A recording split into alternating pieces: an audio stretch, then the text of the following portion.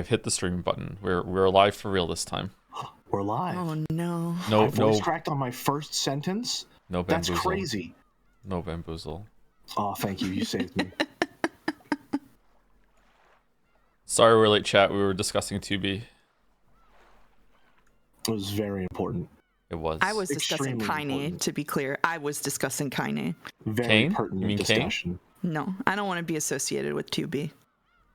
Isn't that one of our mods, Legacy of Kane? Legacy of Kane? Don't you have to play? You have that one queued up from the voting game, right? Soul Reaver? Yes, for Naja. Yeah. I see. Good stuff. I have heard things about it. I don't know if they're good or bad. I just know that I've heard of it. I'm aware that it exists. Also, hi, chat. Jelly is a bit August, quiet. The poll That's makes a you first. sad, August, because there's no option for people who don't know who Kaine is. He's only streamed one of these games, and none of these people do anything but watch his streams. What do you think is going to happen? That's true. Most True. people probably haven't played Nier Automata, to be honest. That's true, true. yeah. I'm the complete opposite, where I've played it, but I haven't watched the streams. They were bad streams. You're not missing much. Hello, Gatsby. Hi. Okay, well, now I have to, so I can banter about them, obviously. Hello. You've just given me homework, is what you've done. Too far? Chat catching strays? I'm sorry. Jelly sounds like the Jelly blanket sounds ate the mic. No, he doesn't sound like that. He might be a little. He sounds fine to me in terms of volume. I'm a little muffled. I can. I mean, I'm also angled a little bit away from the mic. Maybe if I angle myself towards it a little more. Apparently, even the small things like that can help. Okay, let's do our calibration live then, and we'll see who I have to turn up and turn down. All right, Sucker Mary Barrels. Sucker Mary Barrels. Sucker Mary Barrels. I feel like we're on the title screen of a fighting game. Suck my ball. In terms of loudness, Joe over mouse over jelly. I see. We definitely want jelly in the middle of the sandwich. Jelly sounds a Gotcha. bit low. Really? Okay, Gatsby, you need to get. Okay, I have to close the door if you're not. If this is going to be the This whole is the stream, first buddy. time I've ever been the quietest person in the room. Gatsby, you Mute can't Joe and keep Mouse and Jelly? Yeah, perfect. you can't can be do here it. right now. No, don't look at me like that. Don't I look think at it's fine to keep me where I am and raise Jelly, because I'm going to talk louder when I'm actually making sounds. Okay, I I'll will raise jelly also to probably 120. be talking in a more animated tone, but we will see. We'll see. Audio adjustments are never really complete, are they? He's actually 150% now. Okay. A Sisyphean task they are. It's a What great software word, do you Sisyphean. edit your videos in? I don't make videos. Adobe Premiere. Ooh. I used to use Cyber Director 14 or whatever, and then I switched to Adobe Premiere with the Breath of the Wild video, I think. Gatsby, okay, I have to close the door. I'm sorry. He's just in my face. You can't be here for this, Gatsby. Sorry, buddy. Apparently Jelly I sound sounds like I'm he's speaking speaking. from a jar, yeah. A jelly jar. A jelly jar. Well, hold on a minute. I don't know if we want fan art of that. That's got dangerous. It's got dangerous implications. Please don't put me in a jar. Please. Jelly sounds like he's a lovely lad. Aww, if only you knew.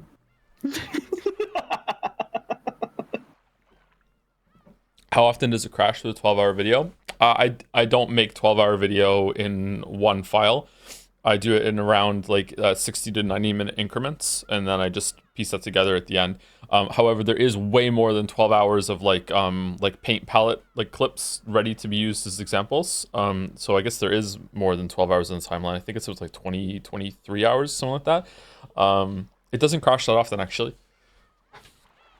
We have a bit message from Dolmec that I think I told him I would read, if I'm remembering correctly. Let me get confirmation from him before I snipe that one. Everyone's very excited about it. You can go ahead. All right. All right. I need to. Yeah, hello, Josephu. Konnichiwa sup, and gomena sorry if I call you Tom. I know we shouldn't bring up past lives, and Josephu graduated. I just wanted to make sure you know you're still my Oshi. I hope everything is daijobu fine. What? Save the animals. Save the. Domic's on their Wii bark? I don't understand what's going on. Domic's always been on his Wii bark. Boulder said if you want to turn us both up, do it in OBS instead of on Discord, and also you didn't put the stream announcement in Discord. Oh no. Good thing I posted mine. Yeah. And definitely didn't just remember to do it when you said that. Yeah. I was interrupted by Gatsby. Do I need to turn both of them up or no? I think it's okay and just turn Jelly up, but I don't know. Jelly's already turned up, so do I still need to turn Jelly up more or what? I don't know. I'm not chat. Let's ask chat. Blame it on the dog. Don't. Boulder said no. Don't tell Jelly up. Don't turn Jelly up. Okay. All right. Post your damn announcement. Jelly, have you heard of Updog? No, I'm not familiar. What is it? What?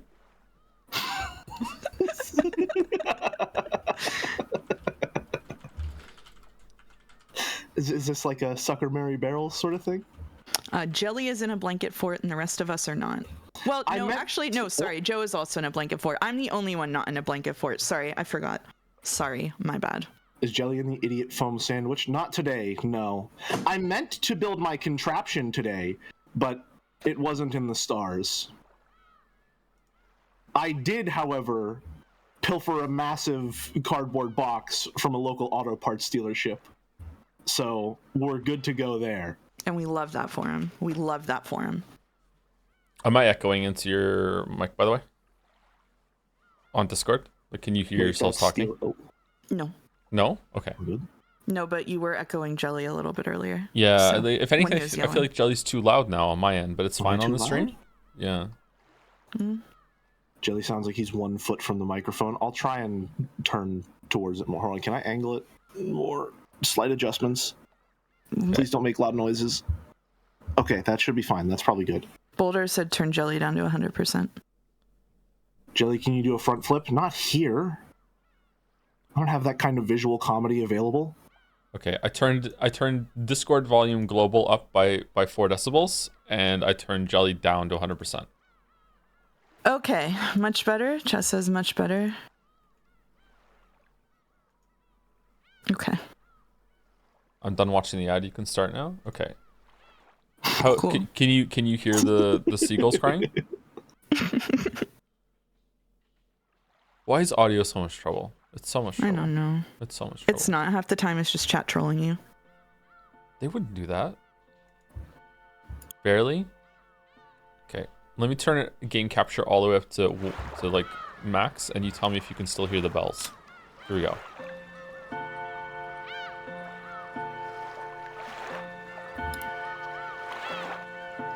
That's too loud. Okay, let's go down to 10.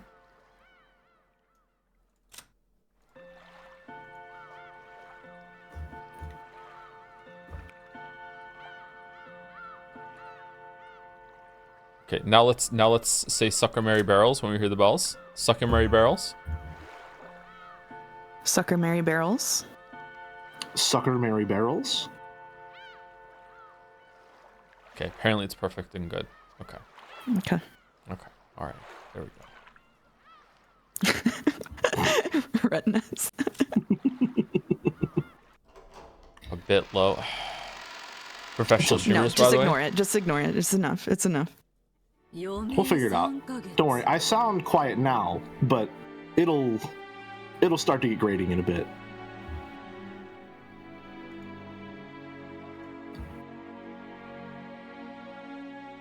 Okay, so I just need to let everyone know that we have voice assignments done ahead of time. And Umiden Mouse took this so seriously that they're actually spoilered until we get to the scene. So we don't even know. You know, however, we haven't read the scene yet, and I already know Battler's in it, so I'm sorry. I'm sorry, Mouse. What are you doing? What are you doing? No. What? Why couldn't you just let it happen quiet? What? I mean, what's even the point of reading anymore? I'm not clicking on your assignments though, so it's a surprise for me. There you go. Oh. There you go. So well done. It would have been a surprise for Jelly, but now you spoiled him. Come on. Oh no! I told now Jelly knows. In the story. I only said Battler though. I only said Battler. I didn't say Kraus, Rudolph, Fernando. Oh oh no! Oh no! Shit. Okay, just skip the scene. Maybe we'll get it on the next one. Yeah. Just skip there. Just skip the entire chapter or whatever. Just get through it. Yeah. This isn't fair. Joe was supposed to be born in a tube and experience zero media until he could read Umineko. This sucks. No, we need to lock him in a room and only feed him rice and then never let him talk to anybody else because they might tell our beautiful and precious Joseph Anderson what characters are in the scene. But then he might think that Rice is in the story. Yeah, why Rice? Yeah, that's true. That's true. Interesting choice. Just to acclimate you from childhood. Much like there are multiple members of the Ushiromiya family, there are also many grains of rice in this bowl.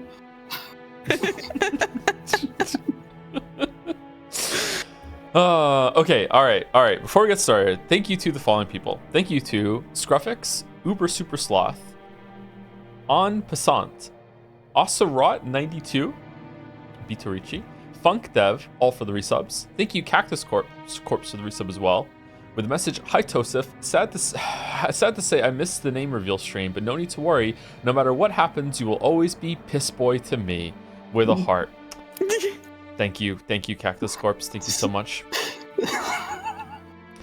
Meaningless name has resubscribed with the message, thanks for all the streams, Mouse and Jelly. Guest gratitude. Wow. Thank you, Rathulian, for the resub. Thank you, Kalit Karma for the new sub, I think. Welcome, Kalit Karma. Maybe I'm saying your name wrong, I'm sorry. Thank you, En Passant, for resubscribing again right away. How's that work?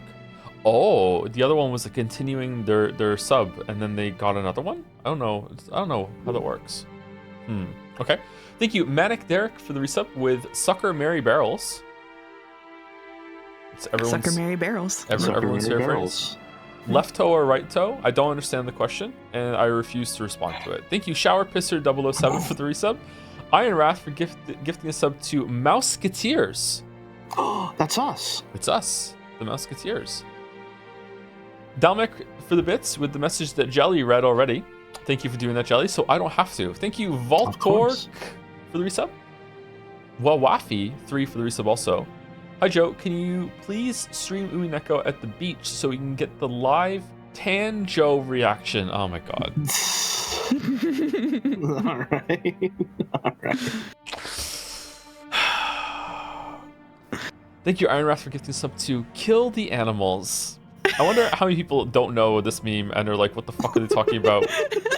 Iron Wrath also gives the sub to Save the Animals. Thank you, Iron Wrath, for getting both sides of the meme. Watching the sorry, you first, sorry. No, it's okay. You read the subs. That's their fault for not watching the required reading Helldivers streams on Mouse's channel. Thank you, Taxid14 for the resub. I live for these Jelly Jonah Mice streams. Thanks for all the years and or months of fun. You have no idea how much it means to me and many others with some emo I've never seen before. Thank you, Taxid. Glad you're enjoying it. Oh, there are more. Thank you. I thought it was near the end. Thank you, Parkir and Honda for the resub, and also for all the fan art. Hi, Joe. To Jome. It's a new one. To Jome. Thanks for all the streams and more big love for Chijome, Jelly, and Mouse. That's hard to say. Good luck on you guys' streams forward with a double heart. Maybe the T is silent. It's just a Jome. Kill the Animals is a Reciteer bit. Please check your sources. Kill the Animals is a fucking awesome games done quick bit, isn't it? Am I wrong? Am I wrong? I mean, that's where I'm familiar with it from. Yeah. Maybe we first said it on, or I first said it on Reciteer. Yeah. Yeah. It's about the Metroid speedrun, is it not? Yeah. The Kill the Animals, Save the Animals is about all right. Super Metroid speedrun. I'm with it. So I'm still tilted after the Playboy thing yesterday. Anyway, thank you, Con5654 for the resub. Sub anniversary on Umipiko. Thank you, Con. Thank you, Critical Woe for the bits. Does Mouse think Joe will like Umineko more than Disco Elysium? You're not gonna get me that easily, Chatter. Do you want to tease them again with the thing that you just did? Sure. So Joe mentioned on stream the other day that there is one thing that could happen that would make him read One Piece in Umineko. And so Umiden was talking about this, and I said, oh yeah, the other thing is, he told me there's one thing that could happen in Umineko that would probably make him drop it. And I'm not telling you either. So look forward to that. Ooh. Interesting. Now there's narrative tension, and not just from the story. Please tell you both, no, we're keeping the cat boxes closed. What do you mean? Cat boxes all over the shop, I know. Yeah. Yeah. Not a bamboozle, by the way. It's legit. It's legit. There is something that if they did that, yeah. I'd be very mad. Very mad. Thank you, Fidays, for gifting a sub. No Kegels today. Thank you, TT Sunday, for the resub. Thank you, Star Luminaria, for the resub also. Toms. Thank you, Julie Gordot, for the bits. Hi, Joe. OP fan here. I finished Umineko, and after seeing the people talk about One Piece in Umi chat, I've decided to jump ship. I can't possibly deal with a One Piece chat in Jad, so I'm on the Don't Read One Piece team now. That was your biggest fan, and you guys fucked it up. How could you? He was your biggest advocate. What did you do? No. What did you guys do? Umiden, do we need to have a talk? Uh-oh. So many plot twists on the stream today. Thank you, Earth B, for the resub. Thank you, Pincerata, for the bits. Hey, Joe, I've been working, so I haven't caught streams live, and I'm working today, so I'll still be gone. So hopefully Jelly waits until the very end of the stream to talk about his method of gifting a marble so I can lose fairly later. Oh, that's all. They don't know. This chatter doesn't know. They don't know. It's already been out, yeah. The marble has already been given away. It's already out of the bag. Everything, you missed it. Yeah, yeah. What was the marble again? It was Pluto, wasn't it? Pluto, yes. Hey Joe, long time watcher, first time chatter. I usually catch all the streams, so I'm pretty up to date. But I have to ask, what's the Kegels mean? Thank you, Dominic. Thank you. Have you checked the stream fan art channel? You'll probably figure it out. No, there isn't. No. What? Don't listen. Not now. It'll be another month before you see it. Don't worry. It's fine. Is it fine? Are you sure it's fine? You sure it's fine? We'll talk about it later. Okay. All right. Thank you, Donut Enjoyer, for the resub. Yoshi Monkey 64 for the resub. VOD viewer still in episode 3. Can't wait to catch up. We have a Koru post. Okay. Koru post this at the chat room. Who wants to read it? I'll read it. Go for it. Whole crew today. Glad you're having so much fun at work, but are you three not kind of taking on the roles of the bullies laughing behind Ange's back? Also, I must say, I've always felt it was more appropriate for Joe to read Rosa, since much like her, Joe is both the abused and the abuser in his relationship with Chat, and while the lines can get blurry on what's his bad behavior versus him reacting to bad behavior from others, responsibility ultimately lies with him as the mature adult in the room. It's true. So true. True. This one isn't even Joe. This one isn't even funny. This one's just like biting criticism. What the fuck? Yeah. Oh, damn. Unlike Joe, I won't reveal that Rosa is in this scene as well, so we won't have to swap roles. Blame Joe. What? Okay. Thank you to Assistant Weeby for the resub. Streams are incredible. I'm sorry for the cringe Umi chatters. Hope it gets better. They're not so bad. Right? Not so bad. Could be worse. There we go. Yeah. the mark of everything being okay. Could be worse. Thank you, Dora Miyamart, for the resub. Hi, Mouse and Jelly. I don't know who this Joe is, but hello, I guess. Oh, hello. I'm here too. Thank you, GoPod11 for the resub. Hey, Joe, Tom, loving Umi Pico. Was wondering if you have had an estimate on where you will be playing Pathologic 2. Pathologic 3 is set to release this year. Is it really? Or is it just the continuation of Pathologic? I don't know. I don't know when we're going to do that. Hopefully it's going to be this year. Yeah, we should do it this year at some point. Now, is Pathologic 3 just going to be the same as Pathologic 2, where it's actually just the first game, but a little better? I think that's the exact same joke I said when they first mentioned Pathologic 3 months ago. Yeah.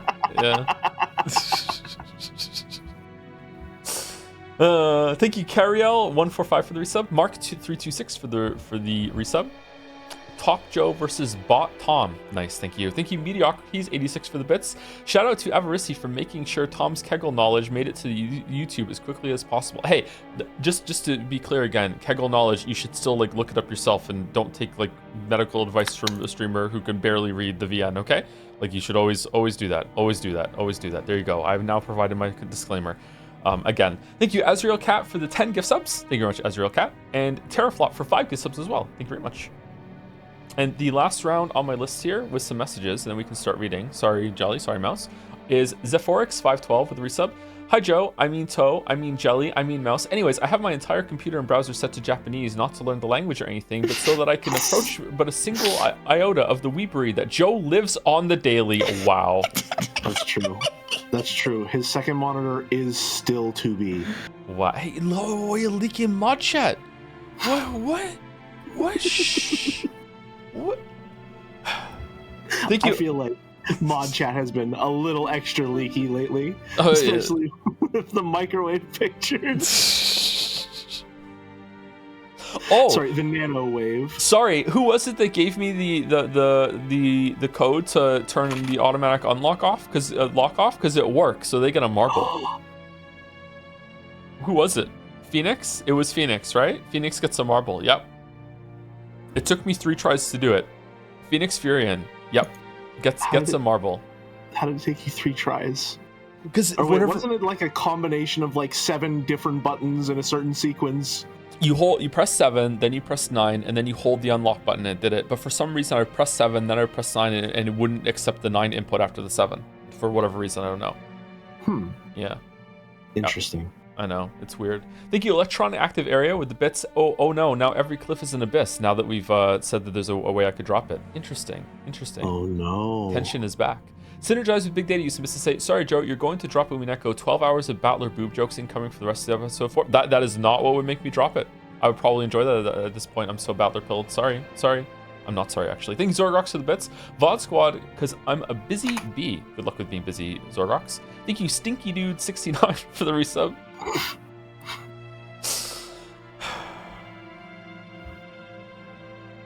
Can you write an epitaph for Mouse's X and Y? I don't know what that means. Sorry, Stinky Dude.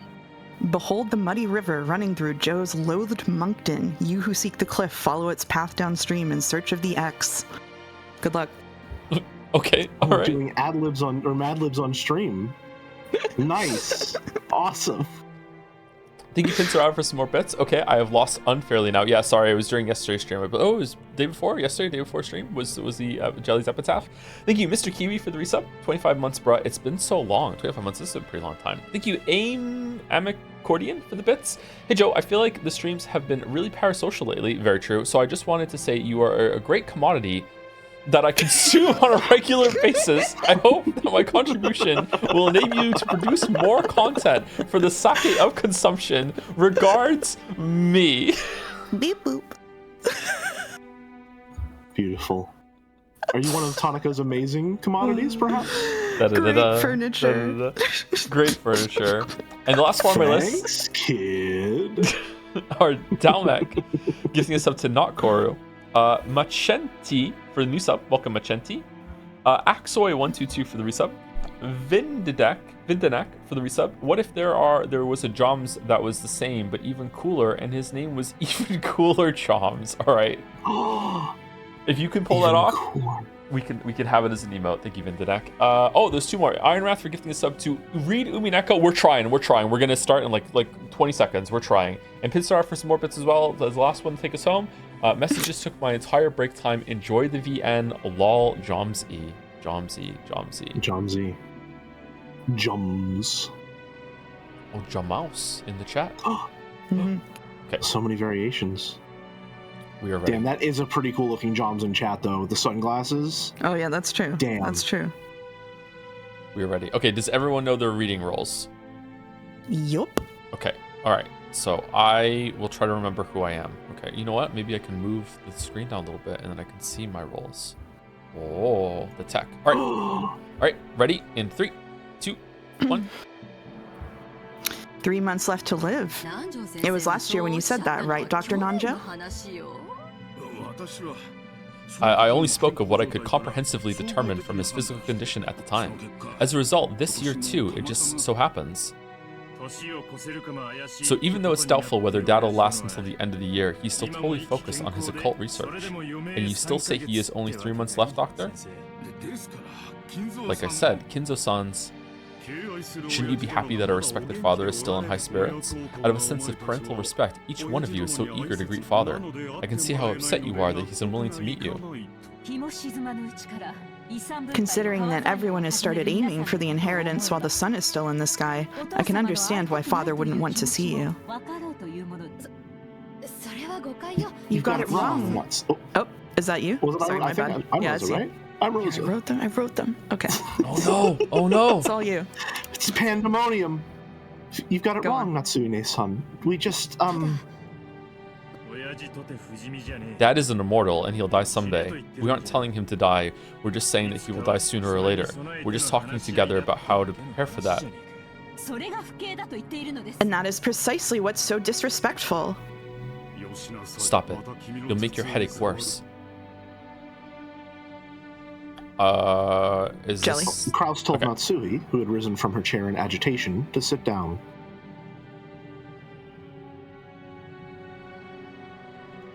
Trying to smooth over the atmosphere, which had suddenly become filled with suspicion, Hideyoshi put on a forced smile and motioned for everyone to calm down.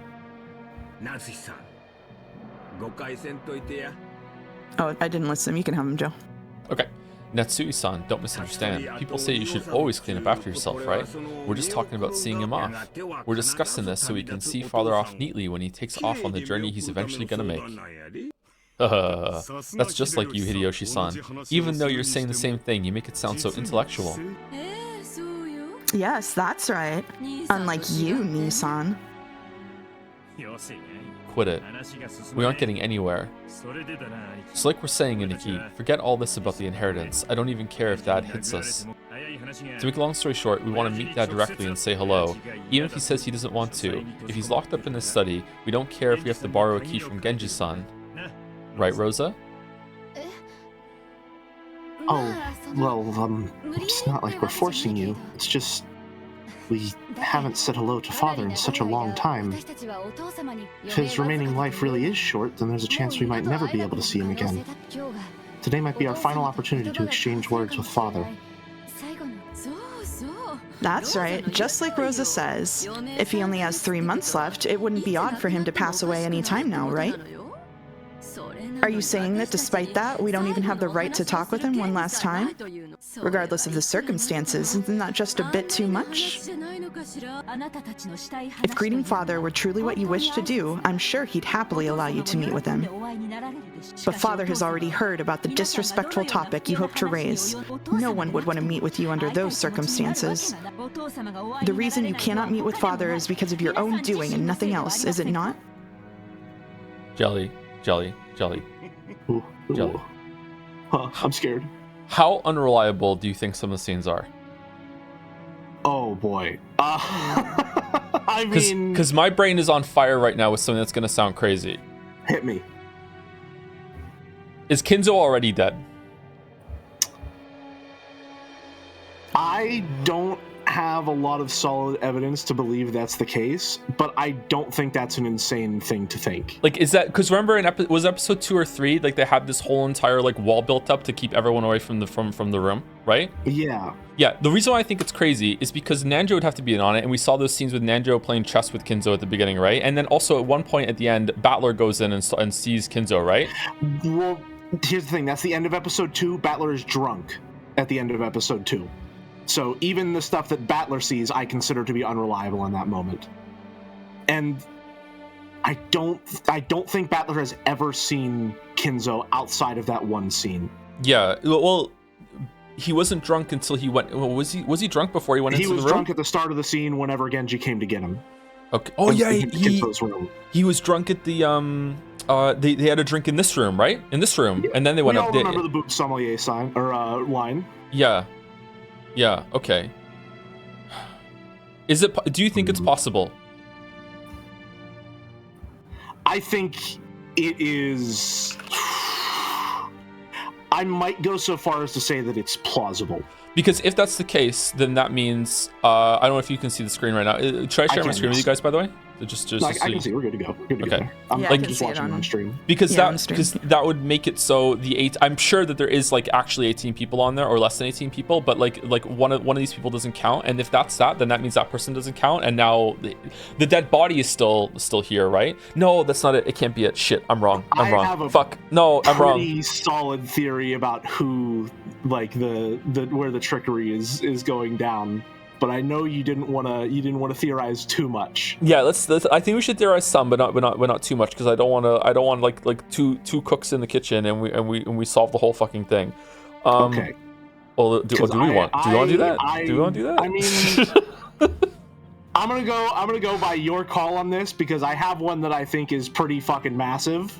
Okay. But all right. I don't know. Let's wait until it brings up organically then, okay? All right, okay. unless it comes up organically right now. If it comes up organically. Okay. The reason why I just freaked out and said I'm wrong is because in the last episode, Kinzo died at the beginning, and then a red truth was that all the deaths were homicides. But then I had the next thought, like 2 seconds later, while you were talking just now, that Kinzo's death can still be a homicide. It's just that he was killed like 6 months earlier, right? Like he could have been, like he didn't have to be killed right then and there. So, like if he was poisoned, So I have or a something question. like that. I have a question. Sure. When you were first reading Umineko, way back at the beginning of the stream, you said, if it turns out that Natsuhi's scenes with Kinzo are unreliable, I'm going to be really mad. Is that still true? No, it's not true anymore, because I didn't realize how many scenes, how much they're going to play with the unreliable thing now. Yeah. I've been thinking about Natsuhi's scene as well. And Natsuhi's scene is one of the reasons why I was thinking it in the scene, because I remember her going in there and it seemed like something that was just made up in her head. I don't see Kinzo saying that to her. That almost seems like a remorseful, like, oh, I wish this could have been, as she's walking around the fucking empty room, like imagining that Kinzo's in there. Right? Like, I don't know. Yeah. I fully agree, because doesn't he also like essentially hand her headship of the Ushiromiya family as well? He gives her like a pretty sizable amount of power in that scene, which from everything else we've seen of Kinzo, if that's believed to be reliable, seems like the exact opposite of the person that he is. Mm-hmm. Like he says that you have the one eagle on your heart or something, which is that's just an insane thing to say. Yeah, I don't know. So if Kinzo is already dead, and I don't know when that would happen, that would open up like a free person on the board in order to be this agent that Battler needs to solve some of the mysteries, right? I think. Right. Yeah. I definitely think the phrasing of there are no more than 18 people on the island, I think that's the specific phrasing, if I'm remembering correctly. Yes. The natural assumption is that means there are actually less than 18. Mm-hmm. That's what I think too. Yeah, but I don't know how to get there. Gotta be it. But I'm just trying to find room for just one person at the moment, and then we'll see how we go. I've got some pretty well. If it comes up, it comes up. Okay. I have room. Okay. Great. Okay. Here's a question. Sure. If you here, I'll ask you your preference, Joe. If you misremember something from another stream, do you want me to correct you, or just let you keep thinking that it's wrong, or that it's right?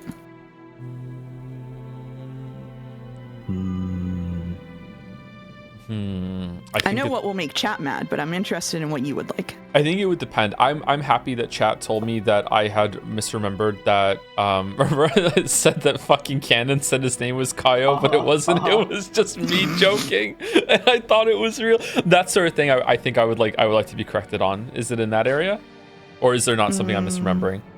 And you're just asking hypothetically.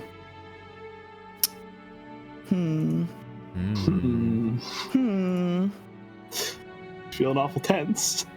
If I'm misremembering a red statement, I would like that to be corrected. Okay. Then you are misremembering that they said all of the murders were homicides the last episode.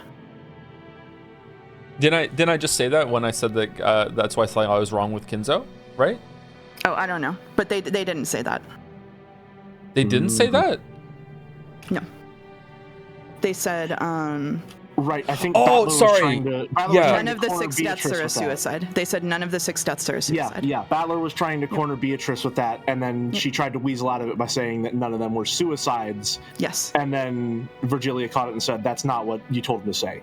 Isn't it like 5 are homicides, or was that my conclusion? 5 was homicides, or was that Battler's conclusion? 5 were homicides, and That one was that was someone's conclusion, but that was not said. I think Battler said that it was 5 homicides and then the killer died by accident. Or yeah, Battler said that, but it might not have been true. Okay. Yeah. They said Okay. Rosa and Maria's deaths were homicides. Ranave said that. And Nanja's death was a homicide. Okay. I feel I was at like 50-50. Now I'm up to like 60-70 that Kinzo's dead. I think Kinzo's dead. Ronnie says, could you please stop theorizing? I'm here to pirate the VN, not to have it solved for me. Joe, do you think it is hubris to believe that if you and I like cooked for an hour, we could solve this shit? No, it's just true. No. I think that's reasonable, honestly. I don't think we could get 100%, but I think we could get a solid 80%. Yeah, I think so too. Point. Yeah, I think we could, yeah. I think we could put some pretty large, like if we were building a puzzle, we would have all the edge pieces. Bring up edging again? What? I mean, Okay, it's part alright, of your brand. okay. I'm just trying to appeal to your chat room. Okay, that's true. Umiden suggests doing that at the end of episode 4 between the questions and answers arcs. Ooh. Chat thinks it's hubris. Oh no. Chat thinks Well, they're it's hubris. wrong, It but could be chat hubris. is often wrong. Yeah, true. I think we're both a couple cool Godas here. I think that we could cook up something really good. Don't you think? I think with Mouse's help, we could probably solve it. Mouse providing the red statements, the red truths. Yeah, if we misremember something. Okay. Mouse, if we morb a red statement, can you confirm it for us? No. Funny you say that, though. We should keep reading. Huh? Okay. Exactly. You shouldn't have to rack your brains to understand why Father doesn't wish to see your faces, right? Father has seen through all of your tight financial situations. What are you talking about? I don't have a clue what you're going on about, Nissan. Did you really think I didn't know about the state you're in? Eva and the rest realized that he had seen through their current lack of funds, and alternating between bluffing and returning to the point at hand and arguing back, they repeatedly pressed Kraus to let them meet with Kinzo. The sweet smell of black tea Rosa had gone out of her way to buy had been completely wasted. The only thing she was glad about now was that the children weren't here for this. The fact that they had gone to play at the beach right after lunch had been their only salvation. TikTok. Uh-oh. Eva made as though to tackle Kraus, and Hideyoshi and Kyrie cut in between them, trying to calm both sides. Then, Kyrie took a deep breath and spoke. I'm sorry, Kraus-Nissan. I know I'm an outsider, but I wonder if you'd let me say one thing. I have a proposition. Best Girl has entered the stream. What is it, Kyrie-san? First, and this includes my husband as well, for many years, we have belittled the efforts you've made by living with Father and taking care of him. Isn't that right? Chrono Trigger music is back. That's, well, we've got it easy since we get to go outside, but Aniki's been babysitting Dad for decades now, and that must have been a lot of work. I'll accept that, but what's your point, Kyrie? Kyrie's off script? We must acknowledge that Kraus-Nissan is Father's caretaker. Isn't that right? We've always feared Father, and pushed the task of caring for him onto Kraus-Nissan. Everyone should acknowledge his efforts. Isn't that right, Eva-ne-san? And so what? Nissan is Father's caretaker? Don't decide things on your own, outsider. This feels scripted. This feels very scripted right now. Hey now, calm down. Kyrie-san, what are you talking about? Kyrie, please continue. We should be more grateful towards Kraus-Nissan and Natsuine-san. We should thank them for always taking care of Father.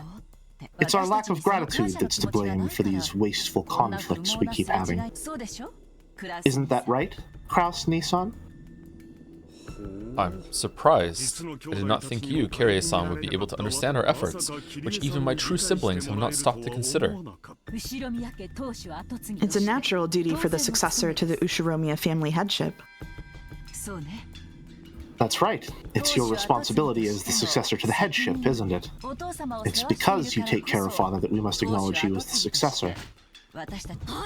Hey, why are you bringing this up all by yourself? You're just an outsider. Wait, Aneki.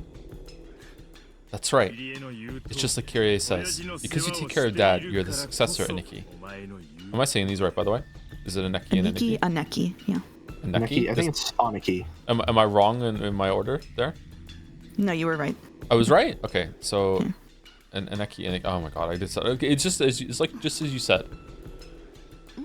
Oh. Rosa noticed, and then Ava did. Eva? Ava's barking demeanor towards Kyrie for advancing the discussion on her own disappeared in a flash.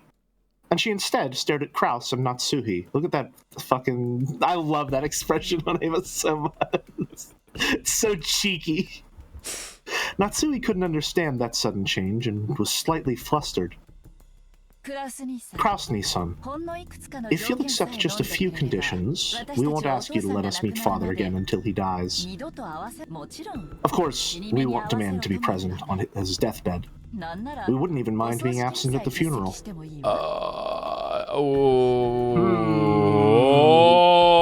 Okay.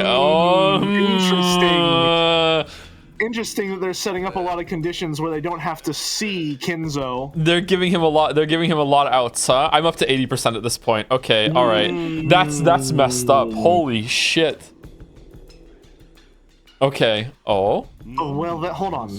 So then, if we're going forward with the theory that Kinzo has been dead the entire time, is this a situation where Kraus knows and he's manipulating that information himself?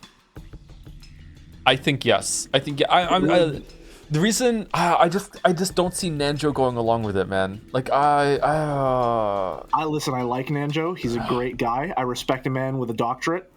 I don't trust the guy after episode 3 and after some of the stuff that I've been considering. I think, willingly or not, I think he's roped into it. Really? Do you think maybe he's getting paid off, or like he said something about having a sick grandchild, didn't he, in one of the scenes? I think so, yes. Yeah, like how yeah, whenever sick? In episode 3 when he was about to be killed, he said that his grandson was sick, I think. Yeah. My next question then is Natsui in on it as well? Does she know that Kinzo is dead if that's the case, or is Kraus keeping that from her as well? I don't know. I would say because of that scene where she goes in and like maybe has that unreliable talk with Kinzo that maybe is, maybe isn't, not sure. But that did give me a weird vibe even when I read it the first time.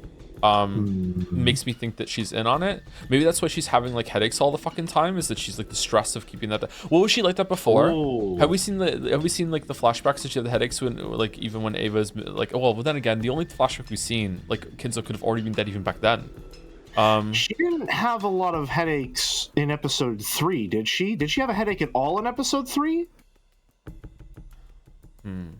Because wasn't Kinzo dead for all of episode 3? Do her headaches stop as soon as Kinzo is found dead? That would be a real like hit on that one, right? That's exactly what I was thinking. Because if he's dead for most of episode 3, and she doesn't have any mention of a headache in episode 3, I think there's a mention of headache medicine, but Ava's the one who takes it. So if that's because it's the stress of keeping that a secret, and then if he's found dead, it's no longer a secret. I think this is a situation, especially what Kyrie just said, that Kraus and Natsui know, the servants know, and even the rest of the family seems to suspect and know. And it's that friends bit where they don't know that we know that they know that they know. Like, it's going back and forward, and they're trying to give them an out. Whereas meanwhile, to keep up appearances for Kraus, this is weekend at Kinzo's for sure. Yeah. We have a Koru post to hit the chat room. Who would like to do the honors? We've been No, I talking did it a lot. already once. Okay. You have been talking a lot, yeah. We've been talking a lot, so I'll do it. Joe on his own could deduce enough of the mystery to tunnel vision, get mad when he's wrong, and insist the solution is bad writing because he sees stories as a list of events that should be judged by their plausibility in terms of cause and effect, neglecting themes or empathy for the characters. Yeah, I'm based. Thank you. After a week of drama and a wave of bans, he'd announced that chat ruined any chance of him reading One Piece, and the subreddit would flood with condescending discussion about parasociality on Discord. Damn. I thought Koru posts were supposed to be jokes. Koro is evolving. Let's read. Let's read. Okay. Oh, where are you going with this? But I may as well listen for now. Let's hear your terms. First, the term successor to the headship refers to the caretaker of the current head, Ushiromiya Kinzo. And then? Second, the duty of the caretaker is to look after Ushiromiya Kinzo for the rest of his life. Oh, I feel like she's leading into his life has ended, so you're not the successor anymore or something like that. To make things simple, the caretaker's job is to care for him until his final moments. You were prepared to do that from the beginning, Kraus Nissan, so that won't cause any problems. Naturally, I have no objections to either of those terms, and I'm already carrying them out. Third, on the off chance that the caretaker is neglectful in his responsibilities of supervision, he shall be deprived of his rights as a caretaker. With that sentence, all slack disappeared from Kraus's face. Natsui alone was still having trouble figuring out what it meant. Is she accusing him of like neglecting Kinzo? That's what it seems like to be there, yeah. Or allowing him to be killed under his care. Yeah. Oh. And just what are these responsibilities of supervision that the caretaker bears? It means supervision so that father can live the rest of his life in the best possible health. I'll be more detailed than that. In the case that father dies I assume father dies to or of anything other than a natural death, the caretaker will be deprived of his rights as caretaker, and his status as the successor to the headship will be lost. If that happens, the next highest in rank, Eva-ne-san, will be selected as the successor. What did you say? How can you shamelessly speak such nonsense? Oh. My, the caretaker certainly has a heavy responsibility.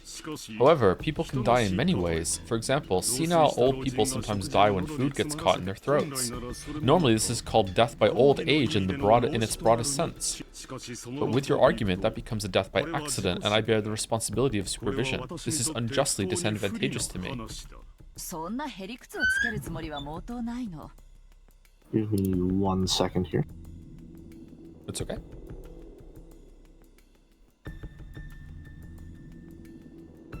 How are you today, Mouse? I'm doing okay. A little tired. How about you? I'm the same, actually. A little tired today. Yeah, we're always tired on this stream. Getting into it, though, more. Yeah. Okay, good. I'm back. Sorry, Ruby literally pushed her way into my room. Ruby?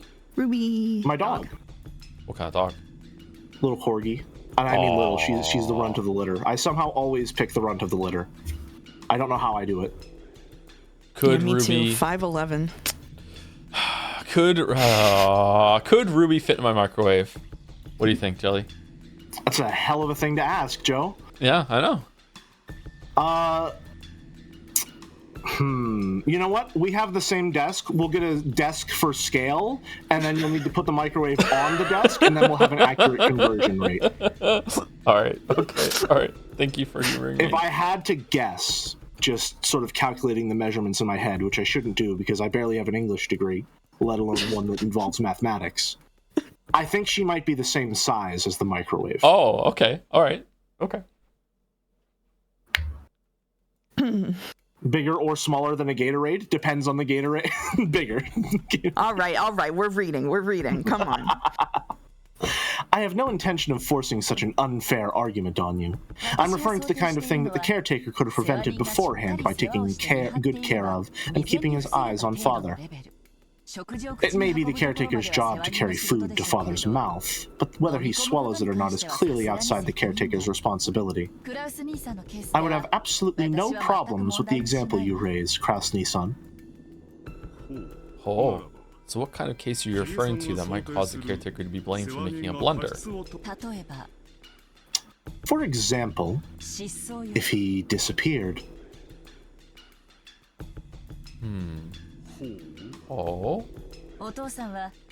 It seems that right now, father is in firm control of himself, but dementia might begin to set in. He might wander around when you aren't looking and get into some kind of accident, or he might get lost in the forest and go missing. Wouldn't this type of case clearly be the responsibility of the caretaker? Father's mind is perfectly healthy. There's no need to bring up dementia. One day, suddenly, I saw father go into the forest. I chased after him, but I couldn't find him. I called the police and searched, but after being unable to find him after 7 whole years, I had him declared legally dead. My point is that we won't accept it if you use a story like that to treat him as dead. When father passes away, an autopsy will certainly be carried out, and we will confirm that he died of old age in the most general meaning, within the bounds of common sense. A death of any other cause will be held as the caretaker's responsibility. See? These are all things you have toiled away at all this time, Kraus-Nissan. These aren't strange conditions or anything of the sort, right? You are mocking us, disgracefully so. I find it hard to imagine why my husband must be coerced into a rule that disgraces him in this way. Actually, I've been suspecting it since last year. No, everyone here probably suspects it as well. Eva-ne-san and Hideyoshi-Nissan, Rudolph-san and Rosa-san too. Everyone has suspected it the whole time, but it was so frightening to imagine that no one actually said it. Humph. Hee haha. Okay, so that's different than what I thought. Sorry, quick theorizing, and then we'll get to back to reading. I was thinking the same thing. No, you can theorize. I'm not cutting you off from theorizing. Gotcha. You're not cutting us off at all. It's fine. No, so I was thinking that Kraus was doing it kind of vindictively in order to keep control of the money for longer, because if everyone came for the inheritance, it would be worse right now. But now that Kiria has said that, yeah, the other option could be that it was a death from neglect and wandered off into the forest, so they lost him or something like that, and they don't know how to deal with it because they would be held responsible in some way. That's kind of messed up, actually. They can't have full control over Kinzo, especially if he's not senile. Like, if he goes out in the forest and dies because he was an idiot, then because that's not Kraus's fault, I don't think. Yeah. I'm gonna make a Hail Mary here and say that I believe it is neglect rather than malice. All right? Really? Okay. My reason for saying that, and I suppose you could call this metagaming, but we haven't gotten a lot of information about the internal lives of Kraus and Natsui yet. That's true. We really don't know anything about them, and I feel like if there was ever a time to humanize them, even under dire circumstances, it would probably be around now or around the corner. Okay. We don't really know how these people operate in private yet. Okay. All right. So that's your theory. My theory, I'm going to stick with a different one just to make it more fun. I'm going to stick with the theory that he has died maybe a little from neglect, but mostly natural causes. And the reason why he hasn't said it and told the rest of the family yet is because it would be financially like catastrophic for him, because they're not prepared in order to dole out the inheritance in that way. That's what I think it is. So we have competing theories. Let's go with that. Might we bridge the gap between these two theories and say they aren't mutually exclusive? That's true. There could be a lot of overlap there. Yeah, for sure. Yeah. I wouldn't put it past Umineko to have something be, dare I say, emotionally nuanced. Ooh, mature story. Okay. All right. I see. So this is what you're trying to say, that father is already dead and that I've been hiding it. Ah, that's right. That's one of the theories I thought of, the key to solve the mystery. Last minute. Oh, what the fuck? Really are just him. What? Really are just him. Every time. Every time. How does he know? How does he? I mean, okay, I'm starting to wonder if Ryukishi is just like really good at baiting you into thinking certain things at a specific time. I know, right? It's like there must be so many things that are down, like seeds planted, and then the fertilizer and water to go ham on the analogy just keeps like dripping out at the right times. Like, yeah, what the fuck? You just cannot this consistently be at the same place as the reader without unbelievable luck or pre-planning. I was afraid to say it like earlier in the stream because I'm like, I feel like this is coming out of nowhere, but for some reason my brain is being tickled into having this thought right now. And then here he is, and Battler's saying it too. Holy shit. So now I wonder if I'm smart or if I'm just being led around by like, the theoretical equivalent of a carrot on a stick. Yeah, and I know. I'm just too dumb to see that there's someone holding it. All right, okay. Am I actually a cook, or am I just reading the fucking recipe and pretending I'm in a 3-star Michelin kitchen? That's true. I only know how to follow recipes. God damn it. That's right. That's one of the theories I thought of as a key to solve the last mystery in the previous game. You mean the very last bit? The mystery of who killed Dr. Nanjo? That's right. The witch definitely said a lot in red. She mentioned the names of all 18 people and announced whether they were alive or dead, and then she claimed that there were no humans besides them. But with this theory, I can weave my way through that gap. I see. So this is one of the answers that doesn't cause those two to contradict. Makes sense. See what I'm saying? You catch on pretty quick. It's nice that I don't have to explain. No 19th person exists on this island, and yet this trick lets us mix in an unknown new character. In other words, the names of all 18 people don't necessarily correspond to the 18 people on the island. Interesting way of phrasing it. That's it. The witch mentioned the names of 18 people one after another and announced whether they were alive or dead, and on top of that, she announced that there were no humans other than the 18. There was a single illusion in there. I think these are mine, right? This is Battler's narration. It wasn't guaranteed. I think it might be. It wasn't guaranteed that the 18 names of people equals the 18 people on the island. Okay, then why didn't you say that then during that scene, idiot? Like he didn't think of it. He didn't think of it till right now. He's only just realizing it. He's under a lot of pressure. Okay, he's lying. At the end of his anime arc, all right, his like girlfriend was gonna sacrifice herself, and then he got Beatrix. A lot has happened. Okay, cut him some slack. He's just a little guy. Okay, all right. When she named off all 18 people and announced who was alive and who was dead, she hid the name of culprit X, also known as Trucker X, and instead mixed with someone who wasn't on this island. But doing that, even though the culprit was on the island, she was able to leave him out of the list of living or dead people. The person who was mixed in wasn't actually on the island, so he didn't count towards the total number of people on the island. By this, even though the culprit counted towards the total of 18 people on the island, it was possible for his name not to be listed. The two statements in red are completely independent, so this theory creates no contradictions. If someone's name was used to hide the existence of the culprit, that name must satisfy several conditions. First of all, even though this person isn't on the island, they've got to be someone we think is on the island. Otherwise, she wouldn't have been able to trick us. And it's best if this person happens to be dead. No alibi is more perfect than death. After all, at that point, the mystery was based on the fact that the crime was impossible for all 18 people. Is it something like that? Also, I think the pacing of like how the complexity of the mystery ramps up is also really good. Like, if this had happened, I think even an episode earlier, that may have been a bridge too far. There are some points where, like, the biggest one that I'm thinking of is I think Beatrice appearing to be much older than the other witches is like a tactical decision, so that you're not like, okay, so we're dealing with like 1,000-year-old, like 10-year-old, but actually I'm 1,000 years old witches, and it's all just a bunch of anime bullshit. Like, you don't meet Burn until you've already met Beato. I think that's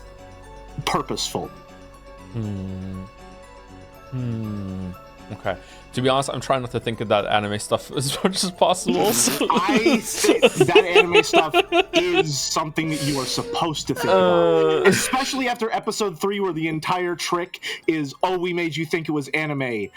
I'm pulling from all my fucking cultural backgrounds that I can. I got the fucking TV tropes page pulled up. See, I don't love anime, therefore I can't see it. So that's what's going on. I see. Because without love. Okay, so. Yeah. Yeah, that's it. And that person was Grandfather. Right now, there's only one thing Kiryu-san could be about to say. We thought Grandfather was locked up in his study, saying that he didn't want to meet anyone, but there's a possibility that he's actually dead already, and that Uncle Kraus is lying when he claims that Grandfather's alive. That's right. Grandfather was closed up in his room the whole time, and no one saw his face. Maybe he was already dead, and then Uncle Kraus and the others were conspiring together, trying to trick everyone. Interesting. Sorry. It's interesting that he says no one saw his face when supposedly he's one of the characters who did, as per the end of episode 2. Yeah, I'm waiting for him to bring that up. I hope he does. Curious. If Kinzo dies, the distribution of the inheritance occurs. However, if Kinzo doesn't die, no. If he dies, but it isn't announced, the distribution of the inheritance won't take place. In other words, Sumari, Uncle Kraus could have all of Grandfather's wealth to himself. That's right, he's got more than enough motive. Maybe a 19th person X really doesn't exist on this island, but a person X existed, and that person was the 18th person. In other words, Sumari, there were originally 17 people on this island, not 18, then an unknown person X snuck in and committed the crime. How's that, Beato? Come out, I've just solved the final, biggest mystery from last time. As Battler claimed that forcefully, confident. the crisp sounding of clapping came out of nowhere, and their surroundings turned bright, becoming the usual witch's tea room. Bravo! I wish I could deny that someone as incompetent as you has finally gotten a feel for it, but somehow or another, you've managed to come up with a single answer. Even a lump of concrete can stop thinking, so you have now finally evolved into a being with intelligence. You might say you've finally taken a step forward from the crying creature you were before, just licking my shoes and grinding your teeth. This is what Mouse says to me when I get connections right on the days that I get it right. How'd today go, by the way? I got it wrong. I only got one today. I only got one today. I can't believe that stupid wordplay threw me for so many loops last time. My lameness pisses even me off. Alright, Beato, repeat it. If you can announce that the 18 people on the island included Grandfather, just try and do it. Yeah, you can't. You can't, can you? Because he's already dead. Yeah, you can't do it. This is the end of your deception. I wanted to do it so bad. Well now, what have we here? Shall I slice that in two with the red truth? No, it might also be good to hold back for now and let you get all excited. If I'm gonna push you off a cliff anyway, it would be more interesting to lure you to a higher place first. One might say a peak. As Beato sneered obnoxiously, she looked like she was searching for an expression that would tick me off even more. As though she was saying that the answer I'd reached was impossibly ridiculous. Compared to me, annoyed as I was with the witch's attitude, Gretel had a blank and composed expression on her face, almost as though she'd expected the witch to act that way. I see. Just like how Battler has learned and grown, so has the witch. What's wrong, Beato? Don't act so tough. I asked if you can repeat it. Answer.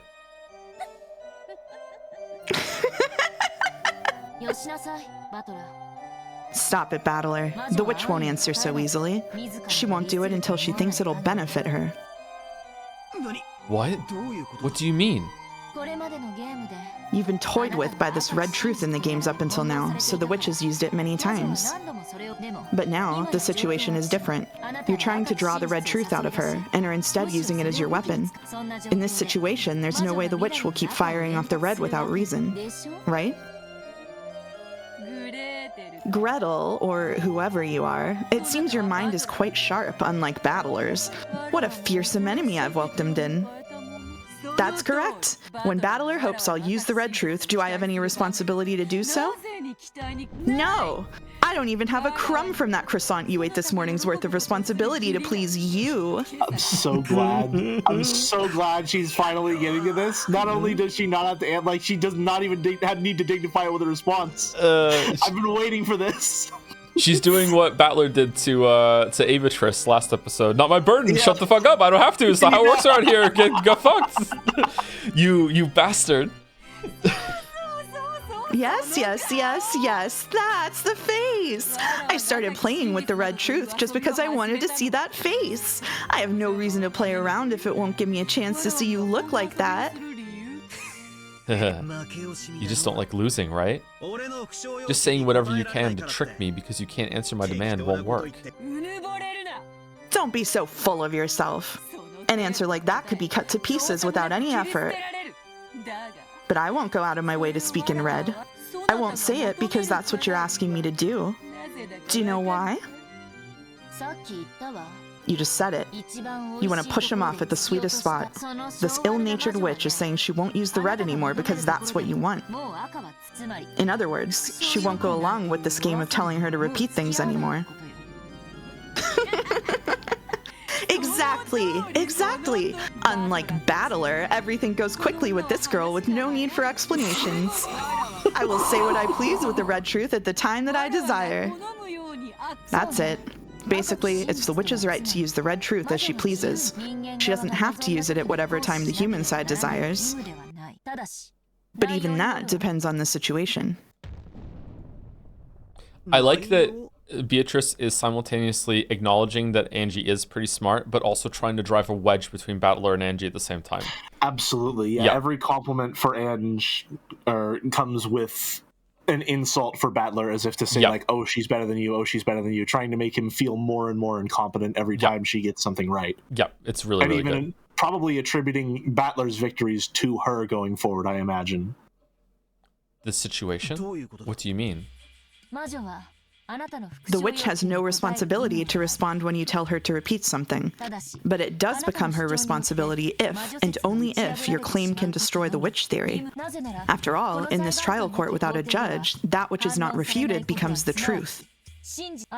Just like how the witch theory made by the witch will instantly become truth if you collapse and stop thinking. Then, since she doesn't have a counter-argument for my guess, that means it's right? It's right that the culprit is the mysterious 18th person X and the grandfather is already dead? At least, until the witch argues back. Truth always loses to new truths farther in the future. The tricky part is that even the timing of the counter-argument is up to the witch. In other words, maybe your reasoning just now was correct, or maybe the witch is refraining from arguing back even though you're wrong. Or the witch may be ignoring it because it doesn't shake the basis of the witch theory in the first place. But either way, we can't tell the difference at the current time. Is that more or less it? Damn you, Lady Burncastle, for throwing in such a troublesome piece. Thanks to that, I'm losing all my lines. The witch has learned that she can respond to your demands to repeat phrases at a later time. Maybe you could even call it a delayed move. She's messing with me. So even if I announce some mistaken reasoning, there's a possibility that Beato will intentionally let me flounder about without denying that guess. And at the very end, when I propose an even more massive line of reasoning, she can cut it off at the base and spin everything around. A single piece of reasoning becomes a bridge to the next piece. By demanding that she repeat lines, I've been able to strengthen my position and advance bit by bit. But since that bastard Beato had learned this strange delay tactic, I can no longer confirm or deny my reasoning. This is like finally finding a staff that'll let me search around in the darkness only to lose it right away. I'm just stuck now, right? I'm gonna talk to myself for a while. Hey, Battler. If you make a despairing face like that, I won't be able to stop drooling, you see? From the beginning, that staff was nothing more than something I gave you because you were so worthless. All this means is that you can finally challenge me without a handicap, right? But that alone doesn't change the fact that demanding that you repeat things is one of Battler's ways to fight back. As I already said, as long as it's something fatal that'll destroy the witch theory, the witch is obligated to argue back, and therefore to speak with the red truth. While the timing of that counter-argument is up to the witch, it must be performed eventually. Isn't that right? That may be so. If I can't deny the tricks done by humans theory Battler lays out by the time the game ends, Battler will use that as a reason to deny me, and it will be possible for him to proclaim his victory.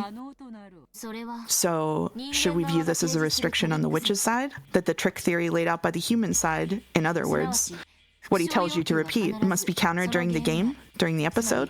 Is that the first time they've ever acknowledged it being an episode? Yes. In story? As far as I know. Huh. It might have been an editor's note, I don't know. Interesting. That is so. Battler's goal is to show that he can explain the entire pleasant game I've laid out on this island with humans and deny me.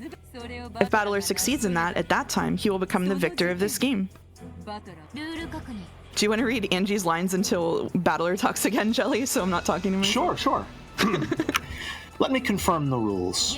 Should we view the time the game ends as referring to 2400 on October 5th, 1986, going by the time of the Rokkenjima in the game? I have no problems with that. At the time the game ends, the human side must state a theory using tricks for all of the mysteries, and if the witch side cannot argue back, the human side can proclaim its victory. Does that work? Let us be more specific. When the game ends, the witch side will be given a chance to argue back. Let's decide on an amount of time.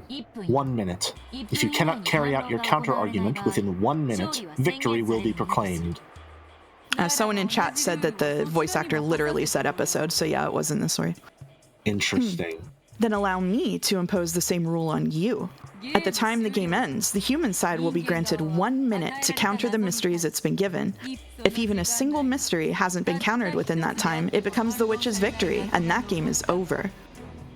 It would be such a killjoy to have the game stopped for lengthy consideration, right?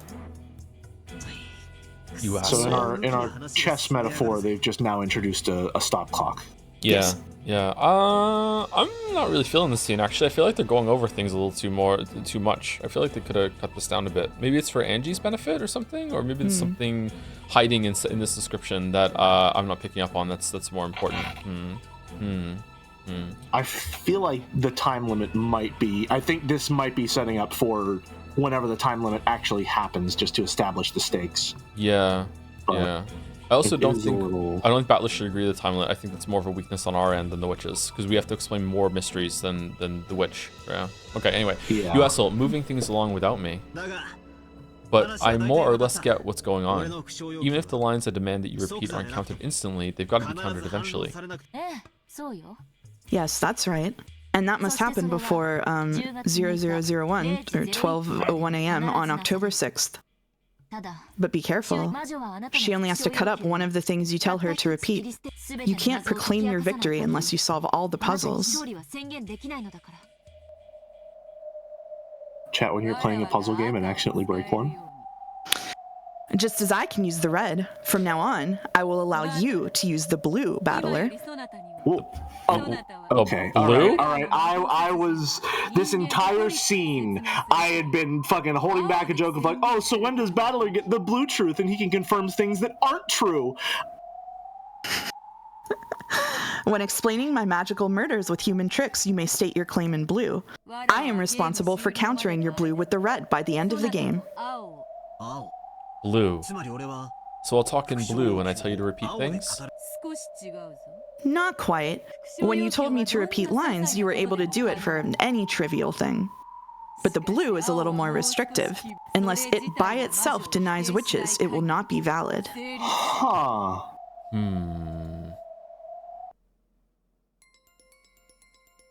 It's starting to get confusing, but it's more or less something like this. For example, let's take one of the riddles in the past where I asked her to repeat something.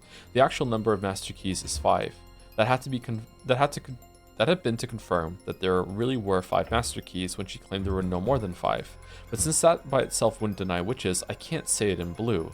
So in order to speak in blue, I need to say something like this. The actual number of master keys was greater than 5. The culprit entered or exited the room with that extra key.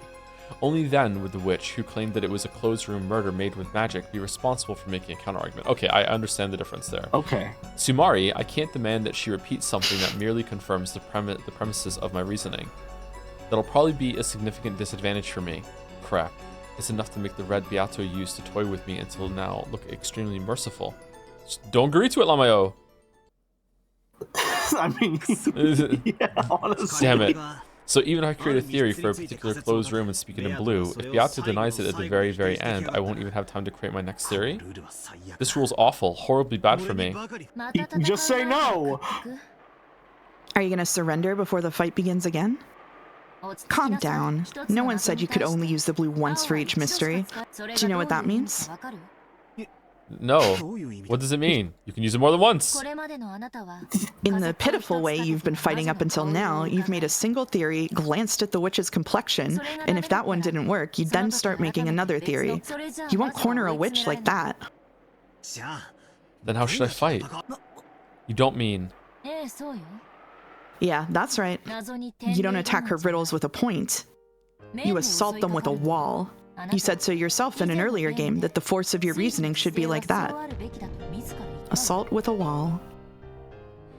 That's right, I said so myself earlier. How does Angie know that? She can see the other games that happened? Or I have a theory. Is it a game if theory? If you'd like to hear it. It's perhaps a game theory, and it ties into one that I talked about previously. I don't have full confidence in it, but may I? Sure, go for it. Okay, so I theorized previously that the actual power of the Golden Witch is to be able to control the narrative. Yes? Mm-hmm. Said that Beato's only specified that her power allows her to create or destroy any closed room. And I said that that could just be writing the story. You can write a closed room into existence. Right? Mm-hmm. So if Ownage is currently the final Golden Witch, and the power of the Golden Witch is to control the narrative, could it not then be the case that she is writing speculatively these episodes that we are experiencing? Because she's the only person so far that has acknowledged them as episodes. And her arrival into the story literally is some sort of, and I wish I was joking with the phrasing here, self-insert fan fiction type thing where she's saying, if I'm a part of the story, maybe that'll allow me to solve it. Okay, I was just about to use the term self-insert, yeah. Okay. Okay.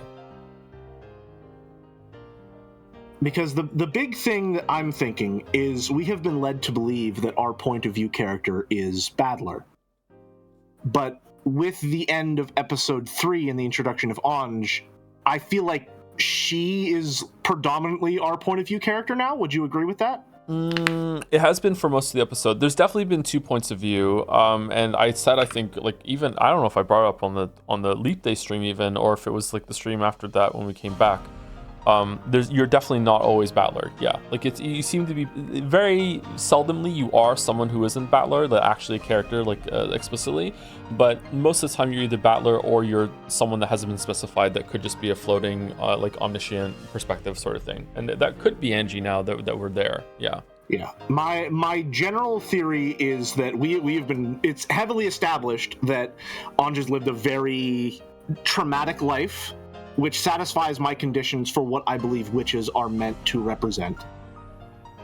And we have been shown through her daydreaming, maybe with Maria's journal or diary, right, that she is willing to imagine or speculate about the lives of her family that she lost and never got to, like, truly get to know. And this controversy about what has happened on Rokkenjima is something that has followed her and shaped and defined her entire life. Especially now that Ava is out of the picture, it's like the defining thing of her life. I wonder if these episodes are her attempt at trying to rationalize, conceptualize, find some answer for what happened to reach some kind of closure. Okay. That does match what Burn Castle seems to be doing with her in the future scenes, for sure. And that would also mean that what happened with Ava, I think I spoke about that last stream, it seems like if that seems to be like the one that they're going forward as like the closest to the actual events compared to episode 1 and 2. Because that's the only one that's had continuity in the future, right, that we've seen at all. Yeah. It would also account for any inconsistencies in the previous episodes, because if we're going forward with the theory that Ownage is writing this story and speculating about it, that means that she doesn't have all of the information and can only assume something to be true, as she has talked to with Byrne, until it's proven not to be. Okay. All right. That would explain how she knows what Battler said in the previous ones then. Okay. All right. Gotta say, right now, I don't love that. Not in a way that I think you're wrong, in a way that I find that not satisfying. So I hope that there's, if it is that there's a lot more to it than that. I don't find that very satisfying. I imagine there will be, yeah. I don't think I've got the full picture just yet, but I think I've got some snapshots. Okay. Let's continue. Yeah. Guessing and trying to expose the mystery is like trying to shoot a distant target with an arrow.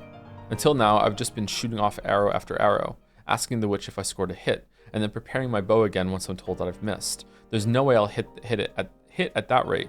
Bullets might be a better example than arrows. If you take one shot after another at a distance target with a handgun, you probably won't hit easily. So how can you hit it? If a handgun doesn't work, use a shotgun. Instead of a single bullet, beat her down with shot comprised of countless projectiles at once. Shot scatters, so it impacts a wide area. That makes it optimal for shooting small, fast targets like birds. That's right. There's no rule that says I have to guess like a pistol, shooting one shot off at a time.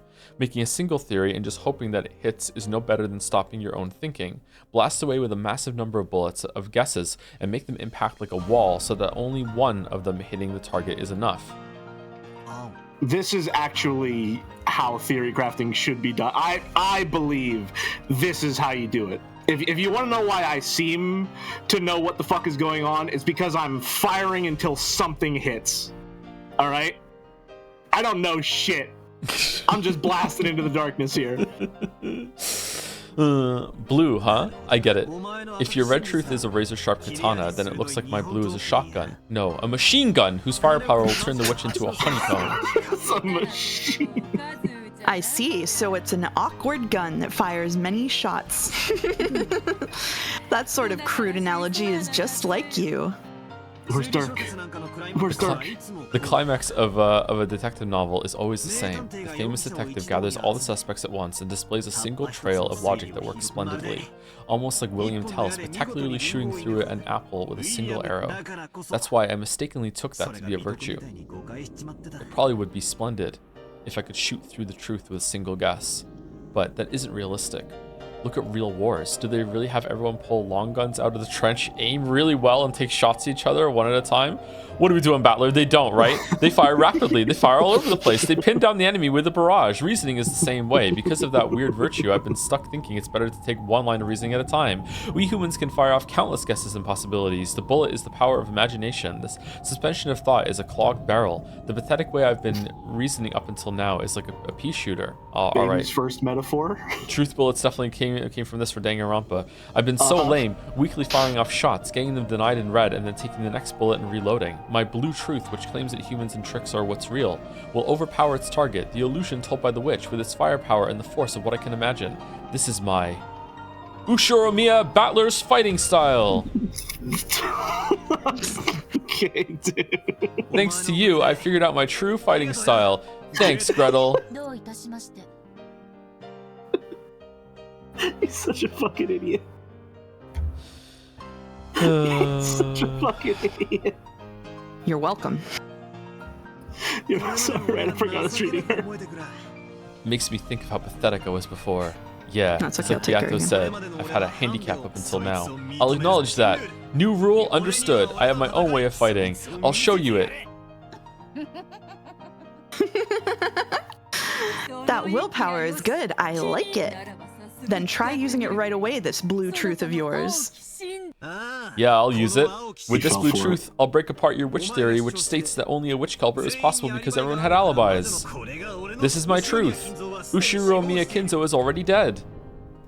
Therefore, the true number of people on the island is 17.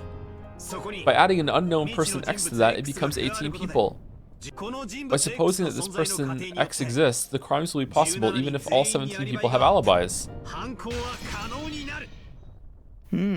I think he's being too specific by saying there are 17. His hubris. I would never fall to such things. In short, if you keep preventing us from meeting with Father, we'll have to accept the following theory. Simply put, Father is already dead. But you're hiding that because you don't want the inheritance to be distributed. Ridiculous. That is correct. This is worse than ridiculous. I've never heard such an insult. It'd even be possible for us to check by force whether he's alive or dead, with the police there to witness it. Isn't that right, Eva-ne-san? Yes? That's right, Nissan. There are all sorts of ways we could set you up. We could easily arrange for a situation where you'd have to hold a meeting with Father under the supervision of a third party. Still, I think that would bring a lot of shame to the Ushiromiya family. That's why I'm making this proposal. Here, we have the responsibilities and duties of the caretaker, and a penalty in the worst-case scenario. If you consent to those terms, we'll be able to refrain from doing something like dragging Father outside. Yeah, that's right, Aniki. Didn't you just say it yourself? You're carrying out your natural duties as Dad's caretaker. Kirei's condition shouldn't be anything to worry about, right? Why this overreaction? Are you really that worried about having the position of successor dragged out from under you if Dad dies something other than a natural death? Or else what? Do you have some reason to think Father might die something other than a natural death? How could I? I see. Now I too understand how Father feels. How pitiful his later years have been for him, unable to die, even to die as he pleases. Yes, his later years truly have been pitiful. And the thought that these later years are already something in the past is exactly what we're suspecting. You could completely clear this suspicion away just by letting us meet with Father. So, even after being humiliated by us this much, you still won't allow us to meet with him, Cross-Nissan?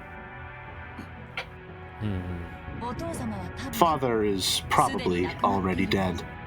The corpse may have been disposed of in absolute secrecy, and after taking all of the wealth for yourself as Father's agent, you will make it seem that he disappeared until 7 years pass, making Father a corpseless member of the deceased.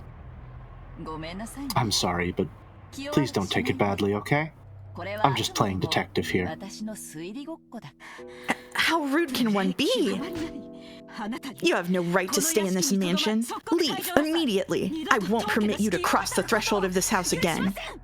It worked last year, but you've used up your luck if you thought it'd work this year too. Father is in a bad mood, so he can't meet with us? It was plenty suspicious last year, and yet you're doing it again. If you really wanted to fake being Father's agent and grab up all his assets, you should have done it a little more speedily, making him disappear without waiting for today's family conference. You really are naive, Kraus-Oni-sama. I have no idea what you are. However, if it's a fact that Father is in a bad mood and you're preventing us from meeting him as part of your responsibilities as his caretaker, then it's a very wonderful thing you're doing. In that case, if you just accept our conditions, everything will be settled here and now. After all, you care so greatly for Father, Kraus-Nissan. There's no way Father will die in a manner that leads to trouble during the autopsy. After all, Father hates hospitals, so he'll pass away in his study, right? An autopsy will certainly be carried out no matter what happens. The only way to kill him without an autopsy would be for him to disappear. She is fucking venomous right now. That is so good. Enough, Kyrie-san. I think you've bullied Nissan enough. Eva rebuked Kyrie in a sickeningly kind voice. He was impressed. Very much so. Considering you the can see situation, where she picked up on it. that was impossible. Which is why it was sickening. I'm sure Nissan has his own difficulties to worry about, as well as his pride. True, Nissan might consider that one of his natural duties, but if you force him to put it on paper and assign penalties, I could hardly blame him for getting upset. Don't you agree, Rosa? Real quick note as well, this is also setting up another situation in which Ava could theoretically become both the family head and the only survivor of Rikenjima without being the culprit. Which would make the quote-unquote future that Ownage is from more line up with reality. Okay. Okay. Yes, that's right. She might have made light of Kraus and Nissan's pride as the eldest son a little too much. I'd feel bad for him if we were to force him to sign a statement regarding the duties of the caretakers Kyrie-san has laid them out. That's right. You're doing a good job, Iniki. Taking that into account, we might consider avoiding all that about signing strange papers and worst-case penalties, and leave everything to you. You people. Always mad.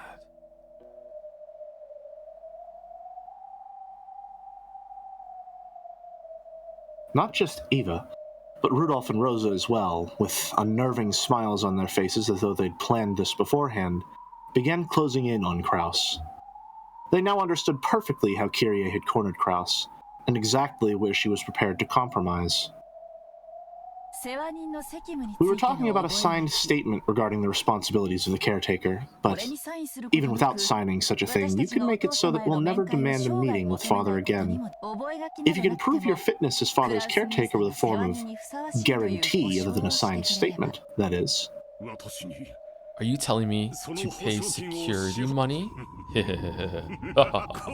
Hilarious. The security money will be paid to Eva-san, Rudolph-san, and Rosa-san, 3 billion yen each. As a deposit, you will transfer 10% of that, 300 million yen, before the year is out. 9 billion? I don't have that kind of money. After Father passes away, you should be able to work it out. We've managed to investigate at least that far. You should be able to handle the deposit of 900 million yen in your current financial situation. It should even be possible for you to borrow it from Father, right? There's no need for obvious charades anymore. How unpleasant. Truly unpleasant.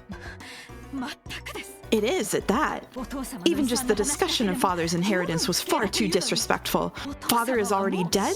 My husband is hiding that and keeping all the money for himself? I've had enough of this. None of you are qualified to bear the name Ushiromiya any longer. Okay, so is it possible that each of the episodes have different conditions? Could Kinzo still be alive in episode 1, do you think, Jelly? Because this is a different, if they've always known or suspected that that Kinzo was dead, was Kyrie, no, Kyrie was still in the room. Why wasn't this brought up in episode 1? Would they have, and it just they didn't have time to before the letter was delivered or something? Because it feels yeah. It's another question of how much information is actually carried over consistently between episodes. Which is really becoming a focal point since a lot has been carried over from episode 3 to episode 4 here, especially in terms of direct continuity. But yeah, is he alive in episode 1? And how does it tie into the chapel scene they had in episode 2? I guess this. What time is it right now? I guess this is what did they say? This is when the kids were at the beach. When the kids were at the beach, did we see that scene? Was that the scene in the parlor? Because it went parlor, then when in the beach. I think those scenes might have happened concurrently. But there was also that they stayed up late in the night talking about a bunch of shit that we didn't see that scene either, right? So it's possibly that it did happen and we just didn't see it in those other episodes. Yeah. Is it a question? So I guess the question is, did it happen and we didn't see it, or now that different things are being considered on an episode-to-episode basis, is this a new development that is responsible for the changes we see?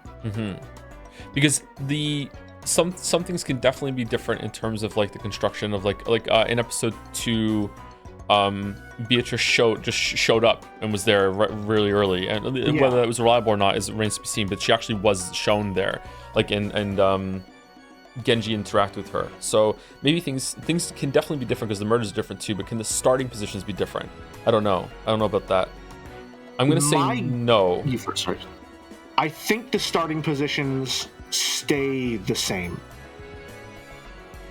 And I'm going to be honest, I don't have strong reasoning for believing that, other than the consistent chess metaphor through line of the game. I think that because I don't think it would be fair. The pieces and positions all stay the same.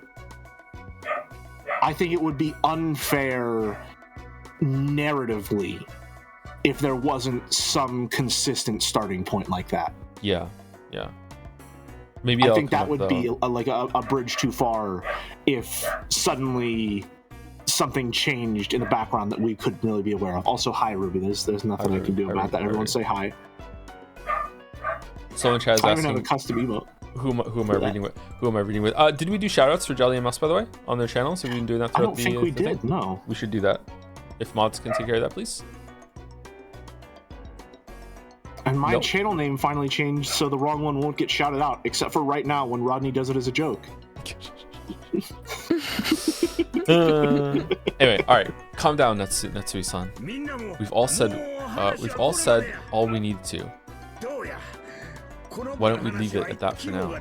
This is happening all of a sudden and on a massive scale. We might even be getting agitated ourselves. Why don't we take a break for a while and cool our heads? Krusty-san probably needs a little time himself. Right, Krusty-san?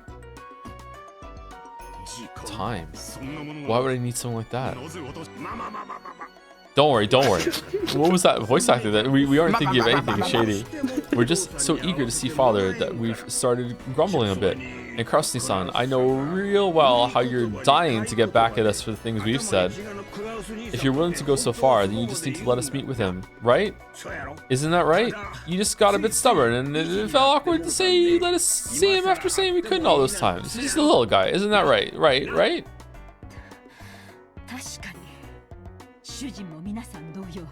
It certainly does seem that my husband has lost his composure slightly, just like the rest of you have. We were only refusing stubbornly out of respect for Father's desire not to meet with everyone. Indeed, that's right.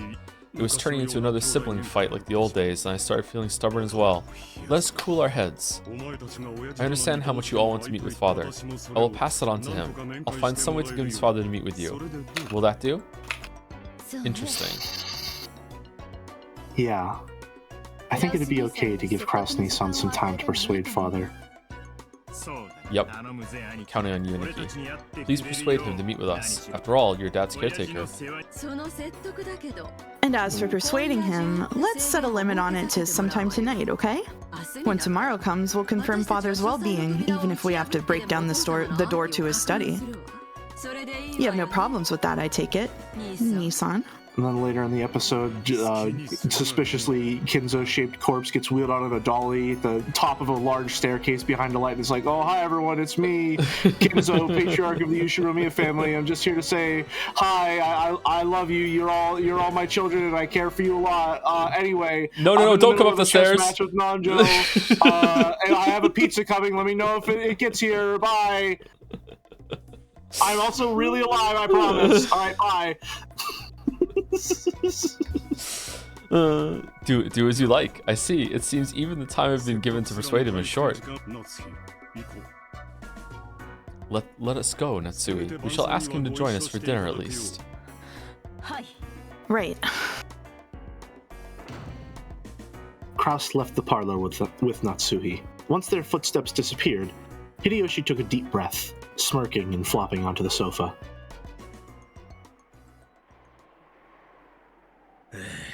I don't know why this made me. Someone just said theorizing. Kinzo has died the same way in the same location twice. I feel like you're not. That's not a joke, and I feel like there's more to follow. But for some reason, that's reading is funny to me. Like, all the conditions are different, but somehow he managed to die the exact same way twice. Which at this point is probably, fell asleep in the furnace, I guess.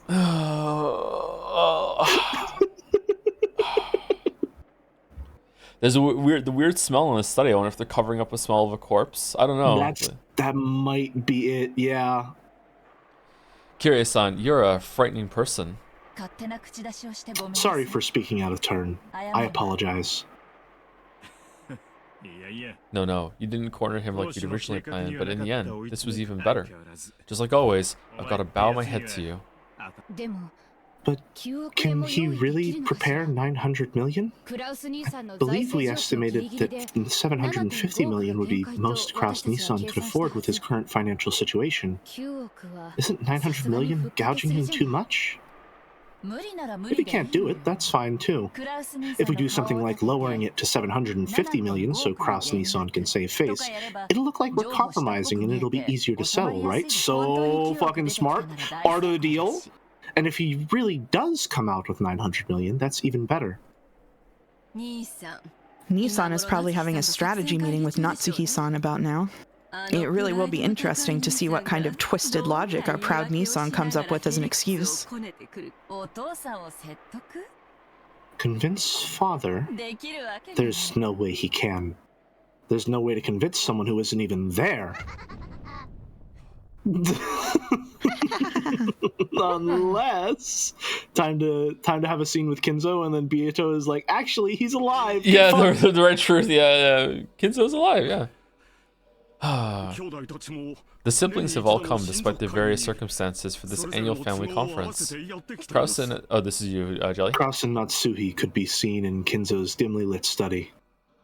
Every once in a while, thunder could be heard, and the dimly lit room flickered with light.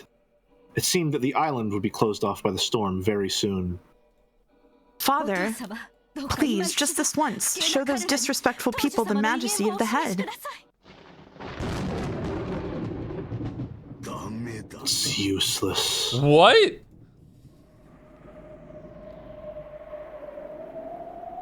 Dumb. That's his only line. That's his only line. Oh, no. Okay, the large shadow of a person standing by the window, his majestic back facing them, answered quietly and forcefully. He hung his head and shook. Wait, this is we're imagining something that's better than reality music. I know this music. This is the fucking clown house circus music. Exactly, yeah. Which Senate music, yeah. They could hear a mumbling laugh music over his shoulder.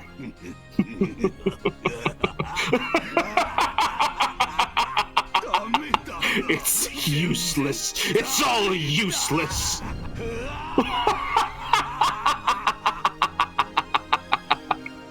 3 months left to live? An almost finished geezer? To whom exactly are you referring? You fools! Did you wander over here because your siblings threatened you? Know your shame! As Kinzo turned and brushed his cape, it flashed forcefully through the room's stale air. That air pressure truly signified Ushiromiya Kinzo's majesty and willpower itself. After being blown back by that wind, it wasn't strange that Kraus landed on his butt. As though showing consideration for Kraus, who looked as though his legs had been swept out from under him, Natsuhi also crouched down. Then, with a thunk, Kinzo's footsteps approached with a heft that signified his dignity. Ooh.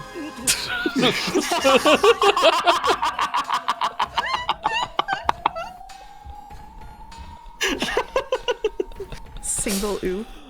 Father. You fool! I heard from Canon. Just how far did you pathetically let your siblings lead you around by the nose? Father, my husband is doing his best to protect your honor. Without lending an ear to Natsuhi's words, Kinzo extended his palm to Kraus's collar as the latter sat on the floor. No, He curled his fingers, leaving only his pointer finger out, then took that finger and pressed it up against Krause's collar, twisted it, and slowly, with just one finger, picked Krause up into the air. All right, glad the fucking circus music is playing, because the act is in full swing. You really are a pathetic fool. You let your wife speak in your defense? If you have an excuse, give it yourself! Gra! Gwa! Krause clawed at the air. Kinzo's brawny finger was choking him. He couldn't even open his mouth, much less talk. However, even if he had been able to open his mouth, as he was now, there was no way he'd be able to think up an excuse that Kinzo would accept. Still, how could this power be described? No one could call Kinzo an old man after seeing this superhuman strength. Father! My husband is fighting in his own way. Please, forgive him. Natsui, fighting is a process you go through before winning. The process you go through before losing isn't called fighting. That's called being pathetic! You call this my successor?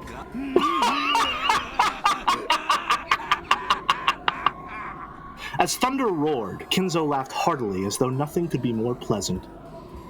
And when he finished laughing, he threw his son away like he was a scrap of paper, slamming him against the wall.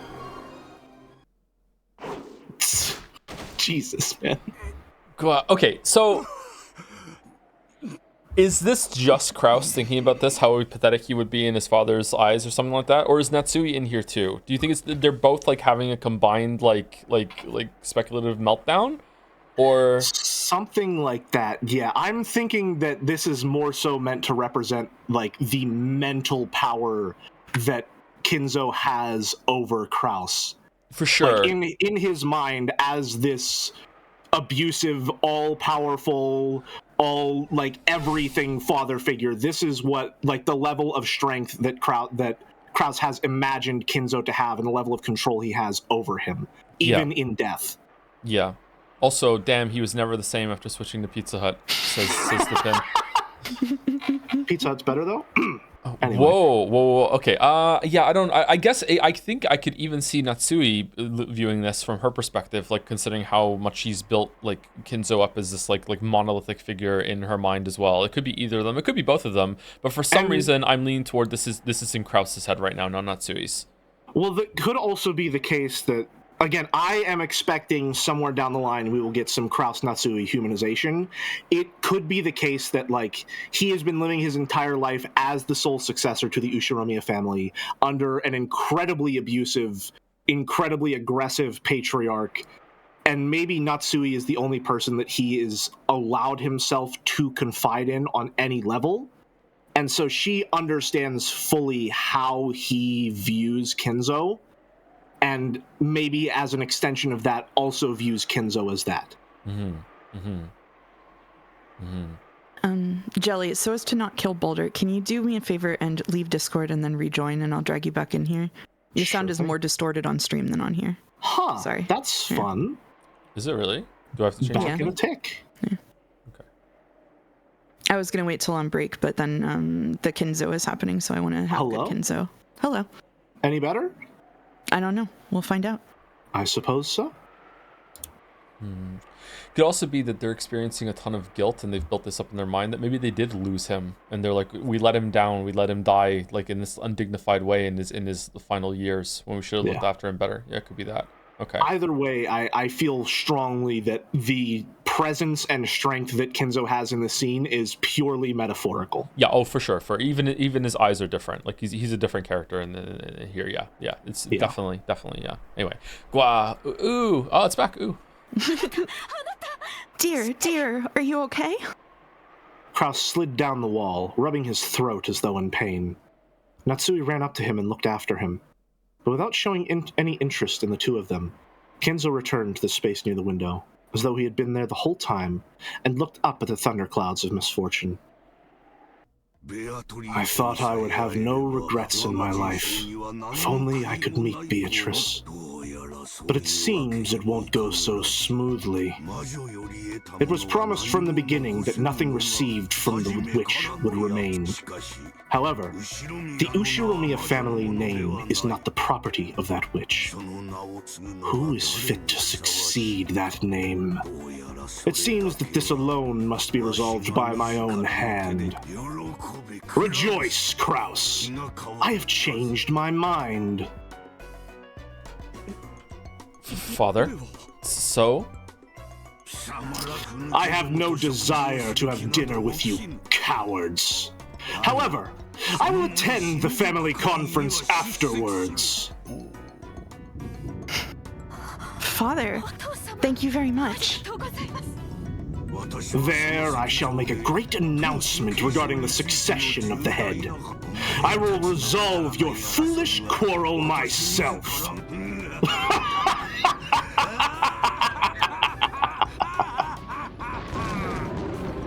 Well, we finished one chapter. Yay! All right. Yay! We Nice. did it. New voice assignments in the pen. One chapter. Voice assignments in the pen. Oh, great. I have her. Okay. All right. Not only now, but for the entire rest of the stream. Oh, joy! Two more chapters? Two more chapters? Okay. Okay. We can do it. We can do it. We're due for break, actually. We should probably take break now. Okay. And then Gotcha, we can gotcha. go back and we can do chapter 2 and 3, hopefully. Oh, there she is. Okay. She's here. Okay. Before I go, let me say a quick thank yous to people. Last person I said was Pincerat, I think, right? Thank you, Raining in Kyoto for the resub. Welcome, welcome. Thank you, Sound of Rain. Oh, back to back for the resub as well. Thank you. Oh, there was a message there too.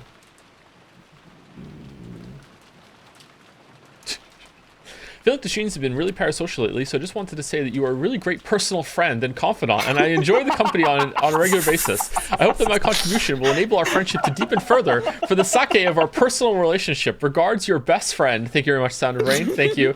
Thank you, V. Silos. Chat's so funny sometimes, man. Thank you, V. Silos, for the new sub. Welcome, welcome.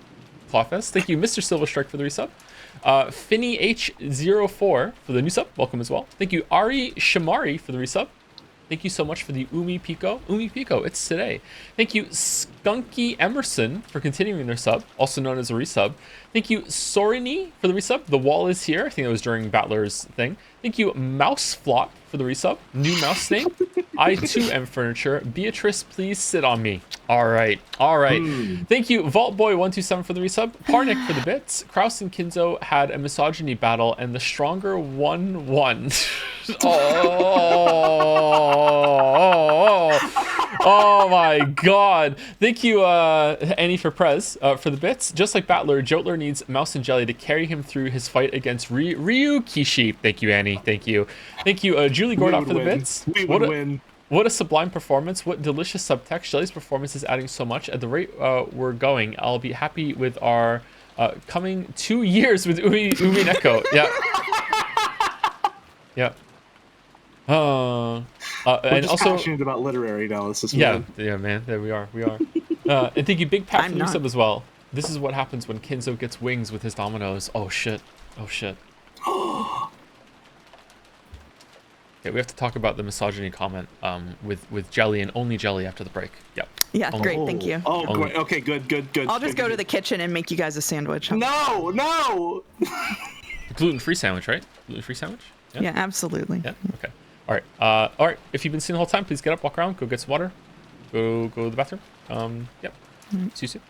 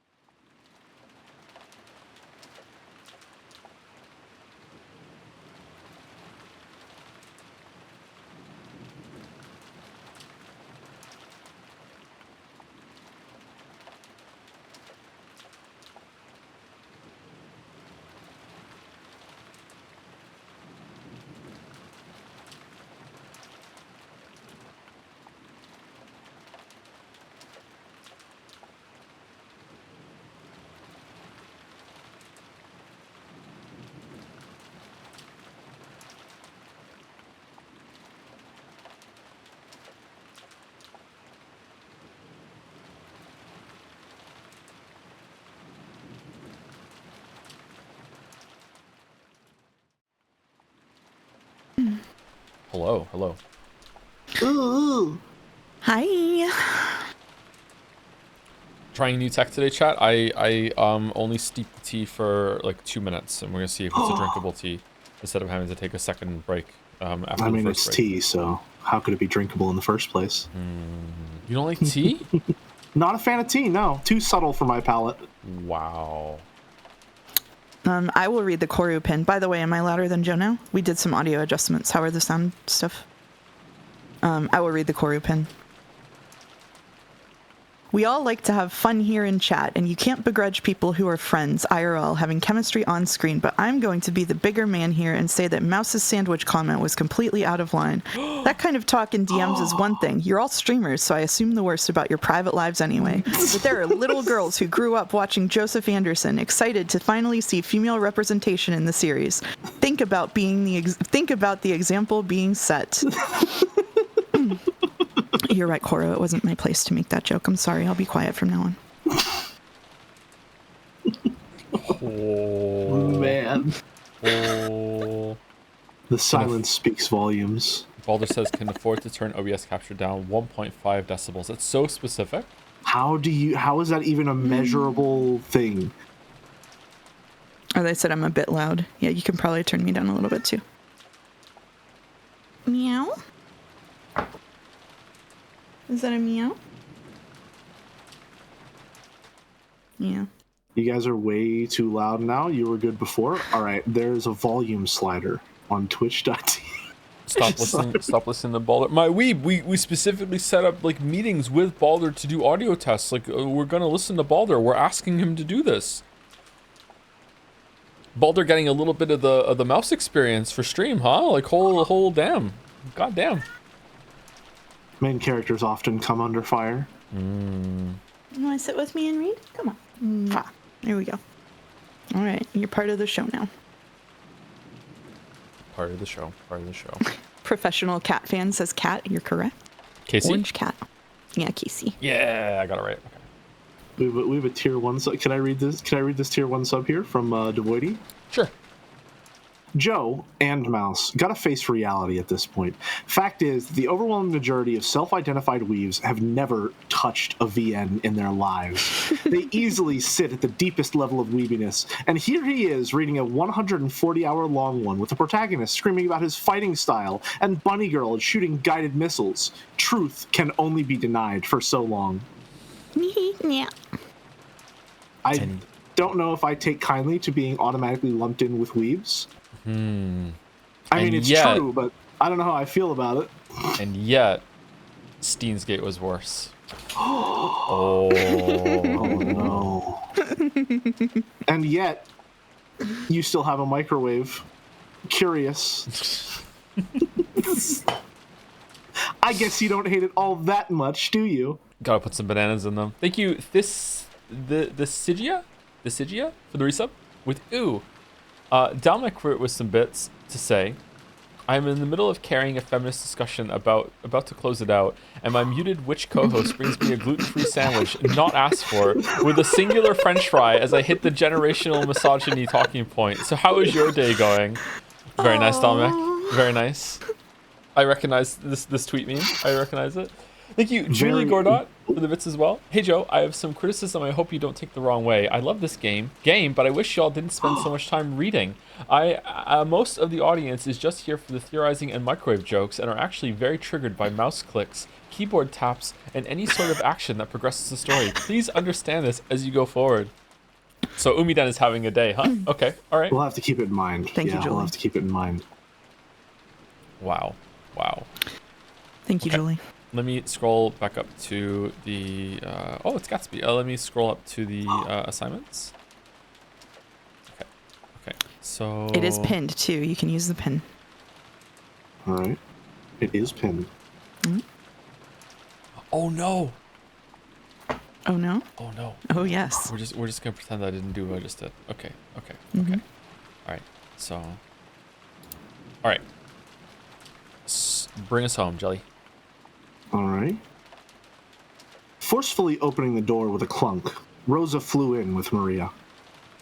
Is Genji-san or anyone there? It doesn't matter who. Bring us a bath towel. There was already a full-blown typhoon outside, and it was starting to pour down hard. Even though she'd had an umbrella, Maria had been in the rose garden amid all that wind and rain the whole time. She'd grown ice cold. Maria had gotten into a minor fight with Rosa in the rose garden and had been told to stay there. She had done as she was told and had continued to wait in that spot, even though rain was pouring down. So it seems like that happened again. Mm-hmm. Rosa certainly had gotten a little emotional and angry, but Maria's stubborn whim was probably more to blame. Interesting. The cousins, who had seen that exchange, were relieved to see that mother and child were close to each other again. Rosa scrubbed Maria's head with a towel. She seemed overcome with worry that Maria had caught a cold, but Maria herself was nonchalant. Are you okay? You didn't catch a cold, did you? Maybe we really should go back for now and get a change of clothes. Ew, I'm just fine. More importantly, I'm hungry, so food's better than changing clothes. Ew. Haha. She looks okay, Aunt Rosa. She's gotta be if she's this spirited. It's a really good thing she had an umbrella. I was thinking she might be soaked to the bone. The fact that she had an umbrella certainly is a silver lining. But Maria, even if you don't have an umbrella, you gotta get to shelter when it starts raining so hard, okay? I'm not doing that voice the whole time. Little girls definitely shouldn't let their bodies get cold. Ooh. It's okay, Jessica-chan. It's Mama's fault for telling her to stay there. I'm really sorry. I'm really sorry. Ooh. I'm a good girl. I'm a good girl for doing what Mama said. I stayed there. What? We're fine. We're fine. We're so chill. I stayed there even though it was cold. Stayed there until Mama came. Ooh. Yes, you really are a good girl, Joe. You did exactly what Mama said. Very well done. No, I didn't know this was a tricycle. Next time, even if Mama tells you to do something, find some shelter if it starts raining like that. Okay? Promise, Mama. Ooh. Promise, Mama. Ooh. As Rosa gently held Maria, they joined their pinkies together and promised. Battler and the others realized that by touching her mother's pinky, the warmth had started to return to Maria's body. Canon-kun, thanks for the towel. That really helped. Then, if you would excuse me. As Canon bowed with a blank expression. I think I'm Canon, by the way. Yeah, Joe is Canon. I am okay, Canon. Gotcha. All right, I am non-Canon. It's okay. My apologies. 1 second, biscuit time. As though he'd done nothing that required gratitude, he left the parlor. Okay, it's already dinner time. Let's all go together. I'll even give Maria my dessert for being so good. Okay, so it feels like she didn't hit her in the garden this time? Right? Maybe? Depends on how you define a minor fight. Wasn't she completely despondent last time? Like, she's not despondent this time. It seems like they're getting along quite well. Did we... Yeah. It seemed pretty dire. Yeah. I don't know. Possible. Yeah. Anyway. Ooh. Really, Mama? Ooh. Get dessert. Ooh. Love Mama. Hey, Maria, don't jump around. Mama loves you too, Maria. Love Maria. I love Mama too. Love Mama. Ooh.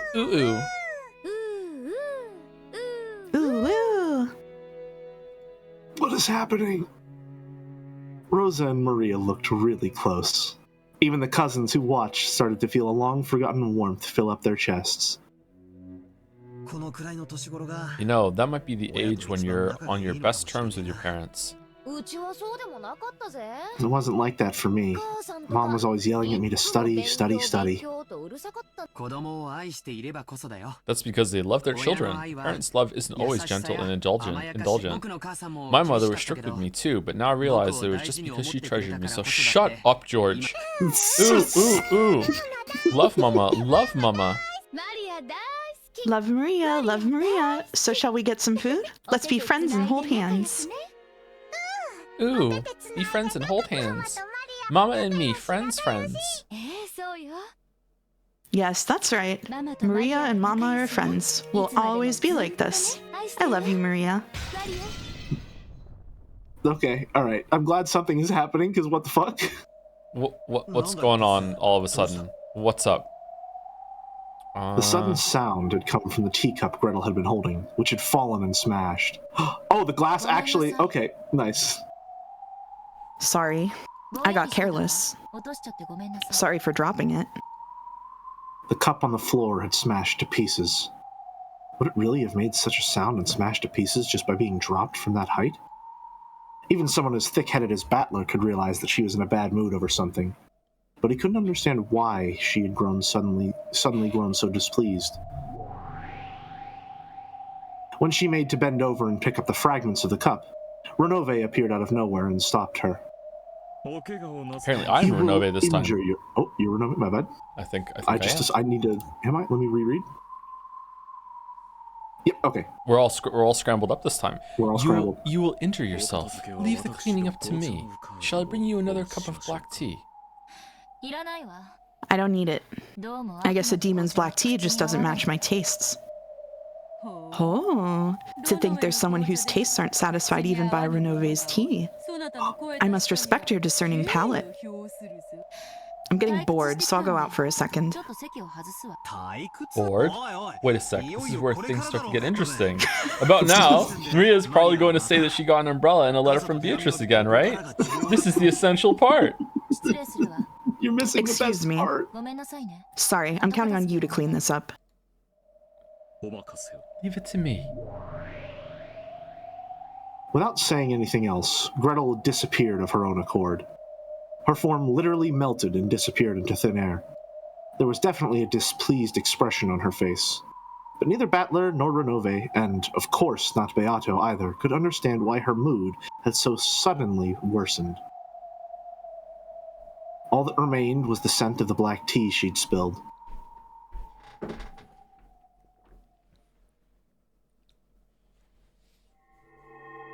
Clip it so Angie doesn't miss it. Nice one. I don't like it. No, to be more blunt, it disgusts me.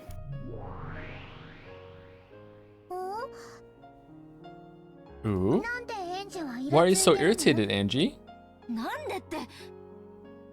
Why, you say? Isn't it obvious? Ooh, Isn't that obvious? I don't understand. You can have all the narration, Julie. Even Maria Onichan, with that blank expression on her face, irritated me. As I held my hands palms up in the empty air, from out of nowhere, a single book landed on them. It was Maria Onichan's diary. Even though I didn't turn the pages were flipped through, despite there being no wind, and the door to Maria Onichan's world opened.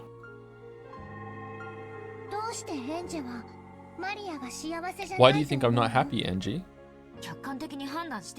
Think about it objectively. By objectively, you mean from your viewpoint, right? That's how it works. Yeah.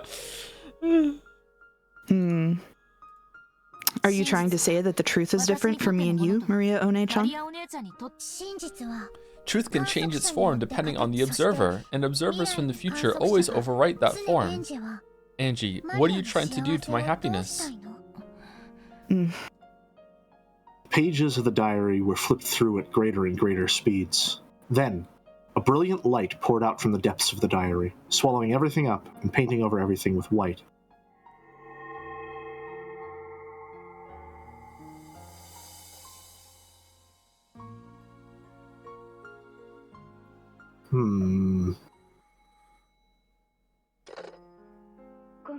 Sorry, Maria.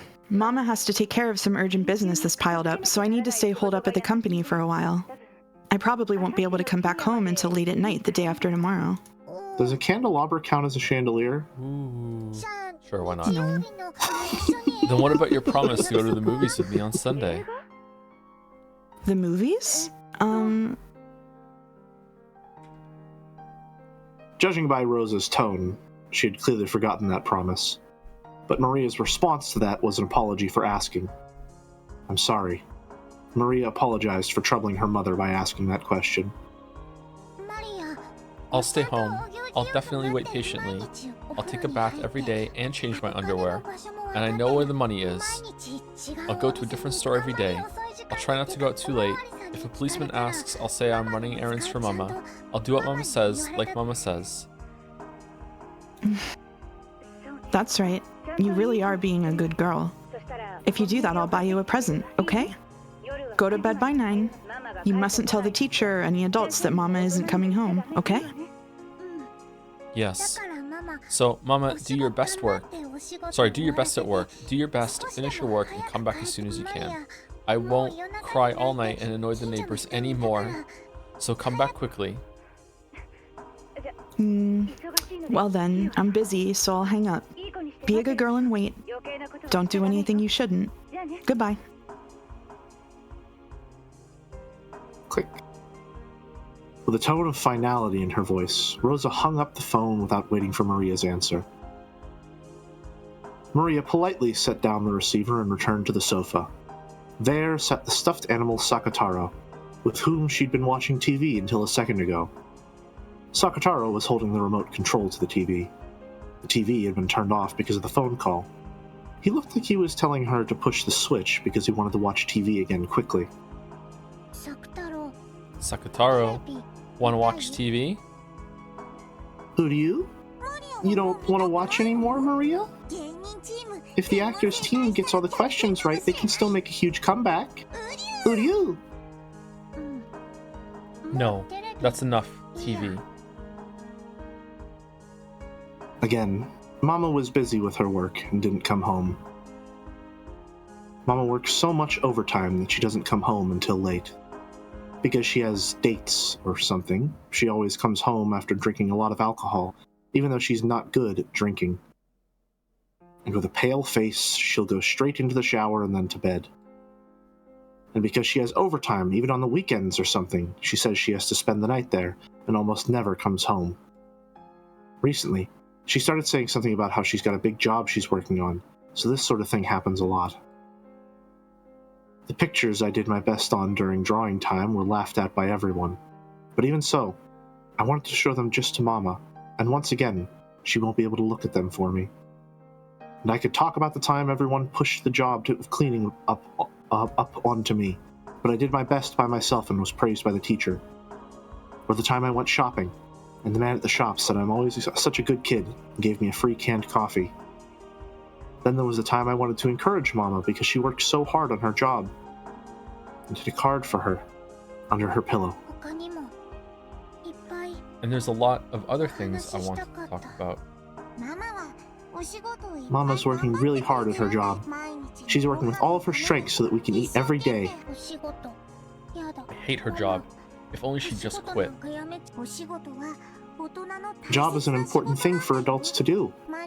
It lets Maria eat, buys clothes, pays for school lunches, and pays the deposit for summer camp. All that happens because Mama works and earns money. I don't need food, don't need clothes, don't need school lunches, and I don't want to go to summer camp.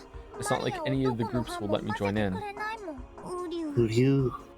Just now, on the phone, Mama promised that she'd buy a present for us when she comes back from work, right? I think she made that promise because you're important to her, Maria. And she'd feel bad if she made you lonely. You think so? Who do you? It definitely isn't a pain for her, or annoying, or anything. Mama also wants to be by your side all the time, Maria. It's also painful and sad for her, since she can't do that. I remember she spent the whole night by your side, crying. Yeah. I didn't understand why she was crying, but she was so sad, and I couldn't do anything but stay silent by her side. I remember the last thing Mama said then. She said, "Thank you, Maria." She said that just by being by her side, you are her only ally in the world. Do you remember? Yeah. I'm her only ally in the world. She said. Sakataro set the remote control on the table, crawled up onto the sofa, sat on my lap, and spoke to me, gazing into my eyes. I'm sure Mama feels the same way you do, Maria. The designs Mama draws are the only ones laughed at by her clients. Only Mama's company has troublesome jobs pushed onto it by other companies. Mama's the president, so she has to take care of everything by herself. Only Mama's company never gets included in the business of other companies. Mama's only ally is Maria. If you tell her to stop doing her job, where in the world could she find an ally? Sakataro. The only person I have in the whole world is Maria. The only person Mama has in the whole world is Maria. What about you, Maria? I've got Mama, and I've got you too, Sakataro. So Maria, you aren't lonely at all. Who do you? Ooh. Since Mama's busy with her work, she can't be together with you very often. But please, don't blame her for that, Maria. In exchange, I'll always be here. We'll be by your side forever. So don't cry, okay? Uryu, can't your sadness be stopped if I'm with you? Ooh. Ooh. Sakataro. Ooh. Wow. Wow. All right. I can forgive the Ownage, but I have a huge issue with the Uryu voice acting. It should be a powerful and loud roar, appropriate for the king of the jungle, Sakataro. I'll do better, I'm sorry. From the corner of Maria's heart, which she had been doing her best to seal up, drops of sadness finally dripped down. Drip, drip, drop, drop. Drip, drop, drip, drop. Hitting all those plosives on the way down. Mm-hmm. Even though weekends when Mama didn't come home weren't that rare a thing, it wasn't as though that night was particularly painful or sad compared to other nights. And yet, Maria's tears poured down. Uryu! Maria, don't cry. I'll always be with you. Even if you cry, Maria, I won't. I'm a lion cub, so I won't cry even if I'm lonely. Even though I want to cry too, I won't.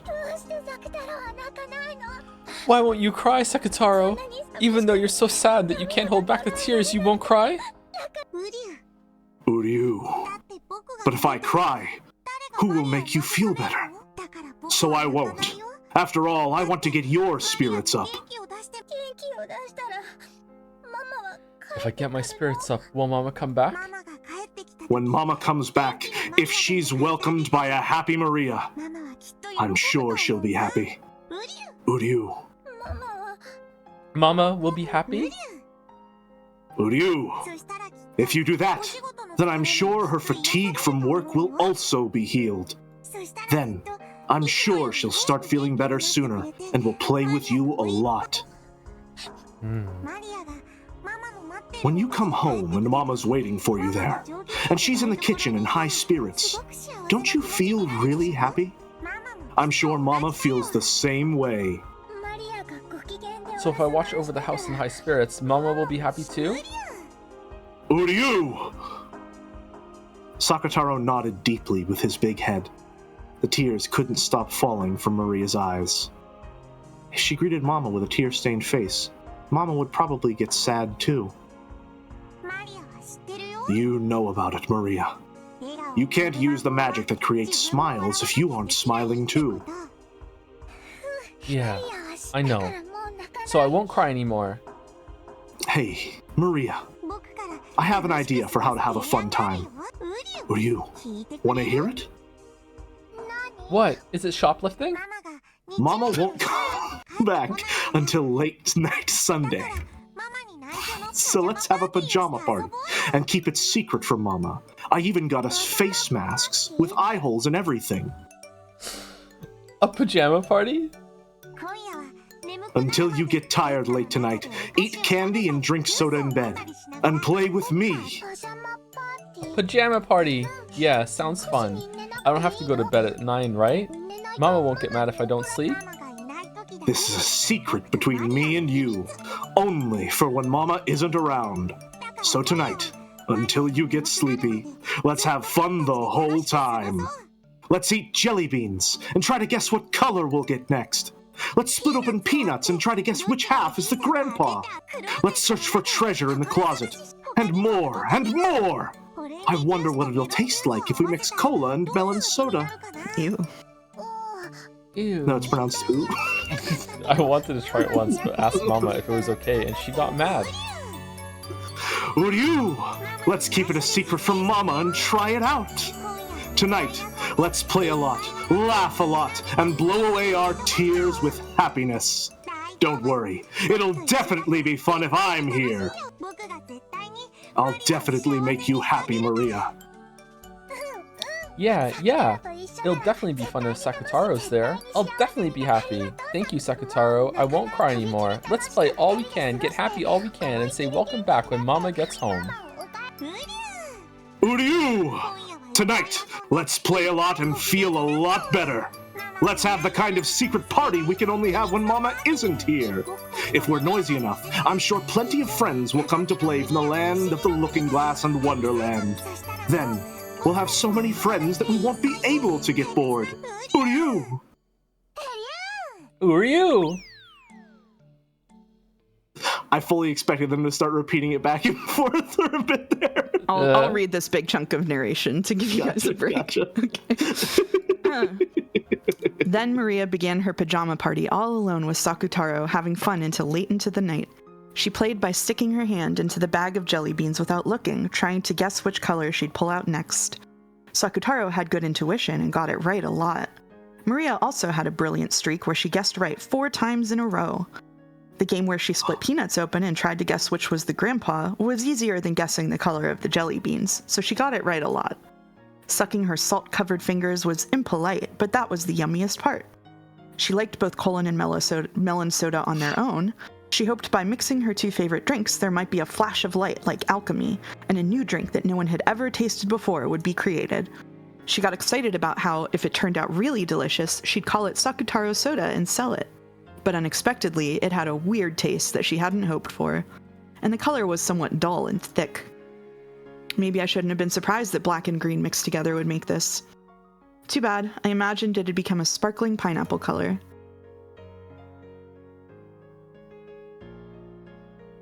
But it was an awesome, incredible, fun night. If it's this fun here, maybe Mama will feel like coming home and drop by out of the blue. So I got the feeling that Mama might suddenly come home and went to the front door many times to check. But there was no way Mama would be able to come home when she was this busy with work.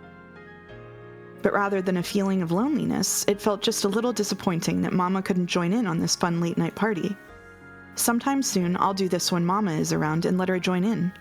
Mama likes some things I don't think are yummy, so maybe she'll really like Sakutaro soda. When Mama comes back tired, I'll serve her some.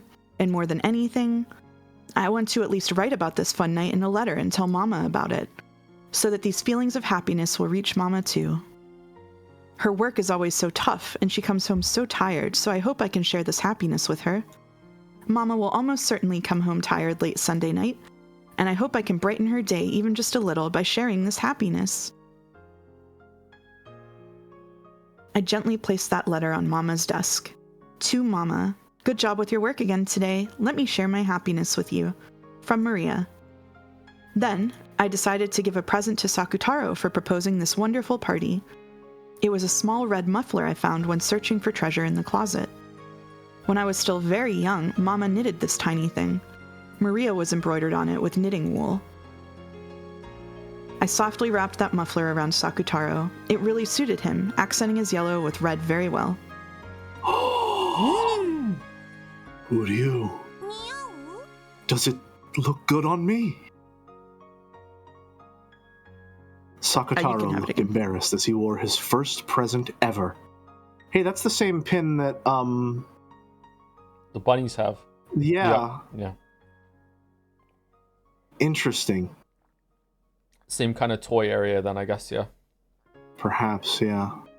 Yeah, it really looks good on him. Ooh. Sakutaro, thank you so much for everything. It was so fun tonight. I can't even remember why I was crying. Let's be together from now on, and let's always play and laugh together. Who do you? Love you, Maria. Me too. Love you, Sakutaro.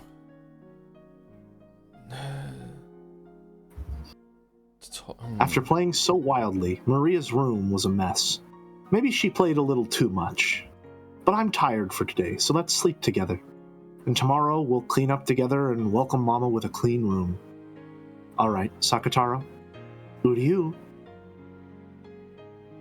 Ne?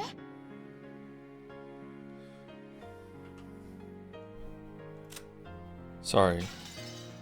Hold on. Uh-oh. Uh-oh. Hmm.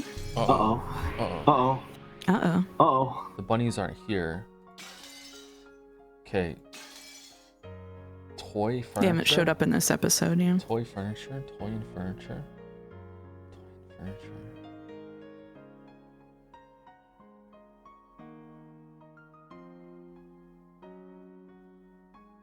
Make believe? Make believe?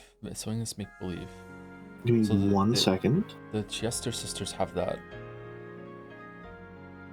The stakes have it too. Their furniture. Is Renove furniture? Yes. He says he's Beato's furniture. Beato's furniture. But was summoned and made into furniture? Or was he always furniture? That doesn't necessarily mean anything actually, just because the whole cloth, even the demon background could be part of the furniture thing. Are you trying to see like what characters may just be like a representation of a physical object, maybe? Just that right there, it's like she made someone up that she talks to. That obviously she's doing the voice herself in these scenes, right? Like she's right. She's adopting that. So that makes me think that if all the furniture characters are like that, then that would make sense with the demon stakes and I guess the bunnies would be Avatris, but Avatris is also possibly Beatrice doing the bit too. Like they're all like furniture kind of make believe characters, right? I have an idea for what the Chiesters might be, but I can't tell if it's like so clever that it's no duh or if I'm just insane. What is it? If there's a through line with that with furniture, then that would mean that these three would have something similar as well, that they call themselves furniture. But have they been indoctrinated into that idea, or is if it was like if there's like a Maria character that has these two as their furniture, but then Genji calls himself furniture too. Why does Genji call himself furniture? That doesn't make sense. There's a conflict and a contradiction between that. And Genji is Genji real? Genji has definitely interacted with multiple characters in multiple scenes. So I don't think that's the case.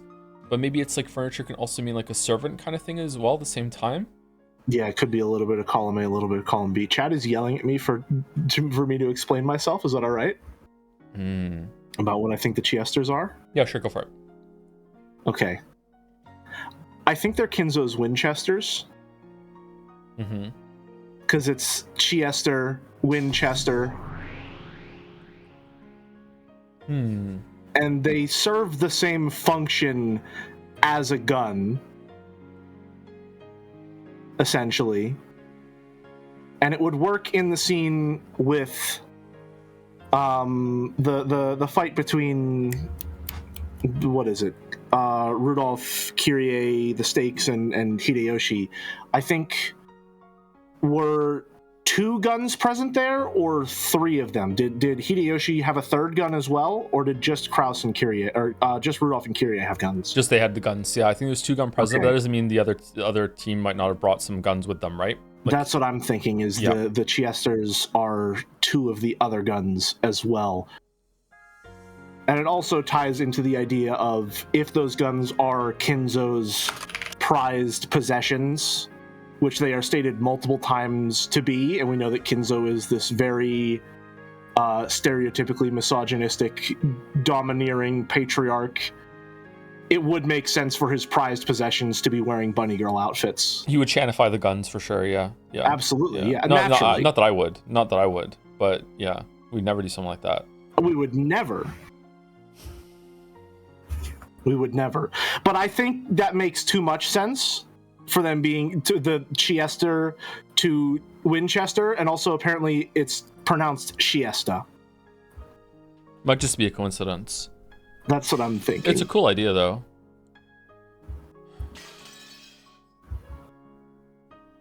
We'll have to see.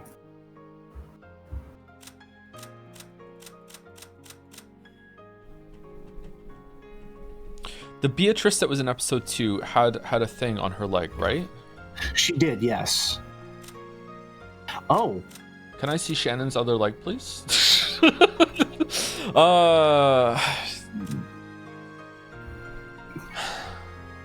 we want to go there?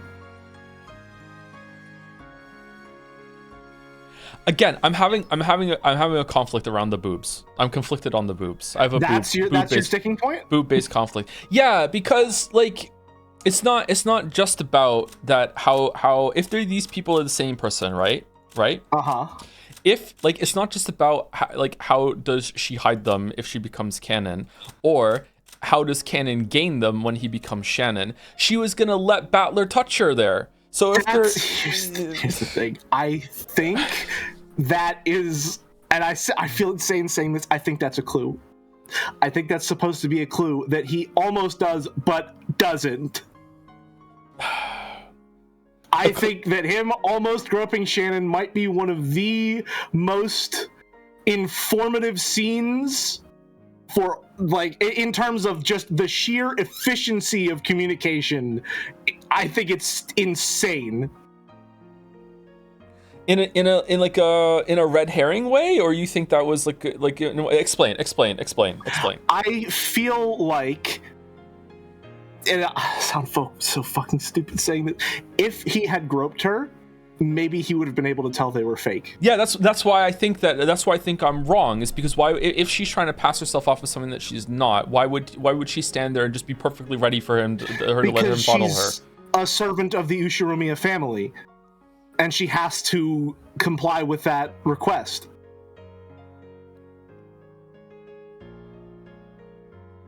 Or is she so committed to whatever she is that she's like forgets she's a disguise in that moment? Like how, like, is this brainwashing, or what level of the commitment is it to it, assuming it is even true? Yeah.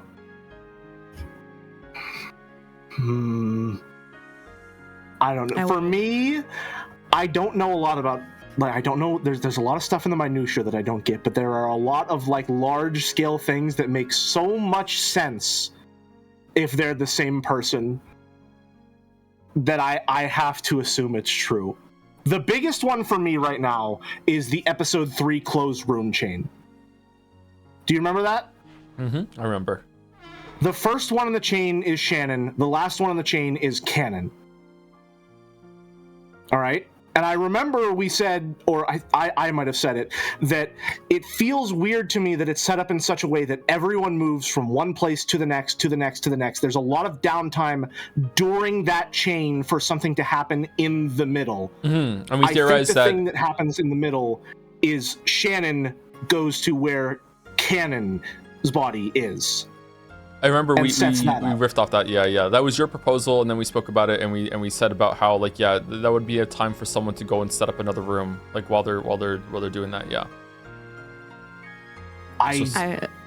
Sorry, go ahead. I will specify for Umiden really quickly. Just, hey, Umiden, the current conversation and theory, whether true or false, has nothing to do with either X or Y.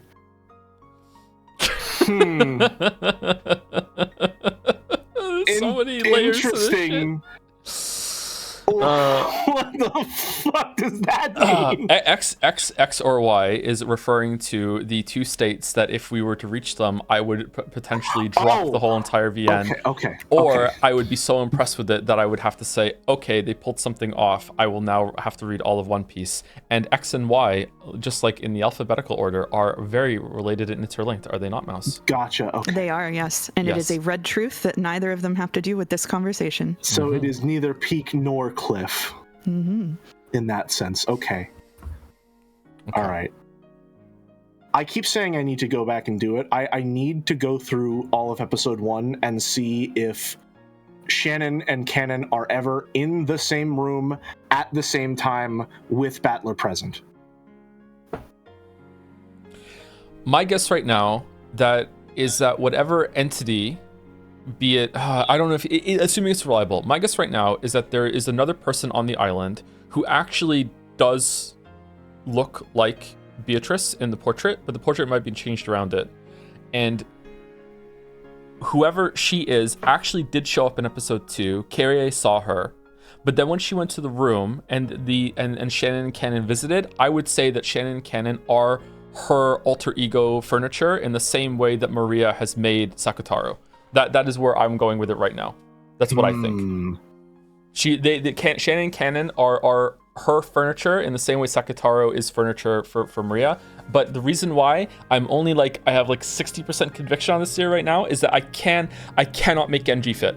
I can't make Genji fit. I don't know why Genji refers to himself as furniture, unless I've misjudged Genji to some level, that Genji is something else too.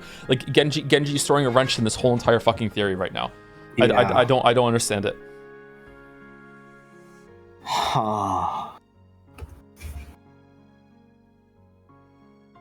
I don't know. But I'm just maybe it's got nothing to do with what just happened with Sakutaro. Maybe it's just got something to do with it's another way of making an imaginary friend alter ego kind of thing that went on with there. Yeah. Maybe being referred to as furniture doesn't just mean one thing.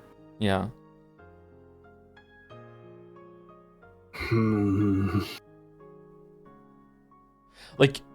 It would be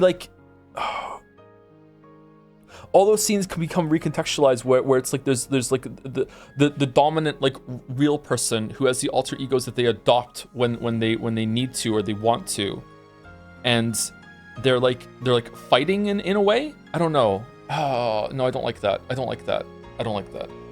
Okay, we're not getting anywhere. Let's continue. We're not getting anywhere. Okay, sorry. All right. No, we're okay, fine, we're fine. back in. It was a good cook. It was a good meal. It was a good meal. That was a good meal. Yeah, no need to apologize. Thank you, chef. We're back in. Thank you, chef. We're back in. All right, see? We were so happy, right? Is this your happiness, Maria Ownage-chan?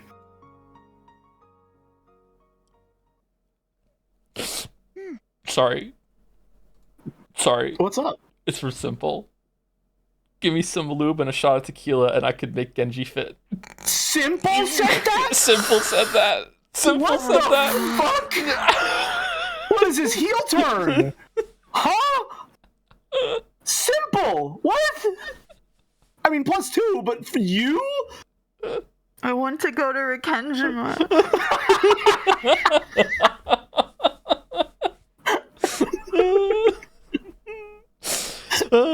Yeah, I'm happy. Okay.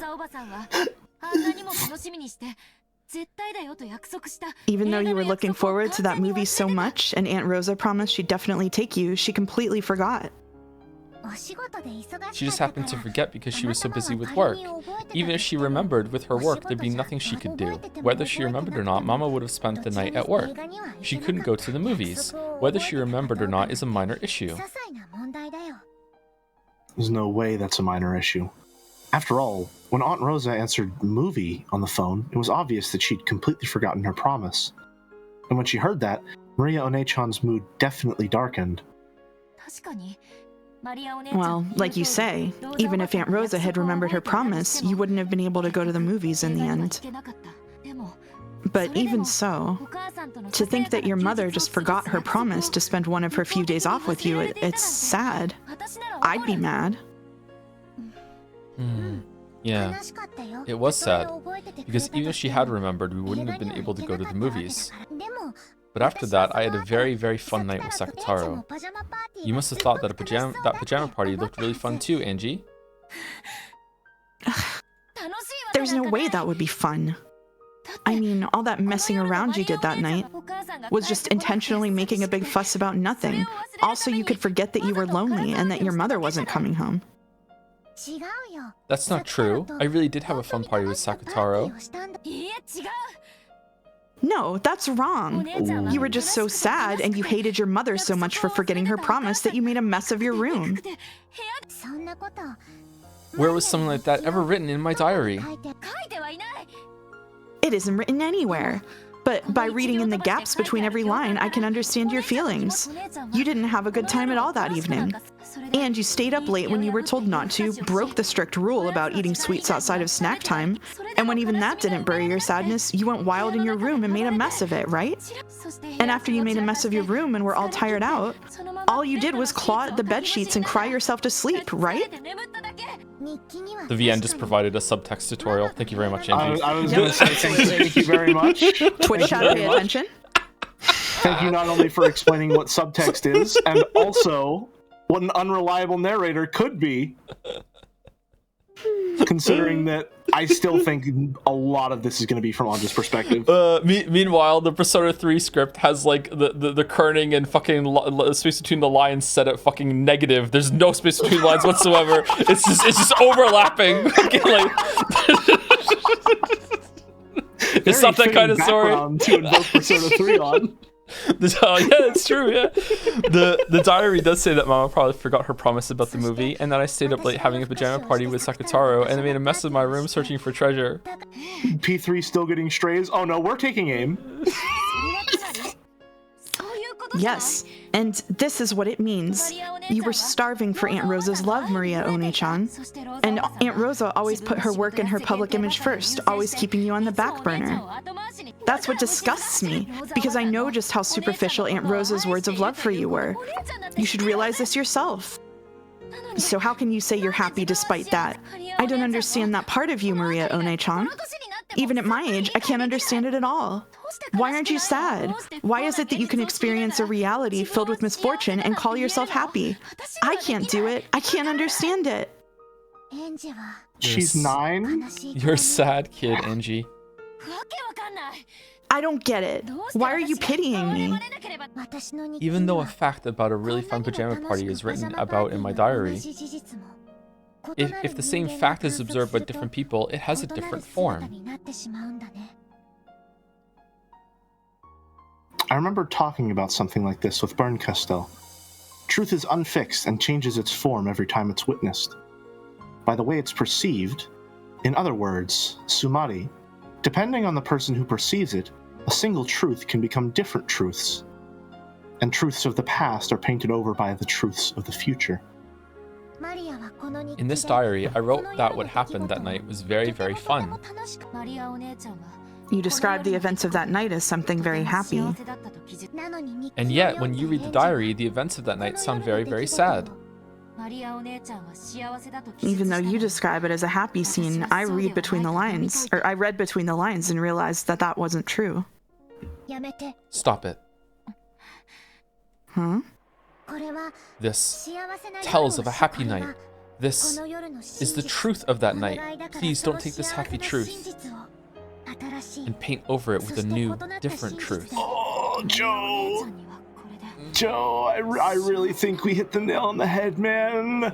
I really feel like we fucking cracked this case wide open last time. With the Beatrice thing? Yep. Shit. Yep. Oh, that's magic right there. Oh. Are you happy with this, Maria One-chan? Yes, I'm happy. That's why I feel sad for you, since you wouldn't be able to feel happiness in a similar situation. Oh, sorry. Right now, I'm like she was then, just as isolated with no friends. Ownage had accepted her isolated reality for what it was. But Maria painted over her isolated reality with a reality of happiness. Ushiromiya Maria took a sad truth and changed it into happiness. That was the only and yet very large difference between me and Maria One-chan. And even though I'm unable to accept it, I'm also jealous of that power. It's like the best Beatles song. Yes, that's right. This is power. I was able to find happiness with that power. Because you don't have that power, you can't find happiness, Angie. What is that power? I didn't know what to call that power either. Not at this point in time, at least. Eventually, I was taught its true form. They're gonna call it magic. They're gonna call it I'll magic. talk about it later. On the next page. So then, late Sunday night, Mama came back with a present just like she promised.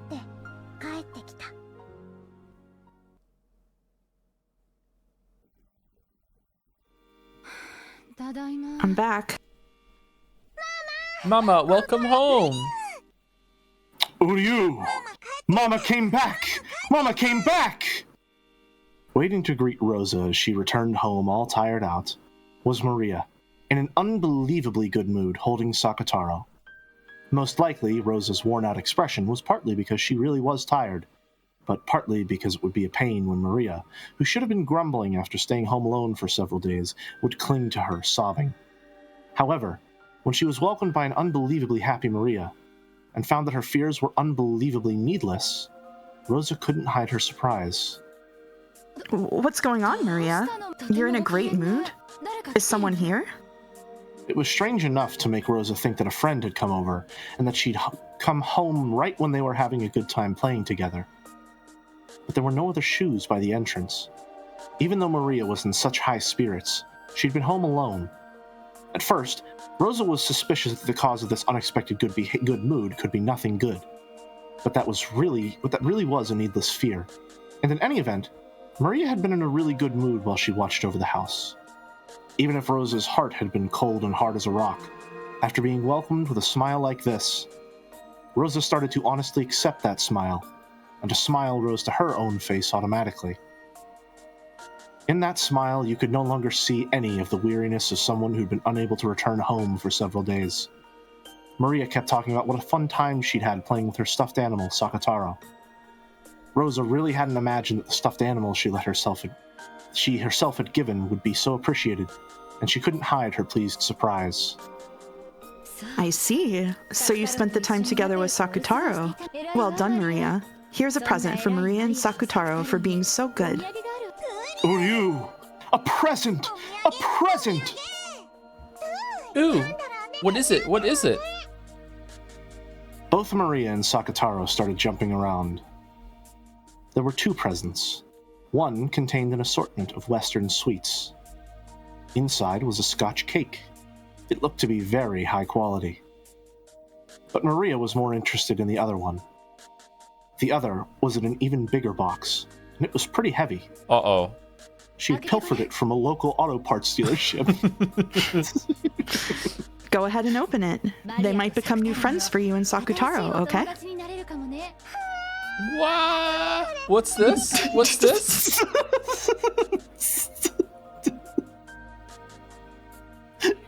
Discord completely ate that. Mm-hmm. Inside, laid there like chess pieces, were about 20 small ceramic figures shaped like animals. Squirrels, rabbits, small birds, dogs, and cats. And they were all holding musical instruments. In addition to them, there was also a panorama-style background. A forest scene was drawn on it. Small forest animals were gathered in a plaza and looked like they were having a good time. Rosa set it up on the table, and when she lined up the ceramic figures like chess pieces in front of it, it became a band of forest animals. Isn't it wonderful? I saw it in a store window, and I was taken with it at a glance. This is a present for you for being such a good girl home alone, Maria. Ooh, thank you, Mama. Awesome, Sakutaro. Look how much our friends have grown. It's just like you said, Sakutaro. It was true that if we had a fun, noisy time, we'd get more friends. Right? Didn't I tell you? Look, we have more friends. Look, we have more friends! Uryu! Relieved that her gift had been appreciated, Rosa remembered that she'd been filled with several days of weariness. Okay, so last bit of speculation on this scene right now between these two, because I've been wondering it for a while. I'm waiting for the right time to bring it up. Do we think that Rosa isn't hiring like a nanny to look after her child? Because she must be able to afford it, right? So is she just so thoughtless, or is it a social convention, or is she ashamed to have to get a nanny and the nanny would realize how she gets treated? If I had to guess, I think the nanny would being ashamed to get a nanny would be the most likely outcome. Yeah. Considering like the overwhelming standards that growing up as an Ushiromiya has probably instilled in her, and how absolutely cutthroat the siblings are with each other, I think having to hire a nanny would be she would probably just view that as ammunition for the enemy. That's really fucked up. It's really, really fucked up. Holy shit. Okay, something to think about at least. Okay. Mama, you worked really hard. Go take a shower. If you take a hot one, I'm sure your weariness will go away. Want to take a bath? I'll choose what to put in the bath today. Thank you. But it's already late, so get ready to go to bed. Mama is tired, so I'll just take a shower and go to sleep. I have to get up early tomorrow. Hot showers or cold showers? For who, me? Both of you. Both of you. Hot shower. Hot shower? Joe? Warm shower. Warm shower. Warm Not shower. hot? I don't like too Well, yeah, hot. No. I don't use too hot because it's bad for your skin, and hair, so it is usually warm shower. Okay. I also knew cold. that using water that's too hot is bad for your skin, which is why I prefer warm as well. I also knew that information. Yep. Someone in chat said cold showers during hot summer is really nice. And I agree with that I'm too. probably going to take a cold shower after we're done here. It would be really nice. I am just another reminder. Have been inside of this blanket fort for almost 4 hours now. Oh yeah, that makes sense. Yep. Okay. Yep. Okay. Not touching that one. Yeah, got it. Here, Mama. I'll take your coat off. I can do it myself. Thank you. Mama, your coat is full of smells from outside. Ooh. Oh, sorry. Something fell out. I'll pick it up, okay? When she took Rose's coat, a receipt or ticket stub or something fell out. It had been in Mama's pocket, so it was probably important. Maria hurriedly picked it up. It looked like a ticket for the green car or the Shinkansen or something. Atami? No. Atami? Wasn't that a place famous for its hot springs? Oh no. At that moment, with a razor-sharp sound, the warm atmosphere shattered. Instead of the Rosa who had been there just a second ago, enjoying the gift with her daughter and recovering from her weariness with a long-awaited return home, there stood a person who looked exactly the same, but who had a completely different, terrifying expression on her face. In her hand was the ticket stub that Maria had picked up. She had stolen it from Maria's hand in an instant. Just a few seconds too late, by the pain of her hand that had been hit. And her mother's expression, Maria realized that she must have done something wrong. But she didn't know what she had done that had gotten her in trouble. It was probably because of that ticket stub-like thing. Was she not supposed to touch it? Even though she had tried so hard to welcome Mama with fun and happiness, she had touched something important to Mama without asking, and had ruined that pleasant atmosphere. So Maria apologized immediately. Sorry.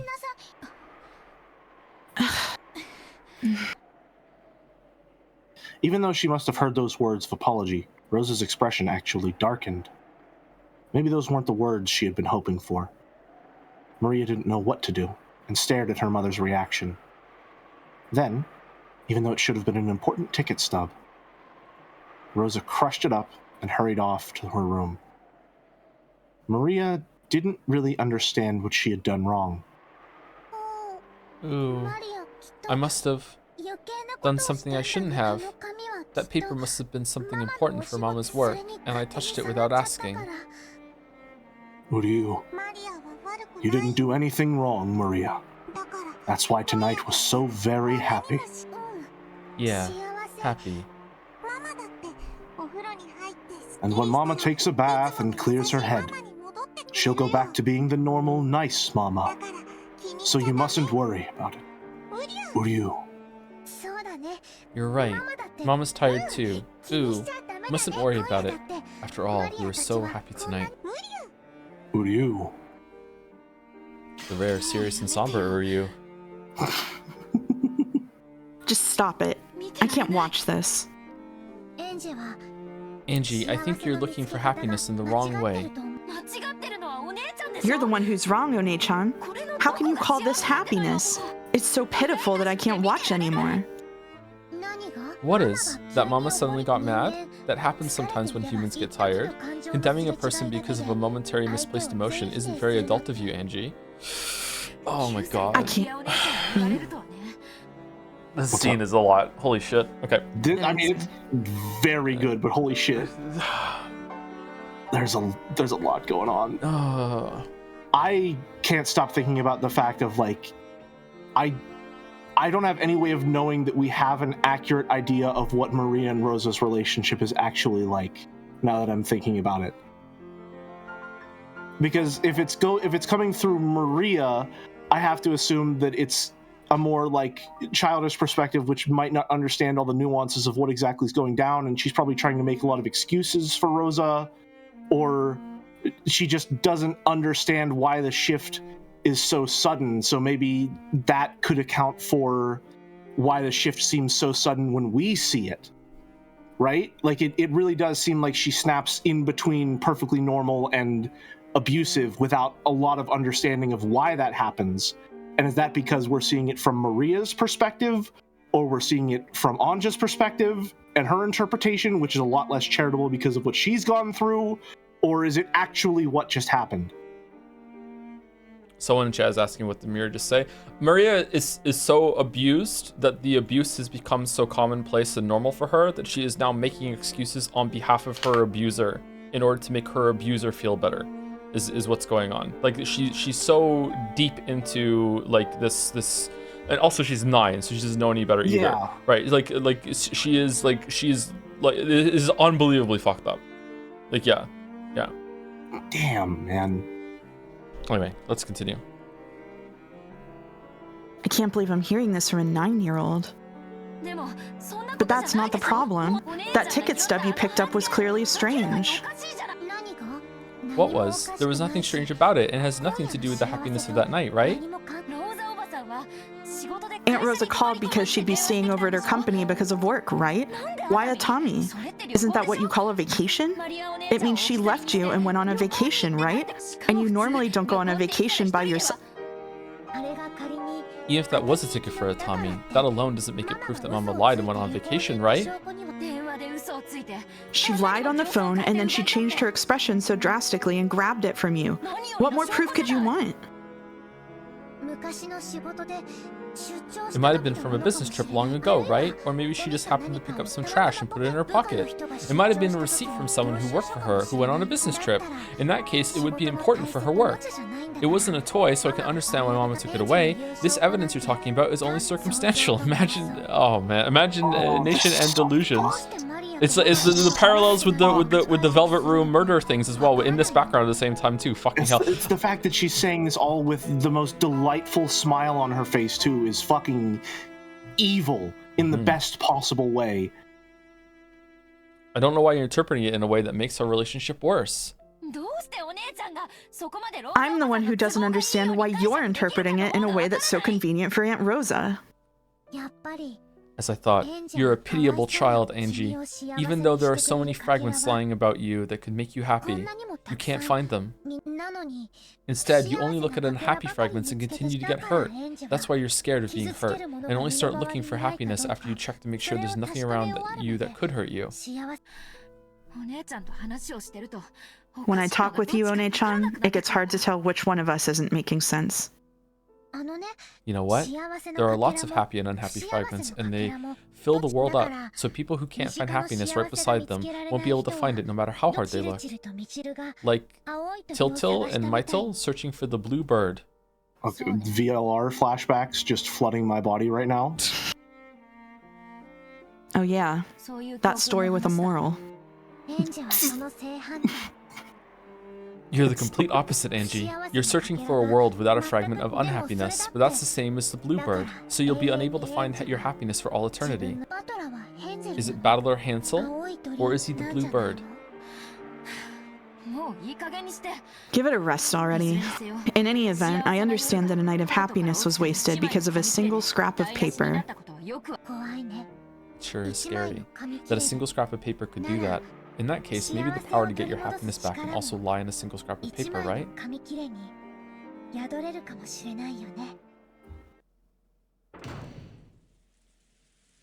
Just when she'd finally been able to communicate with Maria after so long, Rosa's face twisted with a mixture of anger, sadness, and a fierce self-hatred as she flew into her room and closed the door. Maria's sorry had sliced into her chest sharper than a knife. At that time, she noticed a cute envelope placed on her study table. It was probably something that had just come with a girl's magazine. To Mama. Let me share my happiness with you, it said. She took it, and after hesitating, opened it and read what was inside. Then, after letting 2 large tears drip down the paper, she flew out of the room, hugged Maria from behind as she headed for the bathroom, buried her face into her daughter's back, and cried. Then, realizing that she was the one who should be apologizing,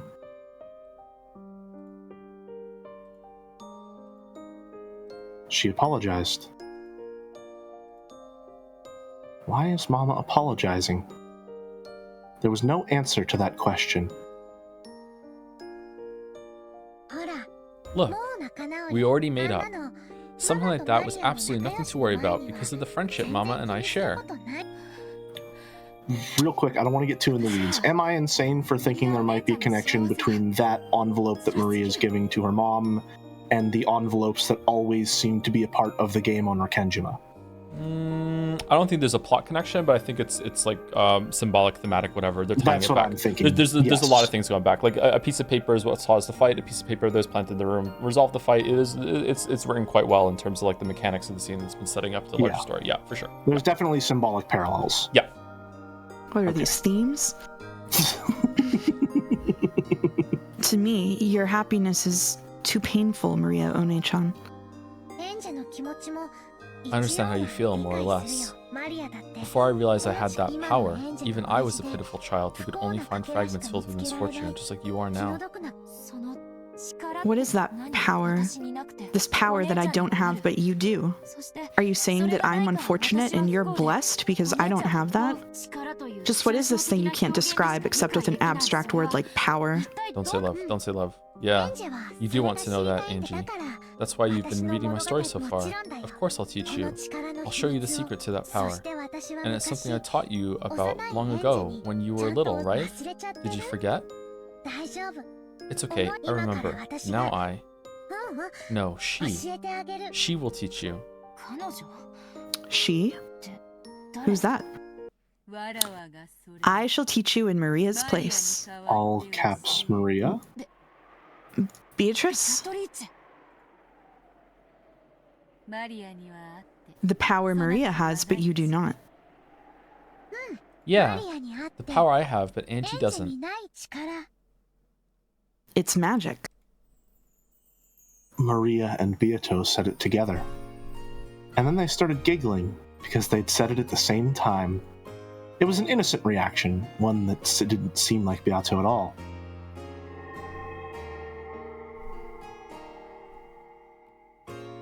Black tea was arranged on a table in a peaceful garden, and Beato, Maria, and Sakataro were sitting on Maria's lap. And Sakataro, who was sitting on Maria's lap, not all 3 of them at the same time, were having fun chatting. Oh, I see. He's called Sakutaro. So this is your best friend. Uryu, nice to meet you. I'm Sakataro. Ooh, Sakataro's shy, so he's nervous. It's okay, Beatrice is also a great friend of mine. Uryu, are Maria's friends my friends? Yeah. Uryu, then am I Beatrice's friend too? Yeah. Uryu! Maria, does something like this happen frequently for you in your everyday life? Ooh? What? Is breathing a spirit of magic into inorganic matter and giving it life like this commonplace in your everyday life? Ooh, Sakataro isn't inorganic matter. He's a lion cub. Uryu! A stuffed animal makes for an excellent vessel. It's not uncommon for spirits to be made to reside in them when they're spoken to by innocent children with no toxin. According to Beatrice, every time a child plays with dolls, The dolls actually gain a will and converse with them, sometimes even moving by their own will, entering fucking 999 territory explanation. However, because of their innocence, the power imbued into such a vessel is weak. If they get struck with even a tiny bit of toxin from a human's common sense, which says that there's no way a doll can talk or move, they instantly revert to being non-speaking dolls. However, this Sakutaro stuffed animal of yours is different. Ooh, Sakutaro is a stuffed animal, but he isn't one. Uryu! I'm a lion cub! Uryu! Sakutaro is a lion cub, but he's still a kid, so he can't roar sometimes. Ururu. Husky sounds. Uryu! Gatsby cameo. Gazing at Maria, who is playing around with Sakutaro by the table loaded with tea, Beatrice let out a sigh of admiration. How incredible. The Sakutaro with a cloth and cotton vessel as a shell has completely materialized into the human world. He has his own personality, talks with the summoner freely, and even moves by his own will. And even more surprising is that Maria did not summon him using the name of a person from another world, but created him out of the Sea of Zero. After that, Maria boasted to Beato that Sakutaro wasn't her only friend, and that she had many more of them back at home.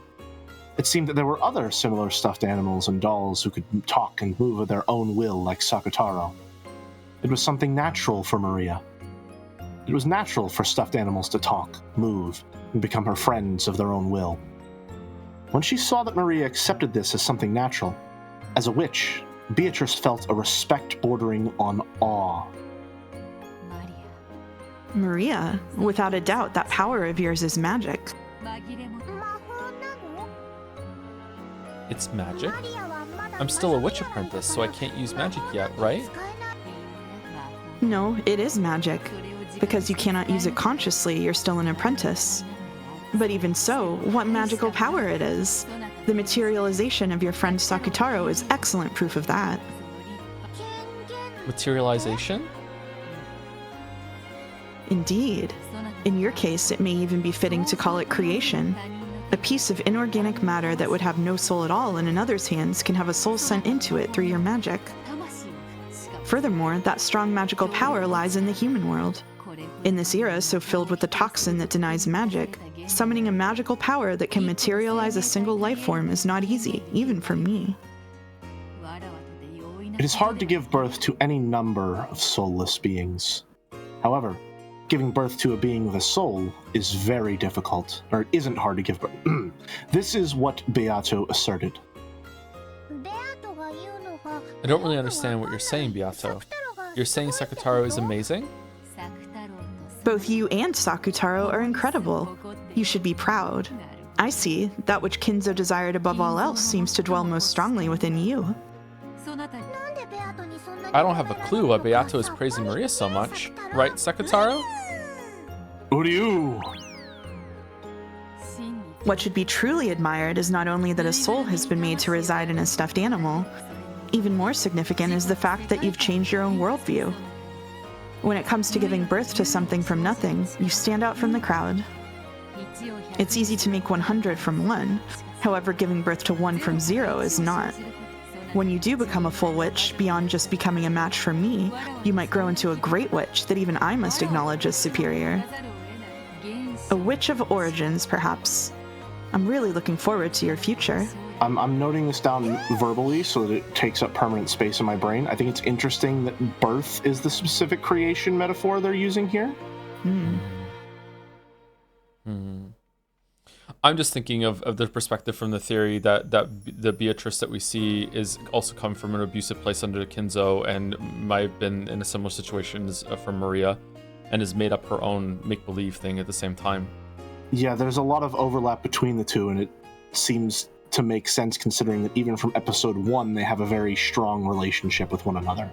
Which is being like a place that people are put to from the abuse seems to be what they're going for. Yeah, for sure. Yeah. The witch always being like bullied in the classroom as well. Some form of abused woman. Yeah, outcast, but it's somehow making them more powerful in a way, which is a really fucked up thing to go down, I think. But yeah. Yeah. They don't realize that that it's fucked up at the same time too sometimes. Yeah. Or definitely. they have to believe that they have some sort of power that allows them to cope with their reality. Mm-hmm. Yep, that's definitely what's going on with Maria. Yeah, and I think it's what's going on with Beatrice if that's correct. I've been thinking that since the coronation of Beatrice. So, more evidence is always nice. I like to be right. It's fun. It is fun to be right, yeah. Sometimes it's fun to be wrong, though. Anyway. Absolutely. It's more fun to be wrong because then I have to bullshit my way back to being right. Beato said I have talent as a witch. Isn't that great, Maria? Uryu, Beato, thank you for praising Maria. No need to thank me, Sakutaro. That red muffler truly suits you. And I'm envious of the talent of your master, who was able to give birth to a friend like you. Uryu, thanks for complimenting my muffler. This is a present I got from Maria. It's my favorite. And its size is truly like a muffler that was created just for you. I see. I must also give my new friend some kind of present. Ooh, Beato is giving Sakutaro a present? Of course, a gift from a witch must be something with magical power. In that case, so that he can be your friend for all time, and so that you can have even more fun playing with him, I shall give Sakutaro my magic power. With that, he should be able to materialize even more strongly. Ooh, I'll be able to have much more fun playing with Sakutaro? How's that? Uryu? What could it be, Maria? Is it something scary? Don't worry, Beato won't do anything scary. Right, Beatrice? Indeed. I believe you'll like it. So, to make him materialize even more strongly, a stronger image will be necessary. Well, what to do? Beato crossed her arms and thought about what she could do to please them more. Then, right there, was the form of yet another witch. It was Beato's teacher, Virgilia. Virgilia truly was a great witch. Great witch, since Maria had already thought of Beato as a great witch. This person Beato called a great witch must have been a great witch. Wow, okay. According to Beato, she still didn't even rise up to this witch's feet when it came to magical power. My. I thought I heard some cheery voices. What a fun tea party this seems to be. Oh, teacher, perfect timing. I want you to look at this lion club. I hear he's Maria's new friend. Oh, what a lovely lion son. I wonder if he could greet me. Hello, nice to meet you. Uryu! I'm Sakutaro! Sakutaro fell to Maria's lap, greeting Virgilia with half of his face poking out over the edge of the table. It seemed he was very nervous, since this was a witch that even Beato called teacher. What an adorable name. As a reward for giving such a good greeting, here's a sweet for you. After waving her hands about, Virgilia held the palm of her hand upwards, as though she was lightly grabbing at empty air. Then, she held out a fist in front of Sakutaro. When she opened her fist, there was one of those individually wrapped cough drops. Uryu! Maria, it's candy! Awesome! Awesome! It's a cough drop? Ooh, isn't that great, Sakutaro? Make sure to thank her. Uryu, thank you very much for the candy. I hope that came through. It did. Even though Virgilia was a great witch, she still treated a stuffed animal like Sakutaro to an elegant greeting. Still, teacher, cough drops? Are you someone's granny or something? Can't you at least pull out some strawberry milk candy? A Werther's original, perhaps? How rude. What do you mean, hold on. What do you mean, Those originals are great. I haven't had one in a long time, but I remember them being kind of gross. I would try them again, though. They're like a really mellow, like not too sickly sweet caramel. Mm-hmm. They're really nice. Okay. They're really good. Yeah. The ones that are like hard candy and then soft on the end. How rude. In that Somehow case, Jelly, the oldest one on the call right now, I guess. All right. Listen, neutral on the matter of Werther's originals. I simply have more mature tastes.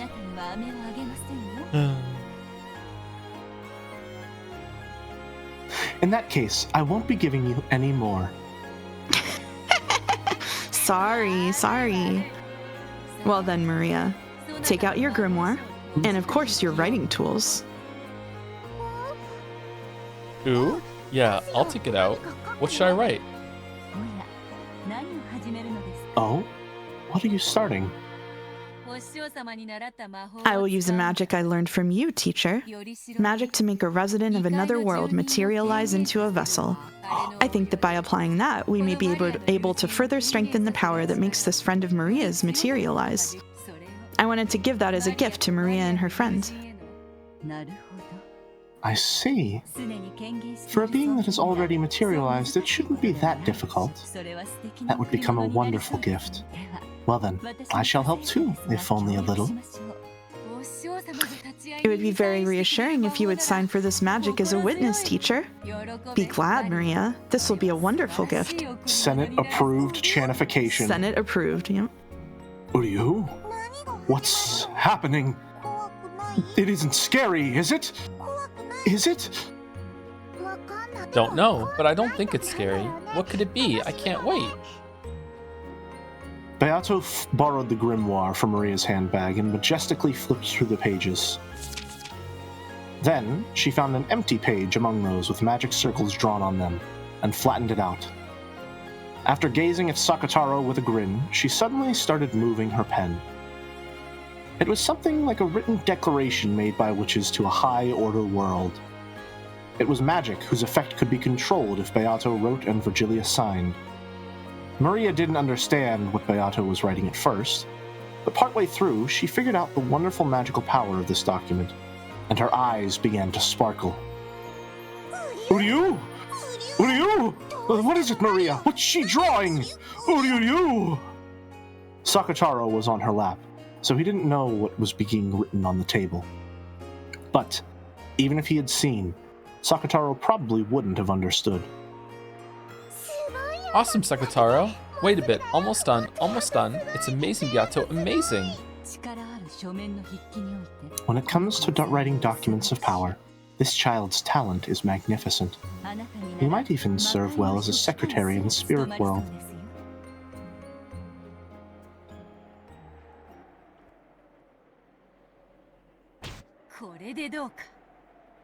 How's this?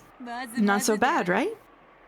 After finishing her writing with an intense amount of concentration, Beato looked over the document again from a distance. It seemed she was fairly satisfied with her work.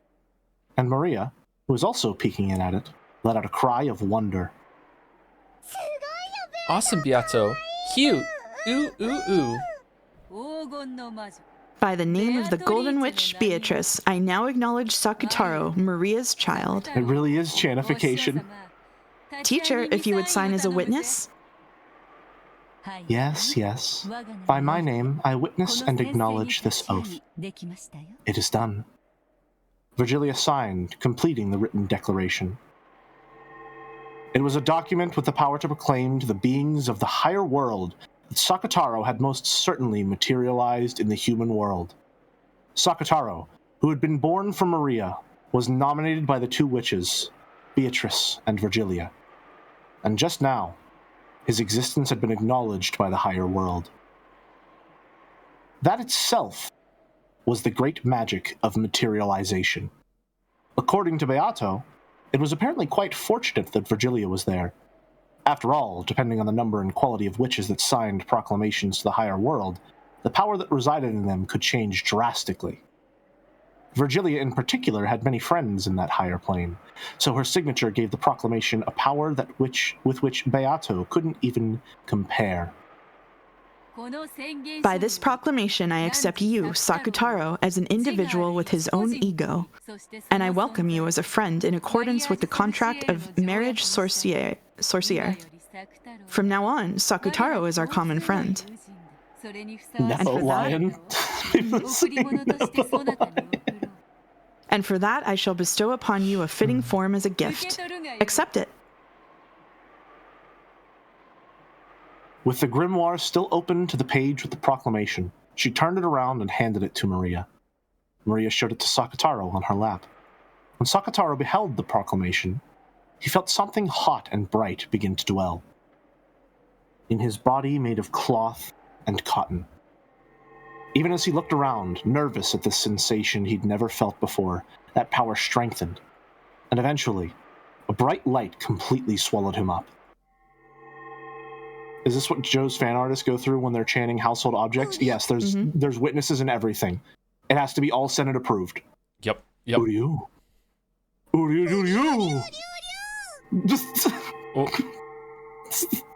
Oh my fucking god. Oh. All right, there it is. We hit X mouse. I'm done. We hit it. Let's give it a couple minutes to see if we hit Y, and then we'll drop it or read One Piece. All right. Is that who I think it is? Other way. Y Cliff, X Peak. Is that who I think it is? Is it who you think it is? Is it who you think it is? Who do you think it is, Jelly? Is that Sakugasp?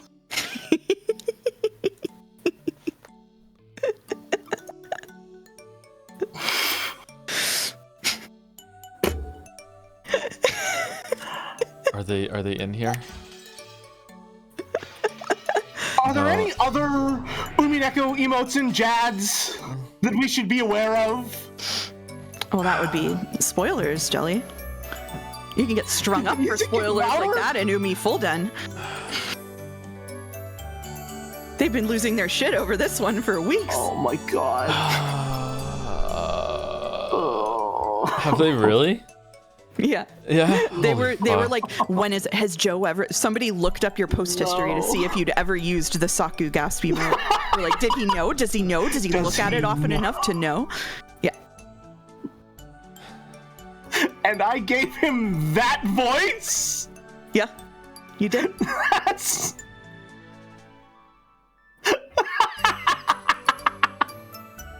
You did do that. Wait, hold on. It's literally Sakugasp? Yeah. It's not it doesn't just look like it? Oh my god. That's the original. I know. I've had to find the original emote to make versions of it. I'm upset. The Sakugasp.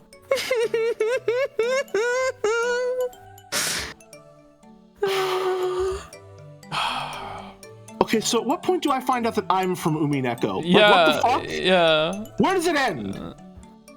Where does it end? Umineko's world, we're all just living in it. Ryukishi did this. Bravo, Ryukishi, bravo. You've done it again. Who uploaded Sakugasp? Who? Who uploaded Sakugasp? This has to be like 7 years ago at this point, man. Like, come on. I am finding out. Hold on. People are saying it's Leo.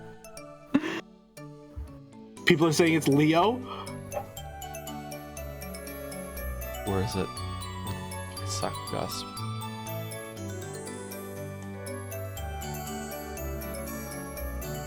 I can't see because we're on streamer mode. Shit. Okay, you want to just look for the earliest use of Sakugasp? Is that what you want to do?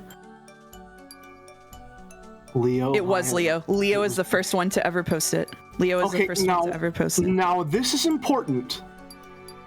Is this an emote that exists outside of Jads? It is based on fan art, so the fan art exists outside of Jads for sure. But is it an emote outside of Jads?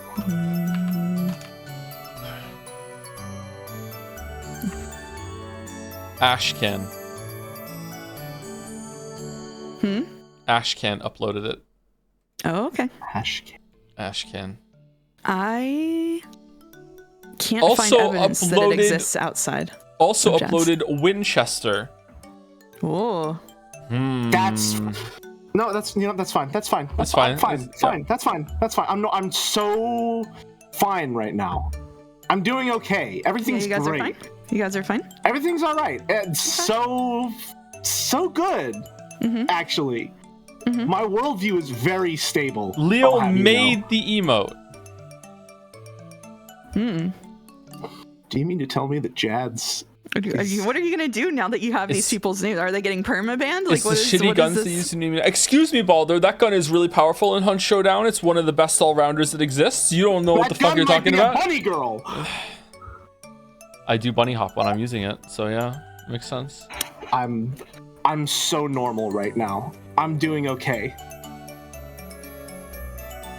Well, we talk about this story off stream now. We do, yeah. We are.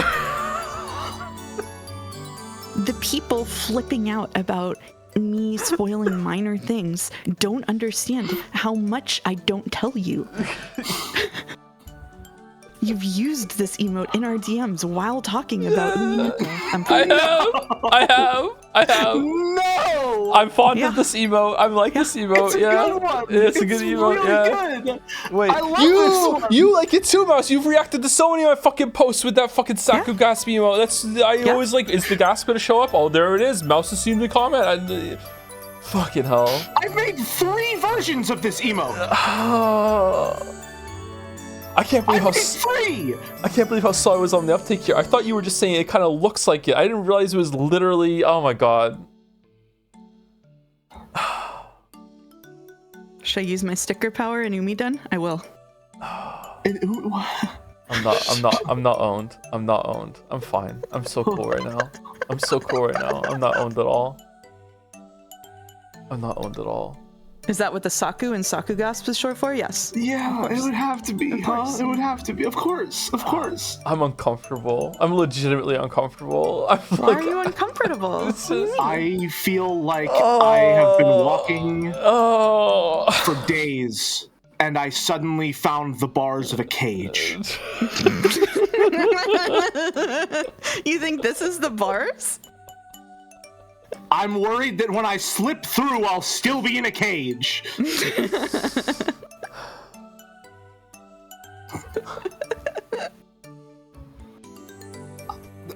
We were talking earlier about, Ryukishi is really good at like guiding your thoughts to exactly where they need to be before he makes a big reveal and has the characters talk about it. How much of my fucking life have you been leading me by the nose, huh? Huh?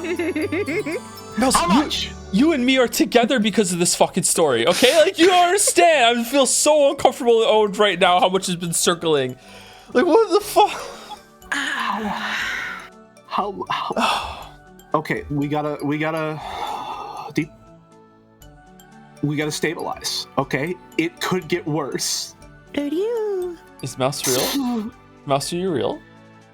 Am I real? Are you real? Do you I exist? exist. She exists. Can you prove that you exist? I exist. You exist? Can you prove I don't exist? No, that's a devil's proof. It's a devil's proof. So until you can.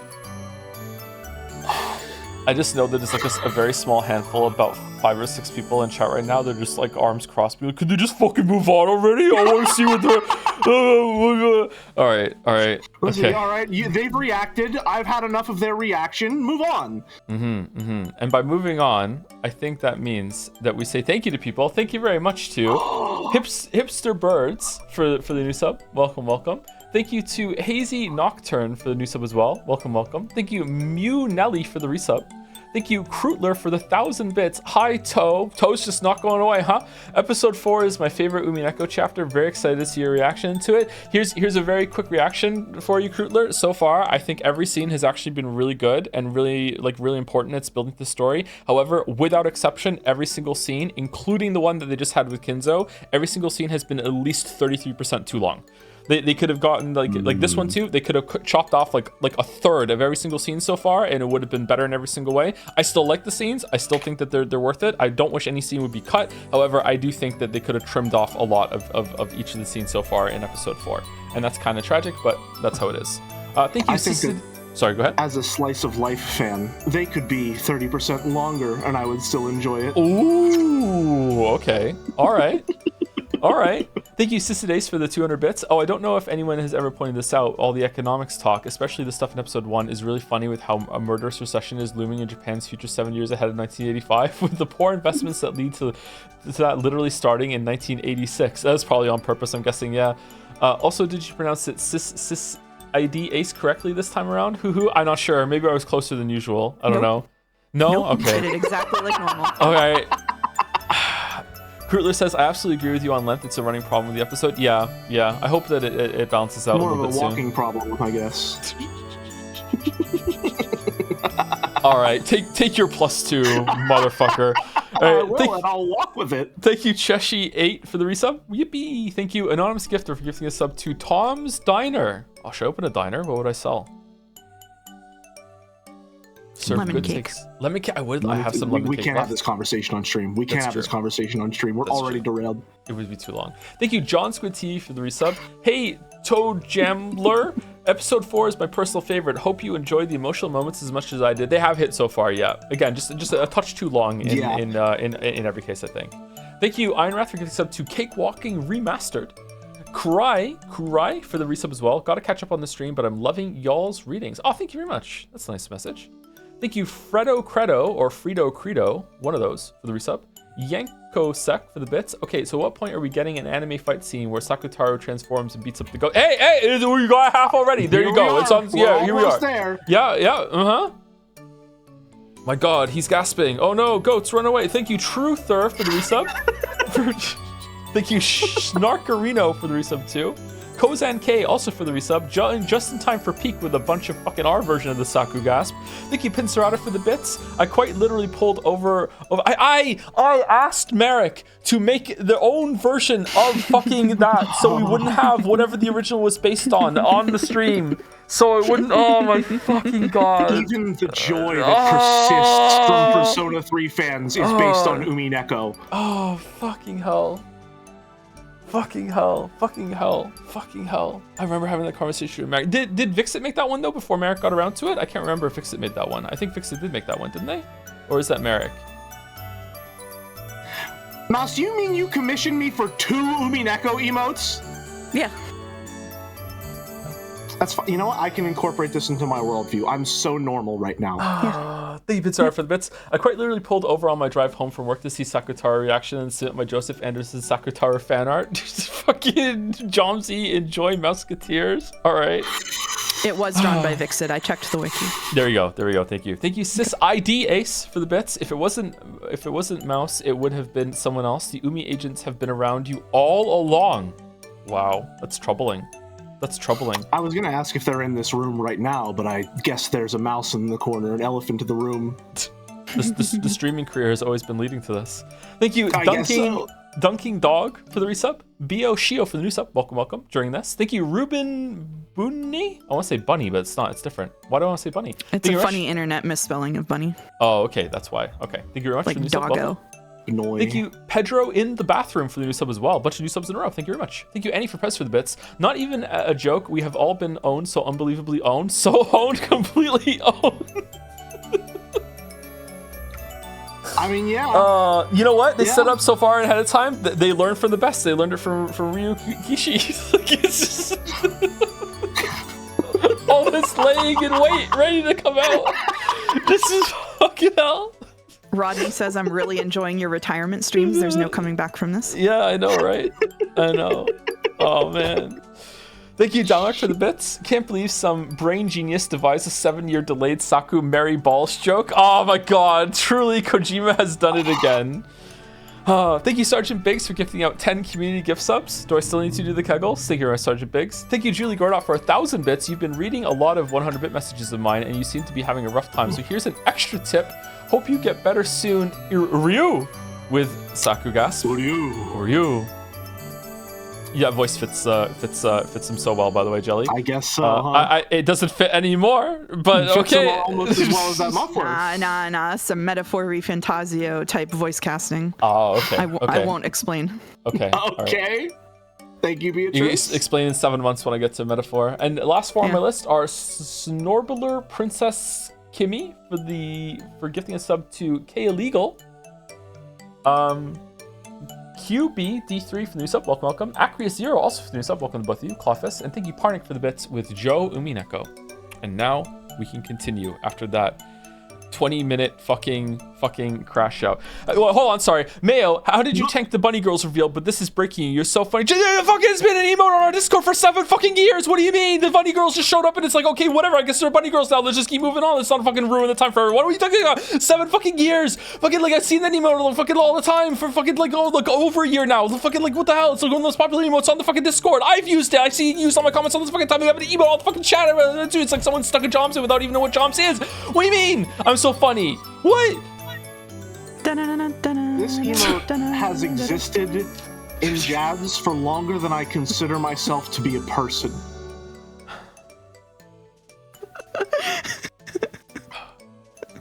There are this emo is like there are people that joined the Discord before they were old enough to join the Discord, and it's been around that long that now they can fit in just fine. You don't understand is how long it's been around. Fucking holy shit. Holy shit. Holy shit. I did not exist as I am now.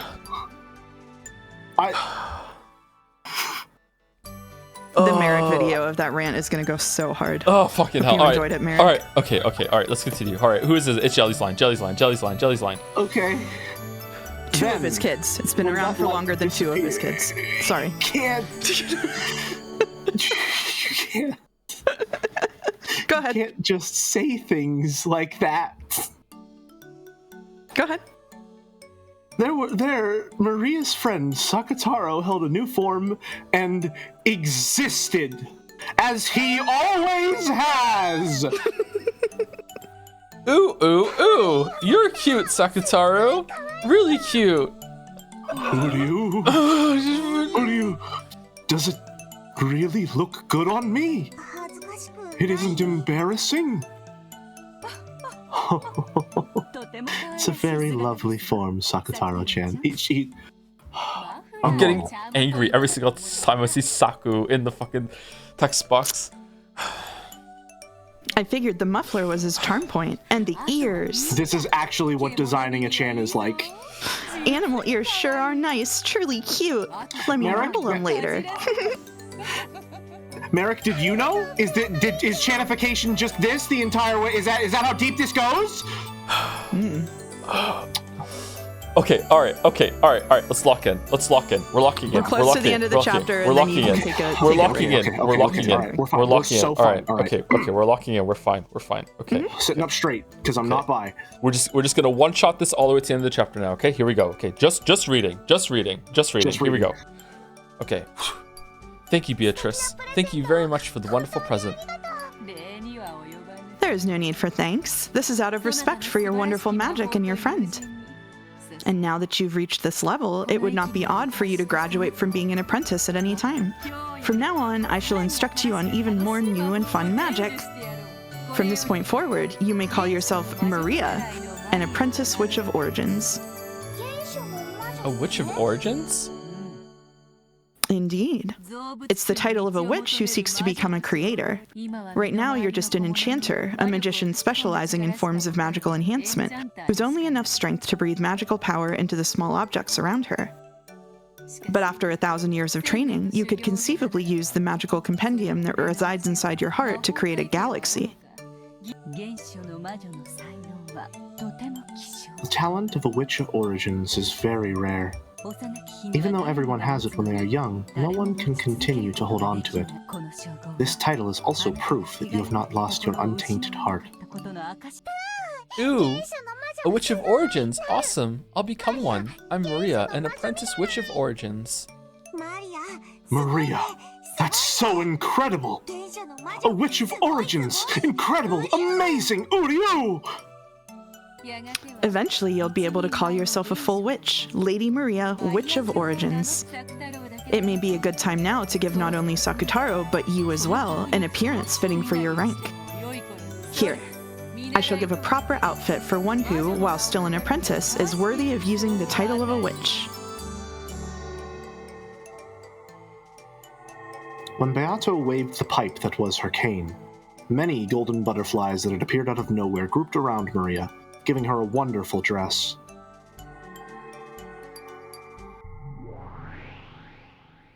It certainly was fitting for the girl who would eventually take the name of the Witch of Origins, combining both cuteness and dignity.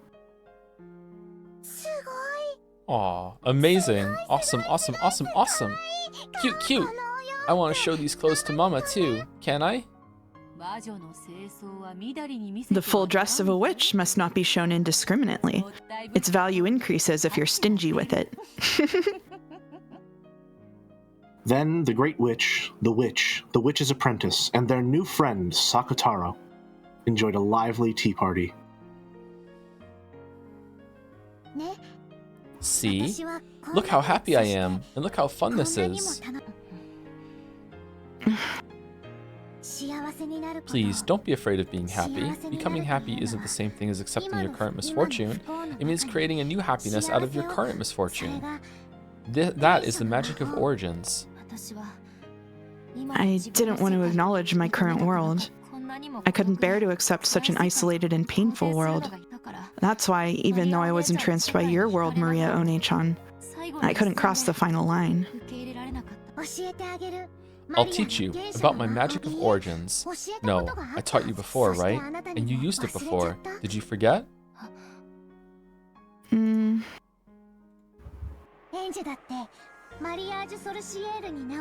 were also a witch apprentice, Angie, with your name entered into the Mirage Sorcier. Is that what you said?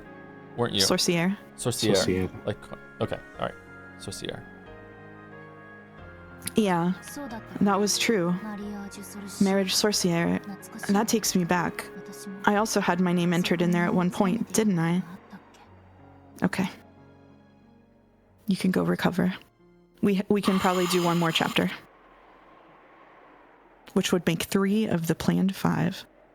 A 5? Oh, 5? Man. We're pathetic today. Holy shit. It's okay, you're having fun. Too much yapping. No, not too much yapping. The comments on the Nojavad are gonna be vicious. No. I'm gonna be thinking about that for at least. Look at the screen. minutes. Look at the screen. Wait, hold on. So The world is 12 years later. October. Okay. Oh shit. Oh, okay. All right. Okay. Holy fuck. Okay. Oh shit. Oh my god. Oh fuck. Okay. Don't forget. October 1998. 12 years later. 12 years later. 1998. My heart rate just spiked up to 125. Holy fuck. No. It's 1998. Don't get numbers confused. If we forget, they'll never let us forget. Yes, I will never forget the perfect. Yep. All right, okay. 12 years later, October 1998. Amazing Call Mouse almost had to restart. I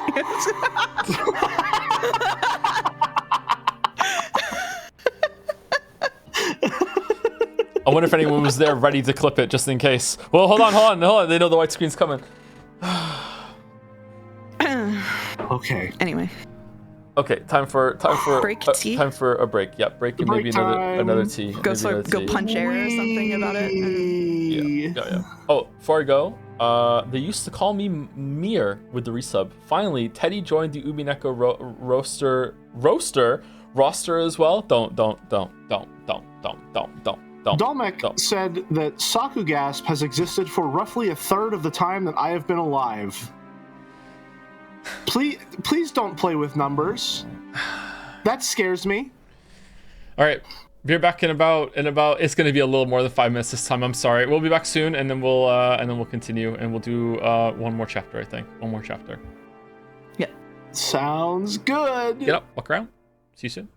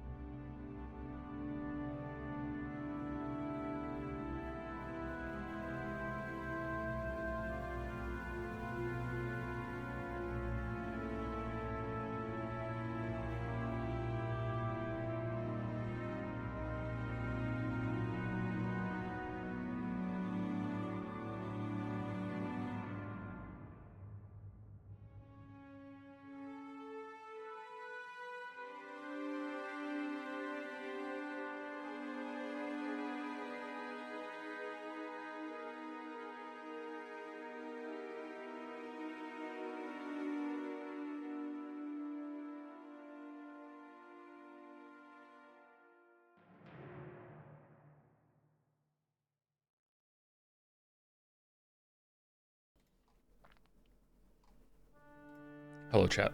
Hi.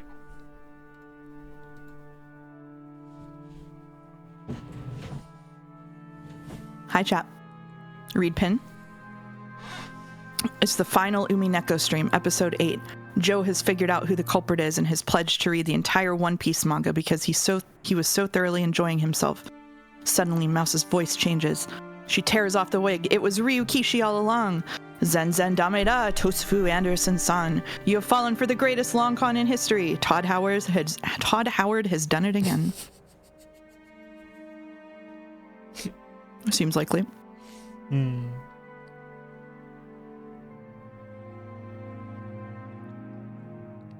The first Joseph Anderson video is a Dark Souls critique known for its campfire system, which contextualizes respawning as a part of the story. The tagline, "You will die," warns the player that they may need a lot of attempts to finally succeed, but otherwise the player is free to explore whichever approach to combat they like. In other words, Sumari, Dark Souls is a game about a series of murders repeating over and over, where it's ambiguous whether they were performed with mundane weapons or with magic. Thank you, Karu. Thank you.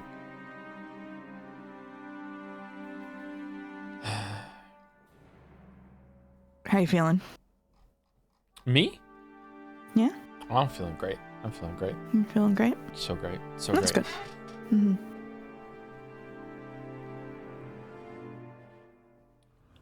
Do you enjoy all the vowels you just farmed in stream chat? Oh yeah, I farmed so many. I think I have an award for the post with the most reactions still from another stream. Really? Well done. Yeah. Thanks. Really winning your jobs. What's my prize? What do you want?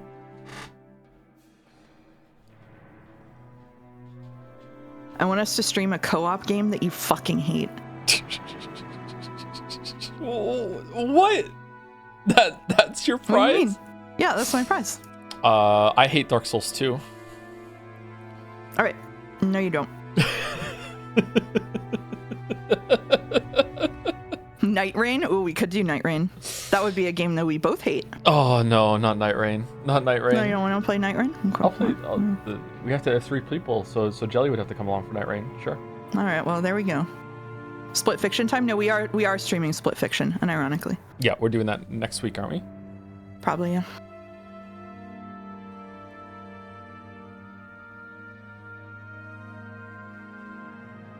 Lock it in? It is locked in. She's not here. Isn't there a Hello Neighbor My stream. co-op game? Oh no. Oh no.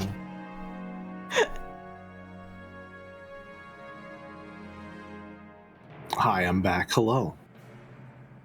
Hey, how's it going? Hi. Just made a real quick protein shake so I could really get myself in the Sakatara mindset. Yep. Now you're a culture fit in the call. Oh, man. Yeah, Jelly, you hold do it want to together. play Hello Neighbor co-op. No, that's okay. That's all right. I'm not that desperate for collaboration. There are a lot of other options before a Hello Neighbor co-op.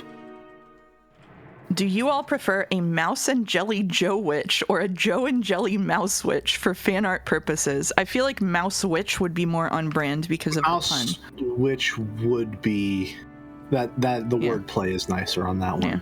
Yeah. Mouse Switch, maybe. How did I fucking know you'd pull this up? How did I know you would pull this up on stream? Umi watchers have no idea what non-Umi watchers go through. What are my favorite Joe's VODs? Oh, that's easy. It's gotta be Umineko, starring battler Ushiromi. I can't say his name. Seriously, you never watch Umineko VODs? It's so peak, pure cinema. Battler is my favorite protagonist ever. Oh, are we discussing Joe's microwave? I wonder what kind of microwave Battler would use. Like, come on. Oh, I snorted. No. Well.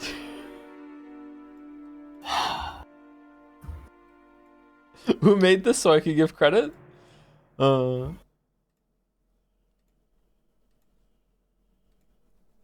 it in stream chat? Where did this come from?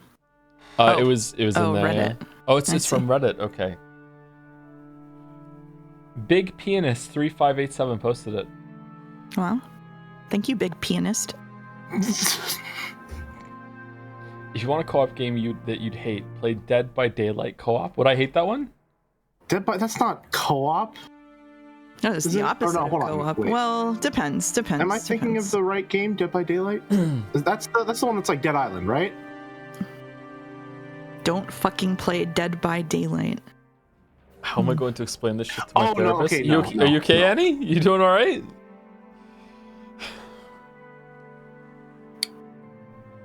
Yeah, okay, no, Dead by Daylight that's not co-op. That's not like co-op. Let's agree on some terms here, right, folks? This is including the two folks that can verbally respond. Co-op does not mean a multiplayer game. Co-op means like this is a story that you can play through with other people. No, co-op means a game where you are working together in whatever context. Would you call Halo multiplayer co-op? Well, I don't know anything about Halo. Joe, would you call that co-op? No, no. It is different if it's PvP. If it's a multiplayer competitive game, that is a different thing than a co-op game where you are PvE. Okay, so the PvP versus PvE distinction is integral, you would say. Yes. Overcooked on stream would be evil and wonderful. Yes, DBD is PvP. That's why I say it's not co-op. Yeah. Okay. I can fully... I think I can pretty much unanimously agree with those terms. I agree. Destiny 2 Raid? Overcooked, please? Funny you say that. Funny you say that. Very funny. You say that. Is Minecraft co-op? I'm not going to define a game genre any further than I already have. Don't bait me. I think co-op needs to be like a very specific experience for me to not just call it multiplayer. Like, I would say Destiny is a multiplayer game. I would not call it a co-op game. Overcooked is definitely co-op. Overcooked is 100% co-op. That's yes. True. We were kicking Overcooked's ass. We were good. We were good. Okay, listen. We've got one chapter left. It's like an hour long. Okay, all right. I believe in our ability to do it. Joe, you have the first line. Do you want to read the feed before you do it? Okay? Yes. Yes, Mouskateers. Yes. Yeah, give me a second. No. The people came here to watch an Umineko stream. I'm just suggesting we give them Umineko, okay? I'm an advocate for the viewers. Are you not entertained? I'm a voice of the people.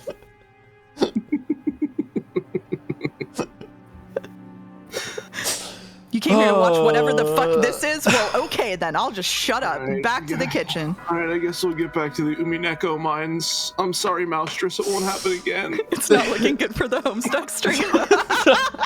That's true. Who do you? Oh no. Thank you, Cat is not fat for the resub with thank you, Toe and a Saku Gasp. Thank you, Hypothetical Walrus for the resub. 50 months of watching, a truly auspicious time to find out the entirety of Jads was nothing more than a vehicle to subliminally indoctrinate Umineko. Joe feels like he is truly a battler, it truly is battler, but little does he know it's because the Shadow Umineko Council of Jads has been training him for that role the entire time. Oh, thank you, Delty. It's not impossible. Thank you, Delty, for the resub. This truly was our Umineko Nanoku Koroni. Yep, it was. Thank you, Krootler, for another 1,000 bits. I had to explain Jads and show clips from stream to my therapist. What the fuck are you talking about? What? I mean, good for you, but what? In what context? So these are Chans. Good luck with that, Krootler. Good luck. I hope it's going well. Oh my god. Okay, voice assignments are... Let me read mine. So there's this streamer I like who's very weird. His name is Toe. He makes this joke where he says together when someone in the game he plays says together. Together. All right, ready? Who's starting us here? Actually, is it who's talking? You. It's me? you. Okay. It's you. Yeah. Yes, It's you. I will never forget that. It happened in April of 1987. I received a certain strange request from a friend.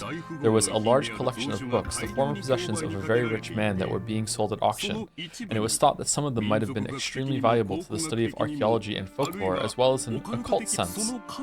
So his friend wanted to witness their worth confidentially. Sorry. Go. That was 87, half a year after the crime on Rikkenjima. Correct. It was explained that those books had escaped the disaster at Rikkenjima. The owner of the island, Miss Ushiromiya Eva, had put them up for auction. This was apparently a high-class restaurant. A middle-aged man was sitting across from Ownage in a secluded and quiet seat. Amakusa could be seen by the entrance. He was probably keeping a lookout for pursuers from the Sumidera family. The scholarly man across from Ownage spoke politely, but with enthusiasm. This looks like saw it from the first case in Ace Attorney. True, actually. He didn't lay a finger on the food in front of him, so you could tell how excited he was as he spoke fervently. He was a professor at a certain college, and particularly well known as an authority on Western folklore. However, among his life works, that was only a convenient exterior. His true life work was the study of occultism, Western magic, alchemy, and everything to do with the occult, as well as demonology. In short, Sumari, he was the person in the best position to understand the details of Kinzo's research. Professor Utsuki? A little difficult to pronounce, isn't it? It is. First, what I learned by appraising those books was that Miss Ushiromiya Eva had absolutely no education in the study of folklore, and that the original owner of the books, Ushiromiya Kinzo, was certainly one of the top 5 authorities on demonology in Japan. April 1987. I thought it was 1998. A major city antique shop obtained a large quantity of ancient documents that were thought to have a high historical value. They were entrusted with them by Ushiromiya Eva, who wanted them to be sold at auction. At the time, it was thought that Eva would succeed the Ushiromiya family and have all the wealth to herself, as the only survivor. However, at that point, not even half a year had passed since the accident, and the others had not been missing long enough to be presumed dead, even under extraordinary circumstances. Because of that, Eva had supposedly been in a very tight spot financially, unable even to collect on her family's life insurance. It seemed she tried to sell everything of value, and even the books kept in the place where she'd escaped from harm. Even the books kept in the place she'd escaped from harm in. Kuadorian. There we go. Were used for this purpose. These old books, which would eventually be called the Ushiromiya Library, were later gathered from antique shops by authorities in the field so that they could be appraised, and those authorities were astounded. At least speaking from the perspective of occultism, the impact of that discovery on the world was comparable to the discovery of the Dead Sea Scrolls. What? This is because contained within the Ushiromiya Library were many extremely vital documents that had never been found, though their existence had been known for more than a millennium. The many dreams of the occult, such as those represented by alchemy, always stirred an intense fascination in dilettantes. It is whispered that many magic books of great historical value, currently unknown to the public, might be in the secret possession of extremely wealthy lovers of the occult. Items such as Leonardo da Vinci's notebooks, which are particularly popular among dilettantes, are said to be prime examples of this. Dilettante is a lovely word. It is said that approximately 5,000 pages of these notebooks currently exists, and that over 10,000 have been lost. But some researchers believe that a large part of this lost portion may be monopolized by certain enthusiasts and members of the extremely rich. It is said that because of this, even now, dilettantes who can't help but seek these spare no expense to search around for quietly hoarded away and unannounced books. There is probably no doubting that Ushiromiya Kinzo was himself one of those dilettantes. No one knows what Kinzo went through to obtain those, But there can be no mistake that he used his vast wealth freely, buying them off of other rich people with the same hobby as him. Those books, which were so valuable that enthusiasts could never satisfy their desire to hoard them away, were discovered in large numbers at the end of the 20th century. And their release to the public had given the entire world a massive shock. Because of this case, the name Rickenjima became known across the world. The world was also shocked to learn that, in all likelihood, a large number of even more valuable undiscovered books were lost during the accident on Rickenjima. Because of this, the names of Rickenjima and the Ushiromiya Library will remain in our memories for all time. Our memories. That hour probably meant the occult neck of the woods with the same hobby as Kinzo. Because of that incident, the name of Rickenjima had taken on a vital meaning in the world of the occult. There certainly had been a lot of reporting about the accident on Rickenjima itself, but not on an international level. However, this one part had spread across the world, taking the image of Rickenjima as a small island in the Izu archipelago, and painting it over as a demonic island where riddles, suspicion, mystery, and the occult met. Very mist-like. In other words, Sumari. Until Kinzo's library was leaked to the public by Eva, Rickenjima had been merely a nameless island that no one could remember, and certainly not the island of a witch. However, when knowledge of the Ushiromiya library spread all over the planet, Rickenjima's image immediately took on an occult twist. What happened next was the discovery of that message bottle. Is that better, chat? I was maybe sounding far away because I had a cup in front of the microphone between me and it. Is that better? Yeah, it is. That's what turned that island into a witch's island. So, again, Maria sent that message in the bottle, and she's Witch of Origins, starting the whole thing off, maybe? Another link back. Interesting. A nameless island in the Izu archipelago began to transition into an island of the occult, the island of the mysterious witch, Beatrice. This is a banger pin right now. The sprinklers, the cameras, the French fry? No one truly believed such silly points were justifiable. Yet, we all fought on for those points regardless. You needed to be molded into battler, not stubborn, but right. In other words, Sumari, we entertained those arguments purely to turn you into a chessboard thinker. We've done our parts. Oh my fucking god. Thank you, King Malik. Oh, I'm glad you're enjoying it, chat. Holy shit. Oh. You might say that, lacking either the Ushiromiya library or the message bottle, the Rickenjima witch legend would never have been established. The message bottle. Yes, a form of communication to an unspecified target by throwing an empty bottle with a letter sealed inside it into the sea. It was once famous as a way of sending an SOS from a deserted island, but because of the influence of a certain prominent foreign detective novel, it has also become known as a method of confessing the truth after one's own death, like a time-delayed will. Is this directly referencing And Then There Were None? Yes. Yep. I wouldn't know. And Then There Were None is a book by Agatha Christie, yeah. Yeah. I was just talking to you about that last night, wasn't I, Mouse? Yes. Yeah, we were talking about that. The case of the Rickenjima message bottle was certainly one of the latter. This is a thing everyone says a fisherman on a nearby island picked up? Correct. We learned that a young fisherman on Shikinjima picked up a wine bottle with a letter in it. I tried. This young fisherman kept it just out of curiosity. Then, Shikinejima? I'll try it. Shikinejima. Okay. Then, because Rickenjima had fallen under the world's attention due to the Ushiromiya library, he announced his discovery.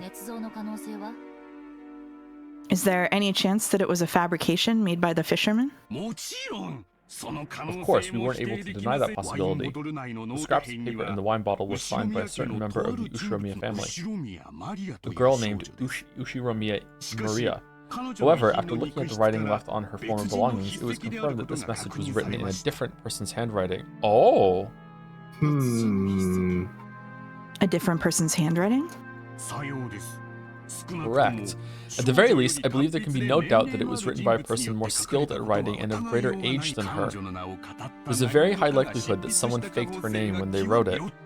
Or she survived? Was she missing? Or I think in the They first one found a she piece was, of her jawbone. yeah, in the first one she was missing. In episode 3 she was killed, right? Maybe? I think okay. the only person who is consistently missing, well, not consistently, the only person I think who has been missing more than once is Jessica. Because she's missing at the end of episode 1, and she's the only person missing at the end of episode 3. Huh. There's a very high likelihood that someone faked her name when they wrote it. Therefore, at that point in time, the contents of those scraps of paper were thought to have a very low credibility.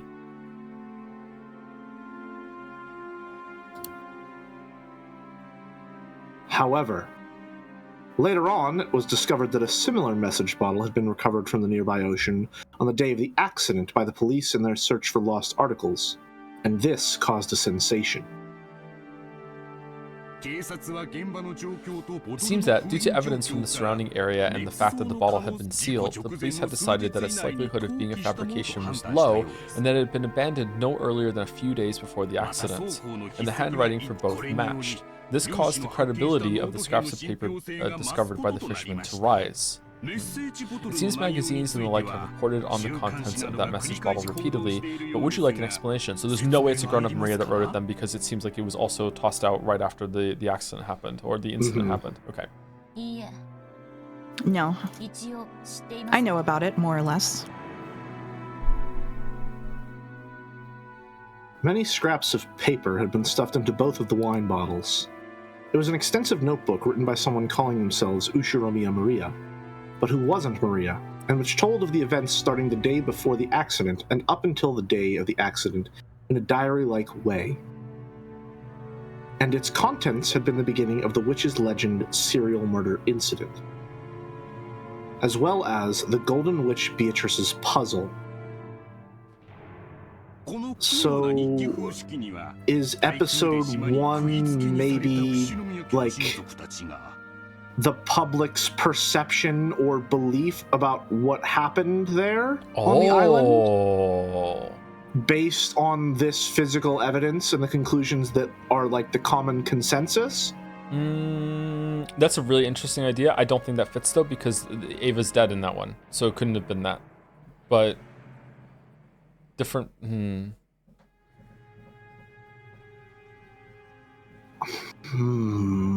Or maybe it's no.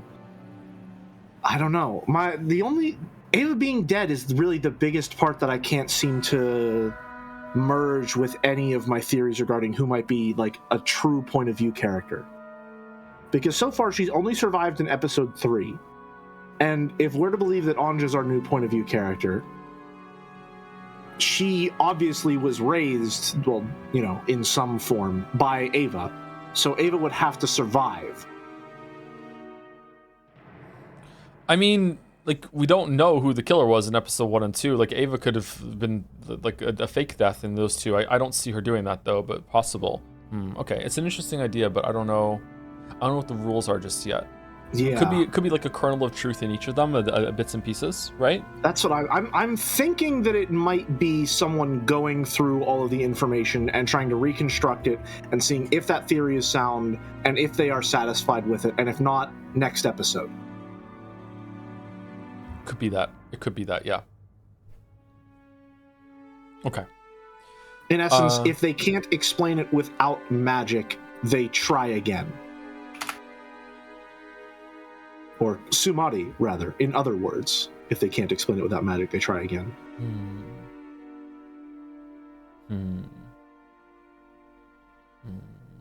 Okay. Keep it in mind. Okay, alright, okay. This bizarre diary-style notebook described how the Ushiromiya family members, nailed down on the island by the typhoon, were caught up in a ceremony for the resurrection of a witch and killed one by one in inexplicable ways. And in the end, the Golden Witch Beatrice revived and everything was flung into the Golden Land. It was written almost as though it was a complete account of the events on those days. Also, it depicted the current situation on the island at the time in great detail, and the former servants who used to work for the Ushiromiya family gave testimony that it had definitely been written by a human who knew the inside details of the island. So, because of a combination of the occult boom from that strange fantasy novel and the Ushiromiya library, as well as the fact that the truth remained shrouded in darkness, the legend of the Rikenjima witch was born?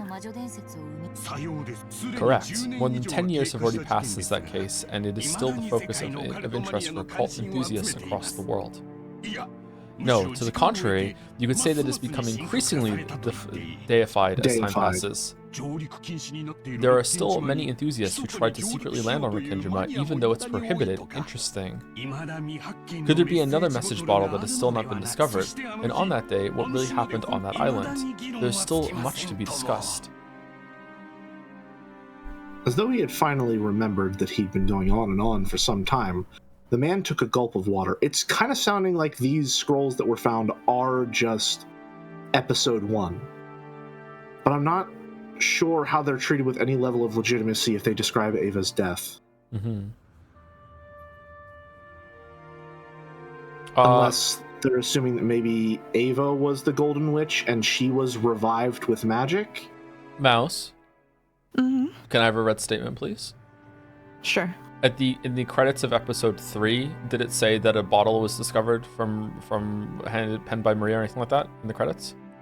No. No? Okay. No. It was only in episode 1 that happened, correct? Yep. Yep. Okay. You must make blue statement to get a red statement. Oh no. True. Too true. What is that? I've never seen that word before. Like, something in me is saying potage? It's potage. Potage? Okay, that sounded like the wrong pronunciation I would get made fun of by chat for saying. So it's probably potage in France, in French, but gotcha. Yeah, no, that's true. This potage was getting cold. I still have no idea what it is, but it Jelly seemed was right. Yes, it's right in French, but it gets pronounced that way in English too. Thank you. Now I'll say it wrong on purpose. His potage was getting cold, but it seemed that the man's hunger had already been blown away.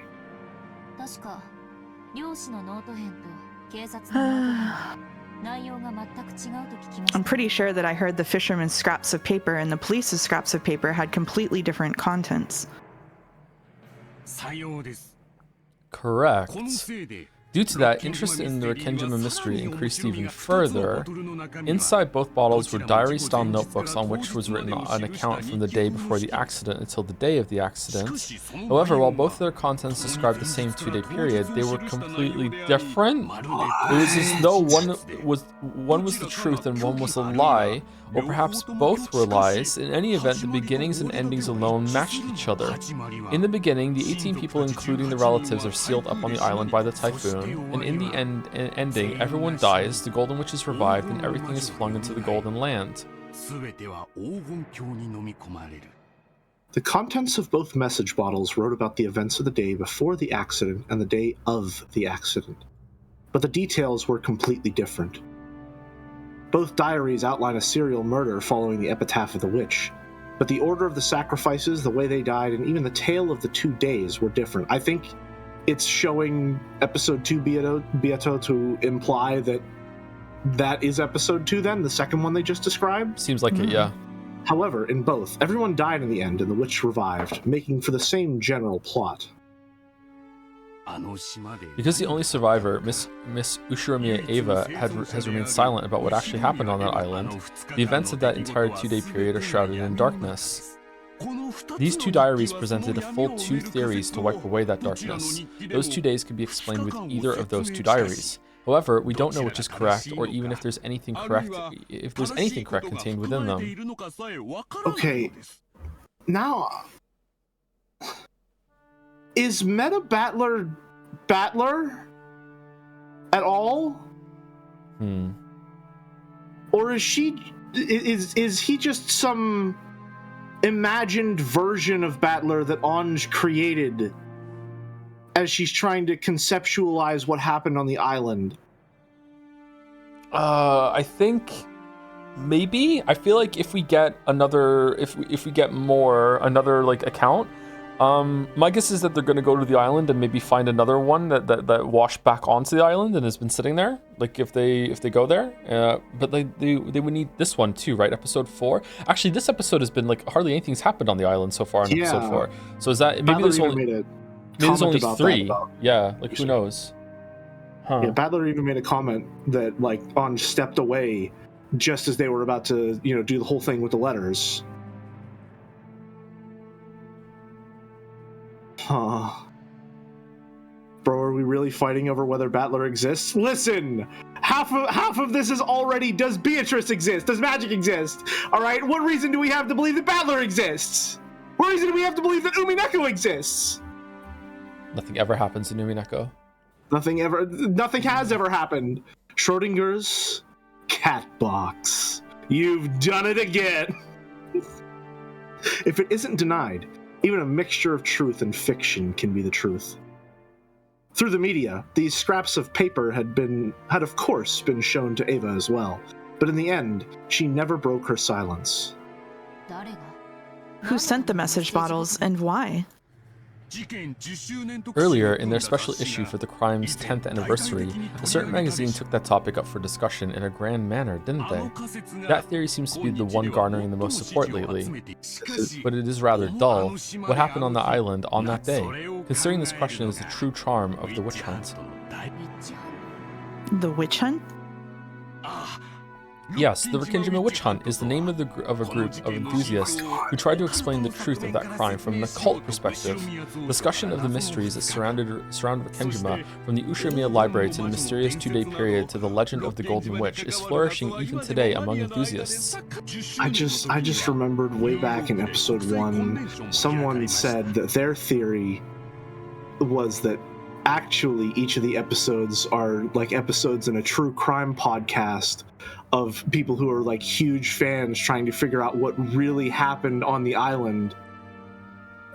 And suddenly that doesn't feel like the most insane thing I've ever fucking heard before. That's pretty funny. That can't be it, but it's like a framing of it, like a link to it. Definitely it could exist, yeah. I think that's I mean, yeah, I guess it's about as equally plausible as me saying that episode 4 is self-insert fan fiction. The name of the original fan group who did the original fan translation is called Witch Hunt, by the way. That's why Twitch chat is going crazy with it. Oh, okay, that's interesting. Makes sense. Makes sense. I feel like there's definitely something like that going on at this point now. Yeah. Okay, for the 10-year anniversary, an international convention was held in New York. I also participated as a representative of Japan. I was able to intermingle with zealous overseas witch hunters in many ways. Witches are a very popular category overseas. The age span of the participants stretched from elementary schoolers at the bottom all the way to famous cultural figures at the top. Even in Japan, in recent years, there was finally... I'll take the narration here, Jelly, by the way. Sorry? It's Angie. It's okay. You probably don't need any more explanation, but he's one of the most famous Rikkinjima witch hunters in Japan. Even though I didn't ask anything more, he kept continuing on excitedly, all by himself. As I swirled the thin film on my potage with my spoon, I shrugged my shoulders and sighed. Looks like researching about the message bottle really was a waste of time.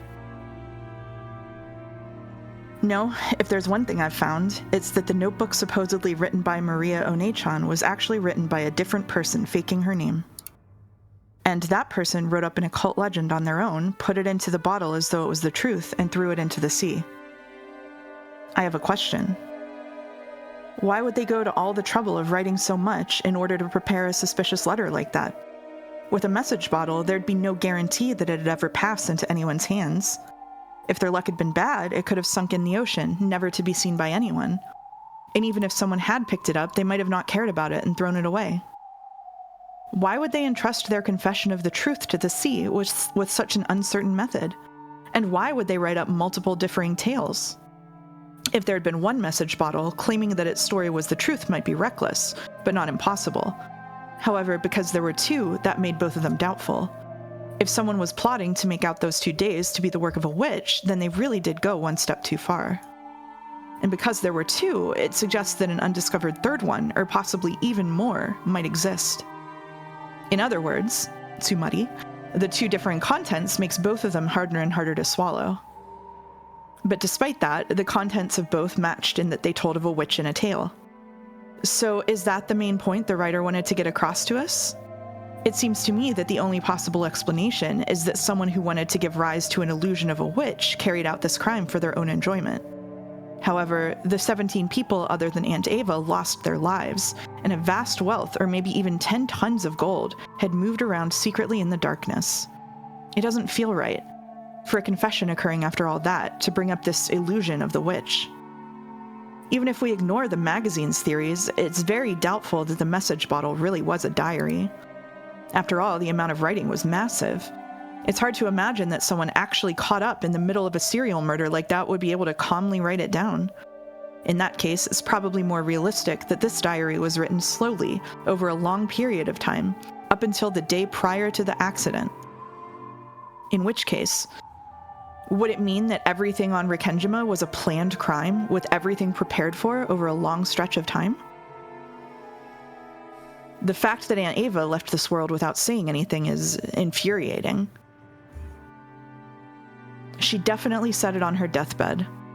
She definitely said that her reason for not telling me the truth was because it was her best way of harassing me. Yeah, by now, it's painfully obvious. Of all the things Aunt Ava did to harass me, this was probably the last and the greatest. But thinking of it this way, it's pretty doubtful that Aunt Ava is the true culprit. Of course, that's not because the handwriting on the message bottle was different from Aunt Ava's or anything like that. It's because in both tales that were discovered, Aunt Ava was included among the victims. How does it happen every single time? Okay. If the writer of that diary was the culprit, maybe Aunt Ava was also one of the targets to be killed. Maybe Aunt Ava survived because something went wrong. Because I hated Aunt Ava, I came to believe that she had to be the culprit. But the existence of the message bottle makes me suspect that the mastermind is a far more profound and unknown person than her.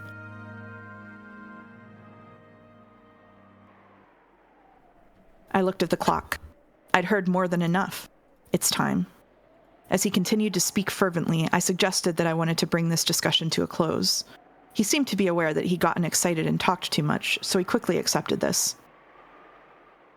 Thank you very much for today. I believe I've heard something truly valuable. No, it was truly fun to be able to welcome a young lady as a new friend of the witch hunt. I have many precious materials that I couldn't show you because of this change to a different venue from the usual. I would be glad to show you them at the next chance we get. Thank you, Professor. Could I ask one more thing? Yes, what is it? Professor, why are you interested in witches? No, in occultism and demonology. Well, that is somewhat embarrassing. A daydream I had in my childhood that if I could use a mysterious power, I could take on even the biggest of bullies, went on to become my life's work. After all, the primitive desire of admiring unknown power is as universal today as it ever was in the past. Professor, if you could do it, would you want to become a witch? Do you still dream of being able to use magic at will? But of course, even though at this age I understand logically that such a thing couldn't exist, I cannot forget my childlike dreams such as flying in the sky and turning scrap iron into gold. Haha. If you would, please keep this a secret from my students. If I told you that I was a real witch, would you believe it? My pet theory from a few experiences with women is that they are all witches. You can take it again, Shelley. Ownage snorted at the old professor, who must have been an earnest scholar with barely any experience. Like all professors.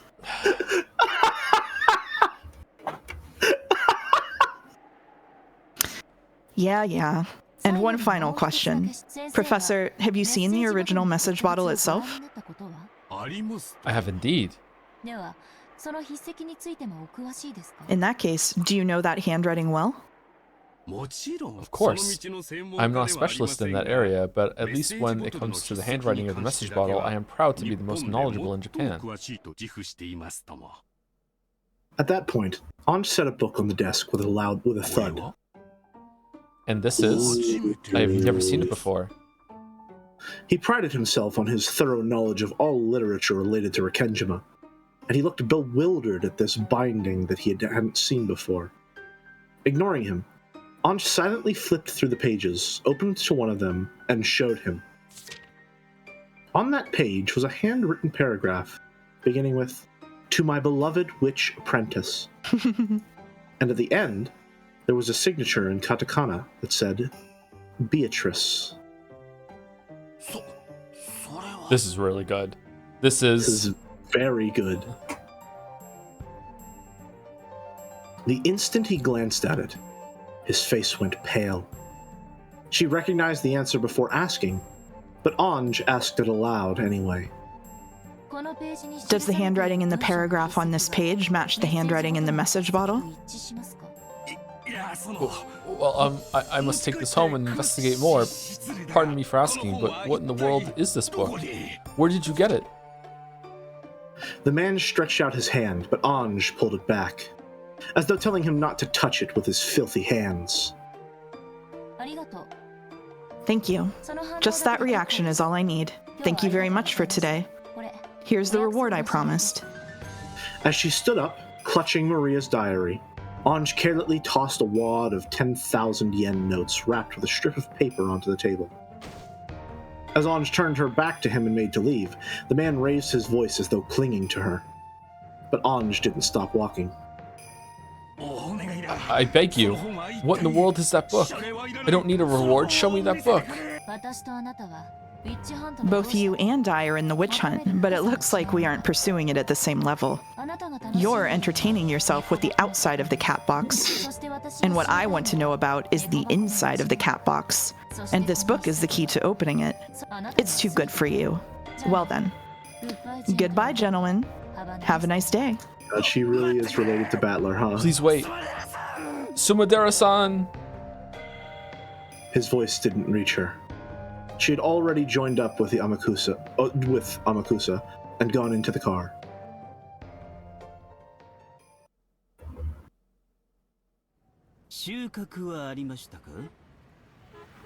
Who Did has you Amakusa? find anything? It's me. That's Joe, yeah. Did That's you Joe. find anything?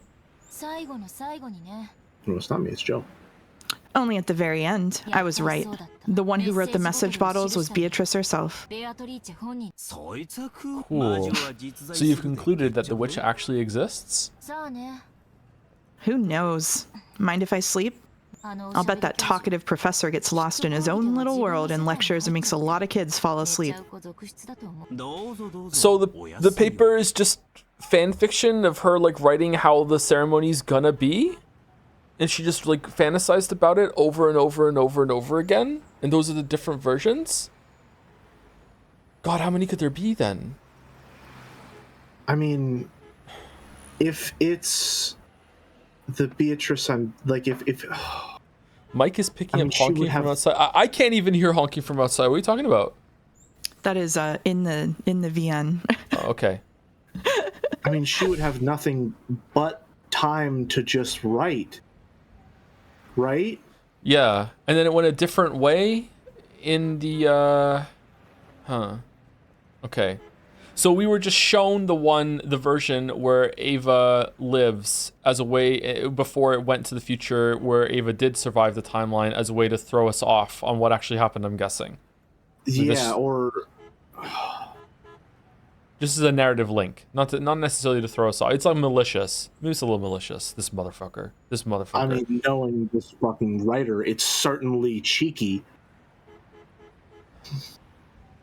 I'm so lost. Okay, so Jelly and I are working on the theory that Beatrice, air quotes, exists and is a person that was raised by Kinzo to be a replacement for Beatrice and was kept as a captive. And he already tried to do this at least once before, but that ended up being that she ended up dying because Rosa led her to a cliff and she fell off the cliff like I did on every single Weeb game before now. So then he got another version of Beatrice that he raised in captivity in order to be a replacement for Beatrice or for some other reason, who knows, right? And that time, the Beatrice before that Rosa got killed didn't really take to the indoctrination all that much. So my guess is that Kinzo was a lot harsher on the next one that came out of it. Maybe, I don't know. Again, that's part of the theory that's kind of like, not sure about it. However, it seems that it's somewhat in the right area at least. So there's been someone that's living on the island in the Kuadori or whatever, the other mansion on the other side of the island. I can't remember the name of it. Sorry, Mess, do you remember the name of it? Kuadorian? Kuadorian? Oh, I was close. All right, Kuadorian on the mansion on the other side of the island, and they've been there for, I don't know, like 18, 20 years before 1986 happened. So somewhere around like 1966, somewhere in the late 60s, early 70s, like someone was brought to the island and is like a captive on there, and has been raised to be, for all intents and purposes, a replacement for Beatrice. Has probably been told that she's a witch and she's growing up, all this other shit. So at some point, it seems like she started writing a fantasy of what the resurrection ceremony was going to be like, and she's written multiple versions of how that day is going to go when she does it, like planning her, like, I don't know, like ascension, revenge. I don't know what the context of that is, and it seems like method of like control over her life in any way, shape, or form. Yeah, like yeah, and I don't know, like, if she had help in some way, or if like Kinzo was encouraging her to do that in some way. I don't know, but it seems like there was multiple versions of how that time was going to go down in 1986 in October, and so far two of the episodes that we've seen have just been versions that she wrote down planning what she was going to do, and now there's like, maybe there's a third one or fourth one, maybe there's like fucking dozens or hundreds, who knows, and we've just seen three of them, and now, but two of them have been confirmed on pieces of paper. So like the theory that Jelly and I are working on right now, if Jelly agrees with me, is that these are just unreliable versions of how she thought that the two nights were going to go, not necessarily how they went. Multiple people in chat said, how would she know to talk about Maria then, if that's the case? In episode 3, wasn't there a prolonged conversation about Kinzo being extremely upset that Rosa named her child Maria? Yeah, I think there was, yeah. Epic is, what are we talking about? Epic getting owned. What are we talking about? What's going on? Epic has been owned? What? What's going on in chat? Anyway, doesn't matter. It also seems that like Beatrice met Maria at some point, and that's when the Saku gasp thing happened. The link that we just saw, right? Because like Maria wrote Beatrice wrote in Maria's diary, right? So that's how she would know to write about Maria, I think. Well, right, but we're saying, run that back. So Beatrice and Maria have definitely met, probably more than once. Like Maria seems to, every single time Maria goes to the island, it seems like she finds Beatrice and talks with her, right? Okay. And which Beatrice is this? How many Beatrices are we dealing with, do you think? I think there's only one Beatrice. Okay, when you say there's only one, do you mean that there's only ever been one? No. Okay. I would say that's what I'm trying to say. How many have there been? I think there's been at least 3. I think that's where I'm at too. Original Beatrice, that was Kinzo's mistress, maybe, or benefactor in some way, right? Yes, then there's was locked in the mansion and presumably killed herself. And then there's Beatrice, that was the first replacement that Rosa got killed on the cliff. And then there's third Beatrice, which is the Beatrice that I think has done the murders and has been fantasizing it for maybe even for years. Before it happens, and has written all these things on the piece of paper. That's where my mind is at the moment. Yeah.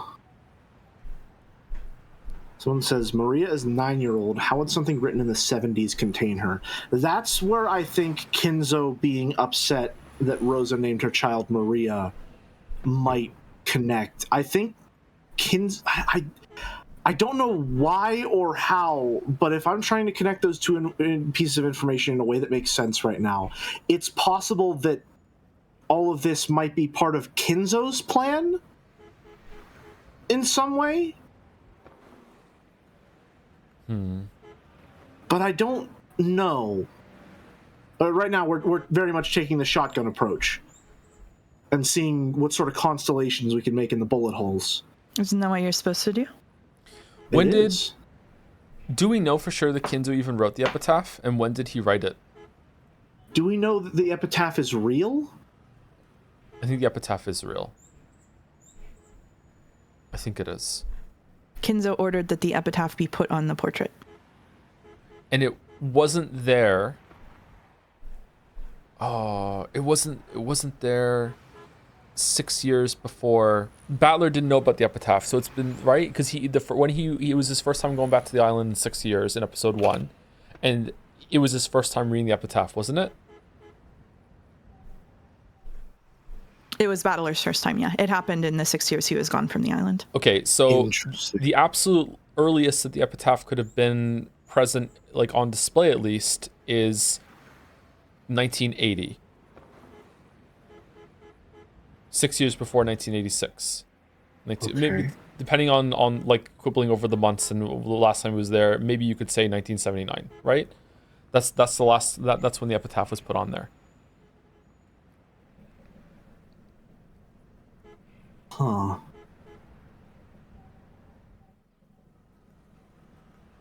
Oh, that's weird.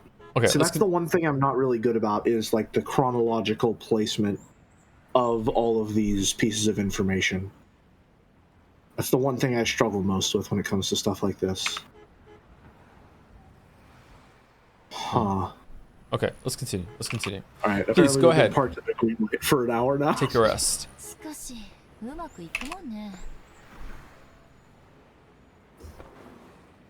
All you. Still, Sorry. that went really well. That guy believed I was a Sumidera until the very end. The Sumidera family had set up a web beforehand around any people Ownage might try to contact. They had offered a reward to anyone who could take Ushiromiya Ownage into custody if she appeared. Ownage had foreseen that and had snatched it away. She had called herself Sumidera, and after cleverly tricking the man by saying her own subordinates would set up an ambush so he didn't need to worry about it, she had taken him outside. So, when the Sumidera family pursuers reached the professor's house, there was no longer anyone there. According to the family, a young man and woman calling themselves Sumidera visited this morning, took the professor out with them, and still have not returned. There's a chance we were outmaneuvered. What a bad child, Angie-chan. I wonder if that craftiness is from Nasan's blood. To think she'd casually take on the name Sumidera after saying she'd hate to go by it so often. The professor should be returning soon. When he does, we must serve him some tea. I have no connections that can be made from this. Does she remind you of Virgilia, Joe? She was in a previous episode, by the way. It's the closed eyes. I think they're doing Virgilia. And the closed eyes, I think she has the same hair color, similar posture and demeanor. Similar laugh as well. A little bit. I see Kyrie more than Virgilia for obvious reasons. I mean, see Kyrie more, they're related, obviously. Yeah. Yeah. Who is this? Is it me? It can just be Jelly. Okay. Yes. Understood. I wonder if she thinks she's leading me around by the nose. What a naughty child. With a demonic look on her face, Kasumi violently stamped her heel. This is you, Joe. I haven't caught up yet. I'll teach you about my magic of origins. No, I taught you before, right? And you used it before. Did you forget? You were also a witch apprentice, Angie, with your name entered into the marriage sorcerer, weren't you? I was also included among the witches, wasn't I? I closed Maria's... I'll get Angie's stuff. Right. I closed Maria's diary and flopped down on a very high-class looking bed. I'd slept deeply for a long time in the car. So I'll forward the line accidentally. So it took longer than usual for drowsiness to set in, and I read the diary as I waited. This is a super expensive hotel in the city. Since it was often used by the rich and the famous, they were very big on confidentiality. That made it very convenient for Angie to escape her pursuers. The idea that renegades should spend their nights hiding in cheap hotels is a commoner's way of thinking. To Angie, who possessed all the wealth of the Ushiromiya family, renegade life was comfortable indeed. Of course, even though he was a guard, Amakusa was a man, and therefore in a separate room. Angie used the bedroom of the suite, and Amakusa lay on the sofa in the living room. According to Amakusa, the sofas here were more pleasant than his own beds had been recently. Poor guy. When I looked at the clock, I saw that it was almost 2 in the middle of the night. I'm still not getting sleepy. I sighed deeply. At that time, even though there was no wind, I had the feeling that Maria Ownage-chan's diary fluttered. Then Ownage-chan appeared. Her form was no longer the normal one I'd known. She was wearing the dress that Beatrice had given her after acknowledging her as a witch. If you don't get some sleep, it'll be tough tomorrow, right? If I were a witch too, I'd be able to use magic, wouldn't I? Yeah, you can use it. I taught you, didn't I? Taught you how to use it.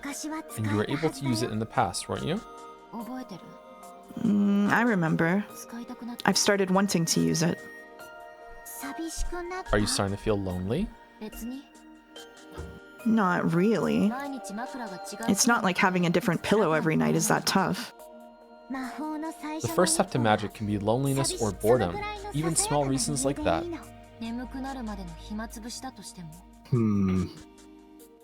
Even if it's just trying to kill time until you can fall asleep? Yeah, I'm glad you remembered about magic one more time.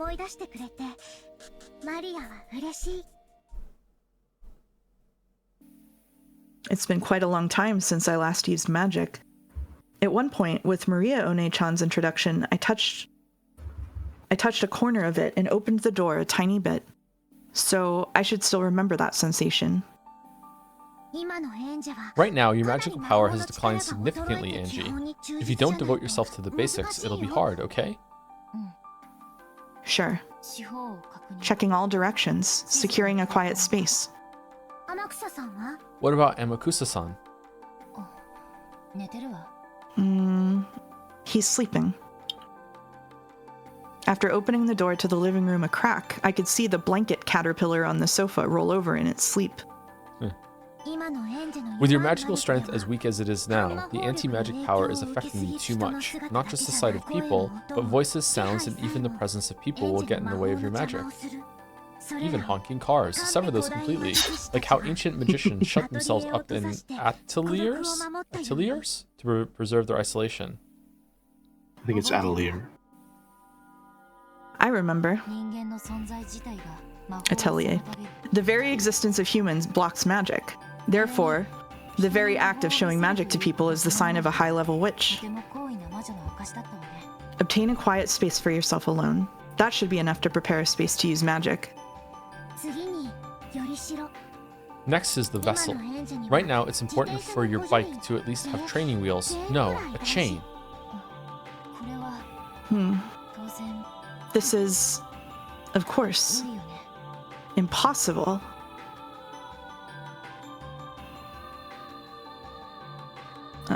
Angie rubbed her own head. She wore hair accessories there with pink gems attached. They felt a little childish for Angie, but she never took them off, not even for a single day. Was that suddenly omniscient narration? Yeah, it was. Don't worry about it. Yeah, it really will be impossible for you now, Angie. If you'd practiced every single day since then, you might have gained the ability to summon with that by now. If I were to start training now, how long would it take? It's said that a year of magical training for a child is worth 10 years for an old person. You need a lot of determination. You mean like Ushiromiya Kinzo? So, just like the piano and the violin, getting a special education from a young age is huge when it comes to magic. As you are now, your power has weakened since the time you were first able to use magic, Angie. Don't overdo it, and devote yourself to the basics. After stubbornly rubbing those things on my head one more time, I gave up.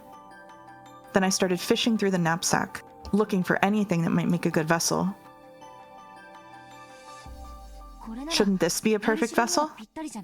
It's been a long time. Yes, with this, I think even you should be able to perform a summons as you are now. And they have no master now. It should be possible for you to become their new master, Angie. Among the things that looked like good vessels, I took the one I thought might possess the strongest magical power, and set it on the side table near the bed with a clatter. It was a shady-looking, stake-shaped weapon with an occult design inscribed on it. It was one of the 7 stakes of purgatory, which the witch used to offer sacrifices. She just has it? What? When the police had been searching the family's possessions, they had collected a large amount of junk. After the investigation had finished, these had been politely returned to the Ushiromiya family. Finding something that I'd seen in the pictures of Maria's diary, I took it home with me. That's not like... Ooh, Hold on. Then were the stakes not you? Well, hold on. In episode 3's version of events, the stakes weren't used for the murders because Ava just said she wasn't going to do that. Mm-hmm. So then they weren't kept by the police as pieces in a possible murder investigation. They're just possessions of the family that were turned away. Why would that would be considered a possession of the Ushiromiya family?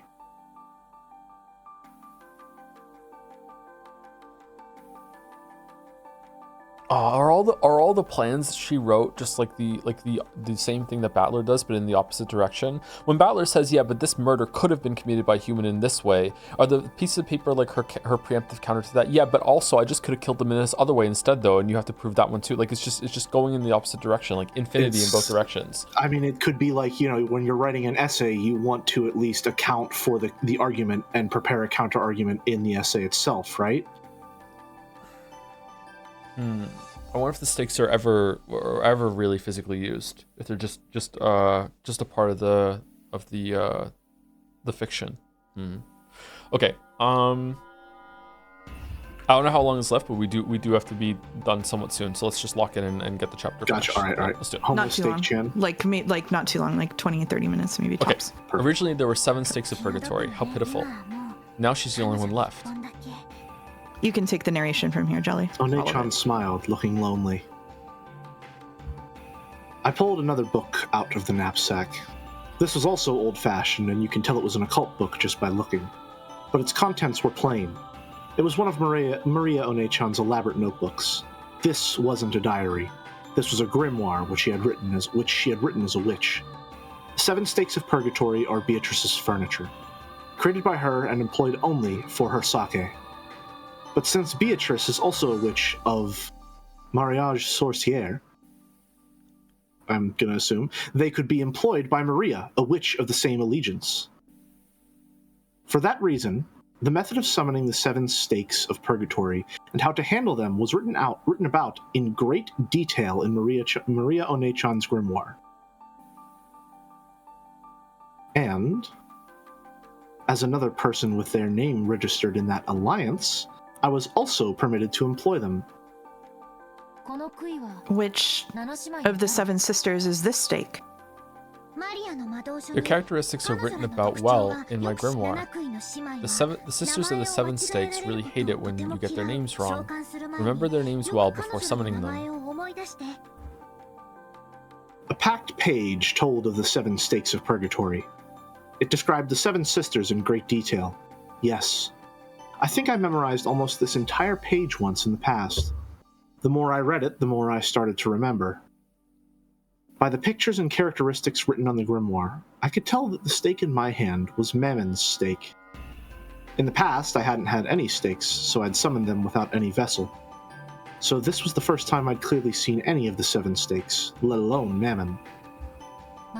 Mammon, the 5th sister, controls the deadly sin of greed. An incredible kid. Greed also controls aspirations, the desire to improve oneself and the strength to live. It definitely doesn't mean only bad things. She's rude, but she's a girl who tries really hard. I see. You could say that without desire, there's no reason to live. For a while, I heightened my concentration and digested the information that was written about Mammon. The more the summoner knows about the target that's being summoned, the better. Knowledge is connected to magical power. I began to fill my head with knowledge about Mammon, raising a necessary amount of magical power for a summoning. Grimoires can be a bit interesting. This might be a much better read than some lame novel. It really takes me back. For a grimoire, it is demanded not only that you understand the letters, but that you fill up the world of the space between the lines, giving birth to a world from the pictures and creating things in various ways. The power to give birth to something, for someone who has that, such as you, a grimoire should be more interesting than any book. I've always known that you'd be able to understand that. Again, birth is a creation metaphor for witches. That should be enough knowledge of Mammon for now. Yes. I've remembered it, more or less. I'll give it a try. Take care. In case the worst happens, here is my talisman. The Treaty of the Alliance won't protect you right now. That mammon is a bit of a quick trigger, and she may still bear a grudge. Be careful. Yes, I'll wear it. The 7 stakes of purgatory, as furniture used to make sacrifices for a ceremony, were treated as inferior even to weapons, But that was only when compared to other demons.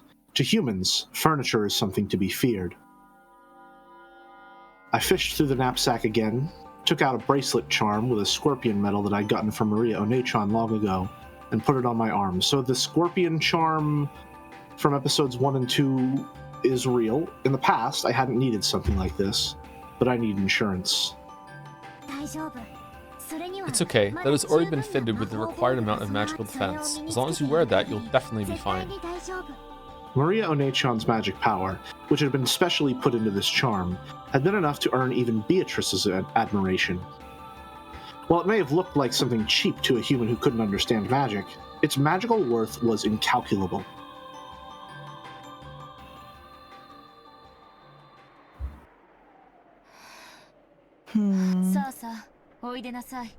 Come, arise. Forgive the sin. One of the 7 stakes of purgatory, mammon of greed.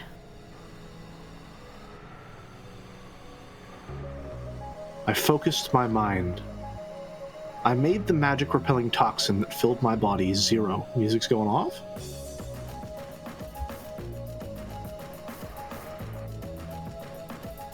Imagine an untainted vast space.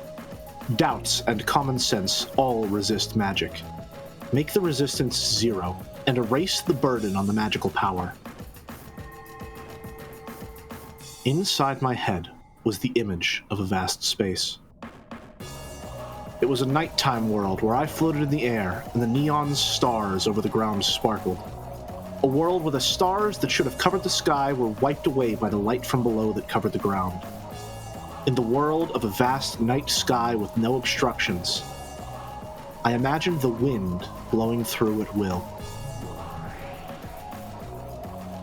At that time, in a room where there shouldn't have been any wind, the free nighttime wind kicked up a cyclone.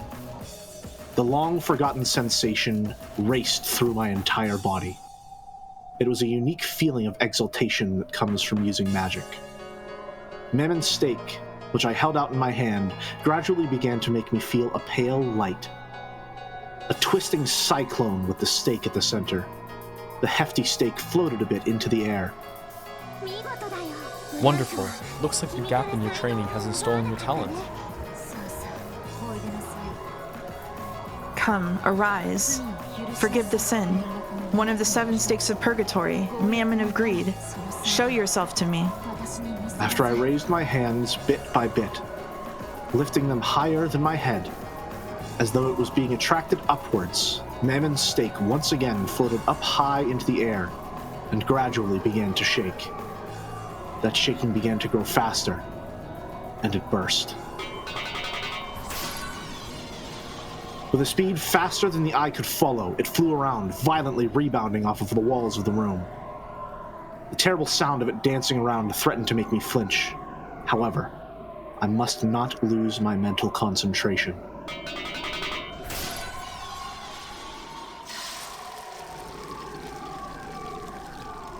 Then, the stake, which had been flying around at incredible speed, finally stopped and faced me.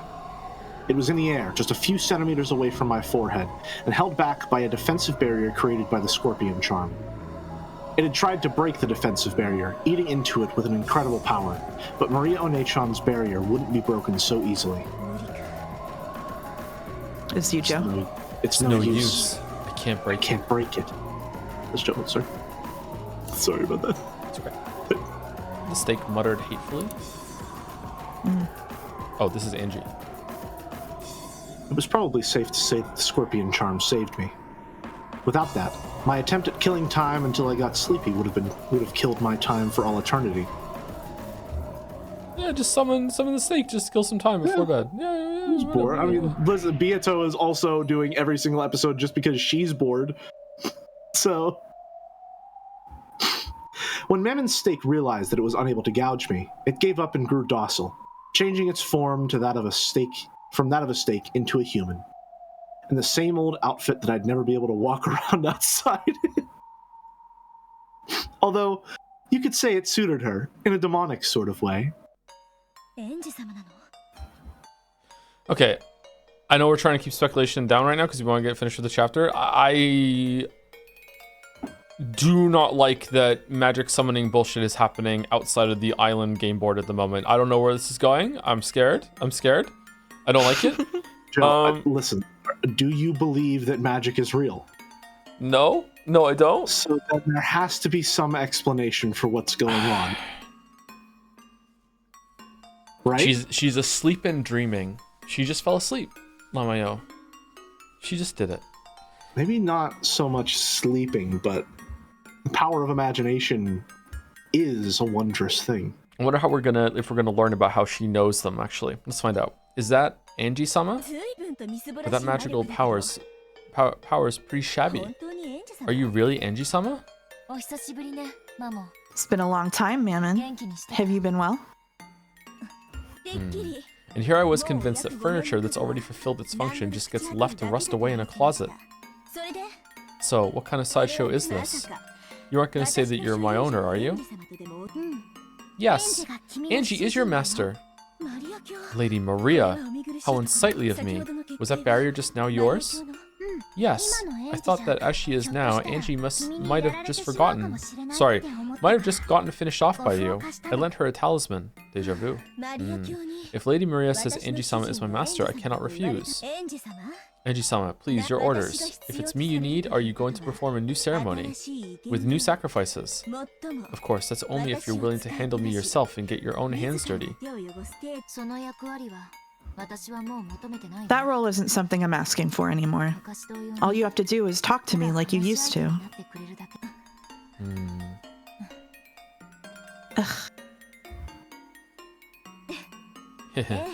Yes, if that is what you desire. Furniture is furniture because it is used. It is an honor just to be summoned. Angie-sama. Mammon had a slightly complicated smile on her face. She accepted her new master because Maria had told her to, but it looked like she hadn't gotten over her discontent at working for Ownage with her frail magical power. Perhaps she had some other reason for hating Ownage, but for now, it seemed that she couldn't disobey, even if she wasn't happy about it. So, what should I do? I don't know. Just do something lively, like old times. Well now, this liveliness you're talking about is probably from when we sisters were all together. It may be difficult by myself. Did you forget? That's right. The 7 sisters were really lively when they got together. But with Angie's magical power now, I think summoning just Mammon is the best we can hope for. The stakes for the other 6 have been lost. Are they the 7 sisters of Purgatory because Ownage, who lost her entire family, just wanted to have sisters? When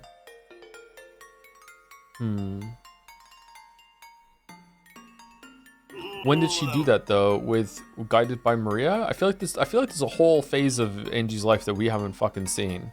Well, I don't think she ever actually knew Maria. I think whenever she's talking to Maria, she had only Maria's diary and has sort of created this fictional Maria in her mind who has always been with her throughout her life. And so when she was younger and believed in it more fully, she read Maria's diary and perhaps the grimoire too, and summoned the stakes in much the same way that Maria has summoned Sakutaro. I think they did physically meet at one point, but it probably not for a significant enough amount of time. And then it's afterwards. How old was it? It wasn't Angie like 6, I think right? Angie was she was 6 during the events of her Kenjima. Yeah. Okay. My apologies, Lady Maria, but maybe it would be possible to summon the 7 sisters via my own stake. If I am to be used, I'd hope Angie-sama has at least that much power, right? Mammon grinned. Apparently, she wanted me to summon the other sisters without a vessel. I see. Since she's unable to satisfy herself with being summoned alone, she's asking for the other sisters to be summoned as well. I get it, Greed. Yes, she was like this back then, wasn't she? To furniture, the times during which they are used are bliss. No matter how badly they are exploited, being used is furniture's joy. On the contrary, regardless of how nice you are to them, not being given a job is more painful than anything in their eyes. Mammon spoke in a challenging way, but she wanted me to summon the other sisters somehow and rescue them from a world of nothingness. If that's the case, all she's got to do is say so. These demon people can never just say what they mean. Angie, don't overdo it. You'll need plenty of rehabilitation just from summoning Mammon. Oh, I'll need to rehabilitate after just one? Well, I'm just killing time anyway. Okay, Mammon, I've gone this far. I'll call as many as I can. Really? Not bad, Angie-sama. Okay, quickly. Apparently, even though she'd asked, Mammon hadn't really expected Ownage to do this. She hopped around, badgering Ownage to summon the other sisters. Summoning Mammon alone consumed a considerable amount of physical and magical power. It'll probably be pretty tough to do 6 more. I'm awed by the magical power of those who can summon sisters like this at will with a snap of their fingers, and who therefore reached a level where they can be called witches. Mammon, don't make Angie overdo it. She still isn't at her best. What? Angie-sama said she summoned everyone. Actually, I only said I'd call as many as I could. I guess that's greed for you. Don't overdo it, Angie. You should rest for today. You're tired enough. It's okay. I'm just killing time anyway. Let me get tired enough that I can just fall over asleep. This time, there's no vessel. I'll have to strengthen the image from my knowledge of the grimoire and materialize them with just that. I held my hands out into the air, replaying in my head the sensation from when I'd summoned Mammon. I'm acquainted with all of the 7 sisters, right? I've got to remember that a time long ago, when I talked with them. Once again, the power of magic began to fill me up. It let off a faint and yet distinct pale light from both of my hands. Angie-sama, hold on, good luck. Hey, Lady Maria, Angie-sama is definitely gonna summon everyone, right? The 7 sisters will get to be reunited again, right? Right? Yeah, definitely. But there's no guarantee that it'll happen tonight. Angie-sama can do it. Please, Angie-sama. Start with the youngest sister, Asmodeus, the 7th sister. Got it. I'll call them in order, starting from the youngest. A strand of hot sweat dripped down from my forehead. This really is going to be one hell of a burden to carry.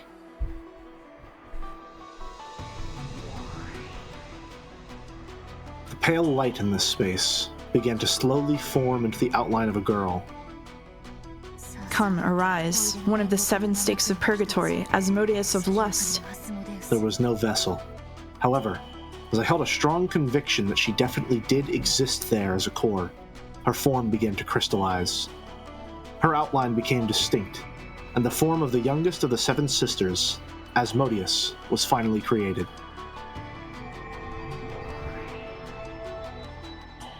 Asmodeus of lust right here. Where is this? Am I alive? Asmo, I'm so glad. Mammon Nason, where in the world is this? Who summoned me? Angie-sama did. Angie-sama said she'd revive all of us. No, I didn't. Angie-sama, thank you. Do bells next, please. Beelzebub, the 6th sister, who I forgot to assign a voice, so Joe, you can play her.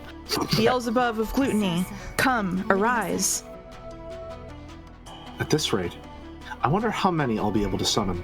If I can't focus, this is probably it. Of course it's Beelzebub of gluttony, that's why we have Joe playing her. Gluttony's gonna be my favorite, yeah. A pale light made an outline, and formed into Beelzebub. Beelzebub of gluttony, right here.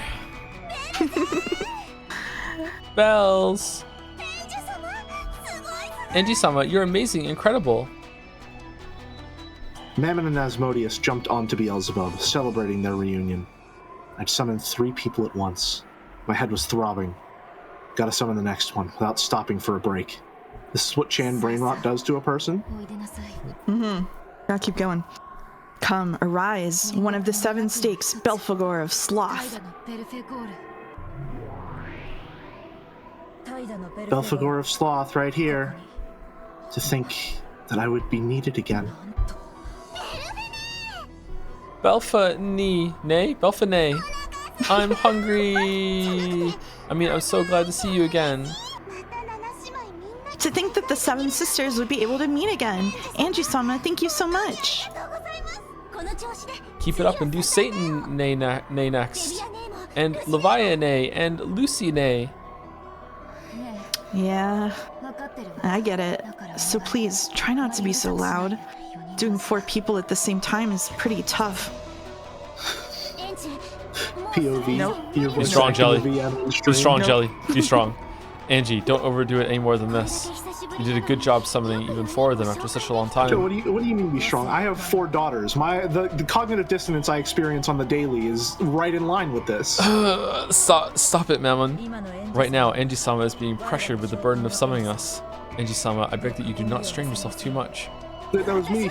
You stole my steak. Oh, I'm sorry. No way. Yes way. Angie-sama promised. She said we'd all play together again. No, Right? Angie-sama? You said everyone would meet again. You promised that we could meet again right away. That's right. I promised. I didn't promise anything about when, but I certainly did promise. So keep that promise. If you don't, I'll never forgive you for forgetting it until today, Angie-sama. Come, arise, one of the 7 stakes of purgatory, Satan of Wrath. my mind's getting hazy, but I'll call. Even though I'd forgotten about those days. Even though I'd never thought of that time as anything but sad and lonely. Because the short time I spent with them was fun, without a doubt. Satan of Wrath right here. What the hell are you people doing? Don't you realize how much it's burdening Angie-sama just to let us have an idle chat? Satan, who had apparently figured out the situation immediately after being summoned, cried out in a loud voice, telling her sisters off. That loud voice made my consciousness hazy again. We're furniture who have been granted rest by Beatrice and whose duty has been finished. Not only are you not honored at being given another chance to be of some use, but you're putting a burden on our new master, you disgrace to all furniture. Erase yourselves right away. Yes, it's like Satan says. I'll erase myself. You all erase yourselves too. In this moment, that's the best way for us to be of use to Ownage-sama. No way. Not until everyone's summoned. Is this me? Yeah, same here. I'm hungry. I mean, I hate to leave again so soon after being reunited with you all. Don't be so selfish. Come on, erase yourself, quickly. Come on, Asmo. Disappear right now. Satan is bullying me. It's not fair if you always bully the youngest one. That's why we bully the oldest one. Yes, they really are lively. It doesn't bore me. That's enough. You've surpassed your limits for now, Angie. You're right. With 5 of them summoned, and messing around as they pleased, the load was far too heavy for me. With the meager magical power I had at that moment, this is it. As my consciousness went hazy, I fell over onto the bed. The beds always felt this soft. It seemed like the sisters were still squabbling together as much as they liked. For a way to kill time until drowsiness gets me, this is enough. Feeling something warm and nostalgic in the sisters' liveliness, I sank into a world of deep sleep. At the entrance to my dream world, I felt Maria Ownage-chan and Sakataro waiting to receive me.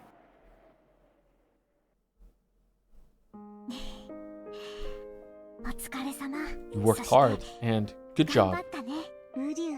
Uryu, welcome back, Ownage. Welcome back, huh? Then I should respond like this. I'm home. That's it. That's it. We made it. We made it. We made it. We did it. Okay, I'm now fully. The 7 stakes of purgatory are to Ownage what Sakataro is to Maria. Pilled right now. That is my full theory, and the little bow that is wrapping it all together is all that talk in episode 1 where George says, "Oh, kids this age get really into the occult, you know." I think furniture is imaginary friend. Yep.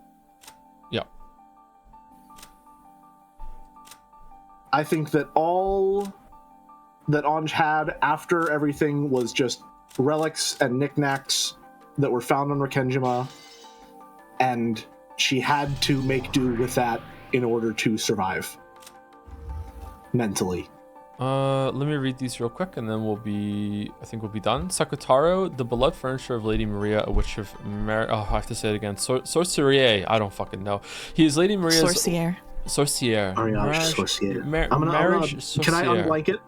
Just because the audio is probably getting bad? Yep, you can unblank it. All right. He is Lady Maria's white heart itself. You might even say he's a second Lady Maria and irreplaceable to her. He holds the decoration as a diplomat, and none may attack him, not any of the witches, weapons, and furniture in the Alliance, nor any of the demons and divine spirits in a contract with the Alliance. Interesting. Professor Utsutsuki. He gets Professor a page. Owotsky. Oates? A professor at a certain college, well known as an authority on the subject of Western folklore. He's also famous for his hobby, researching the Rekenjima witch legend as one of the witch hunters. The primary focus of the witch hunt is the pasting together of occult stories to try and make them match with the Rekenjima incident, making it much more of a mental game for dilettantes. Dilettantes, thank you. You said it so many times and I can't remember. Dilettantes. And enthusiasts of the mystical, then a scientific investigations. I'm fucking wilting so hard right now. Enthusiasts of the mystical, then a scientific investigation into the truth of the crime. Okay. I doubt he's going to come back. The first O in Owotsky stands for overnight. Yep. Overnight oats. The best kind. Still need to try him sometime. How hard are you, Jelly? Like average. I give myself a 7 on a good day.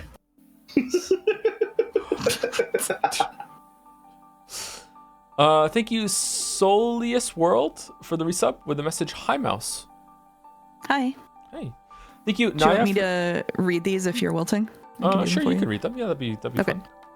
Hey, Naya, thanks for the bits. I went on Google and searched words that only English majors would know and would like to see if Jelly and whoever can recognize apoplectic. Nope. Nope. What Heard about you, it. Joe? Don't know what the definition is, but I have heard of it at one point. Bibelot. No. Nope. Flummox. Yes. Flummox is to confuse. Yep. Hornswoggle. Hornswoggle, I believe, is also to confuse. Is it that's to trick. Isn't cheating you have something? Yeah. It's like to hornswoggle someone is to trick them out of something. Yep. Piebald. Yes. No.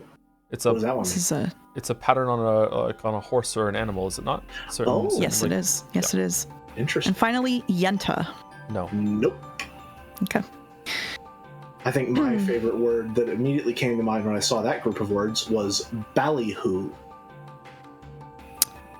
Thank you, Skunky Emerson, for resubbing, saying I was going to say something funny, but the well is dry today, so what are your opinions on coyotes? They're okay, I guess. Yeah, I don't have any particularly strong opinions on coyotes. I think they need to decide whether they want to be dogs or wolves. Yeah. I think people should keep their cats indoors. Yeah. Thank you, Turtle98, for resubbing. Joe plus Mouse equals Joust, sure.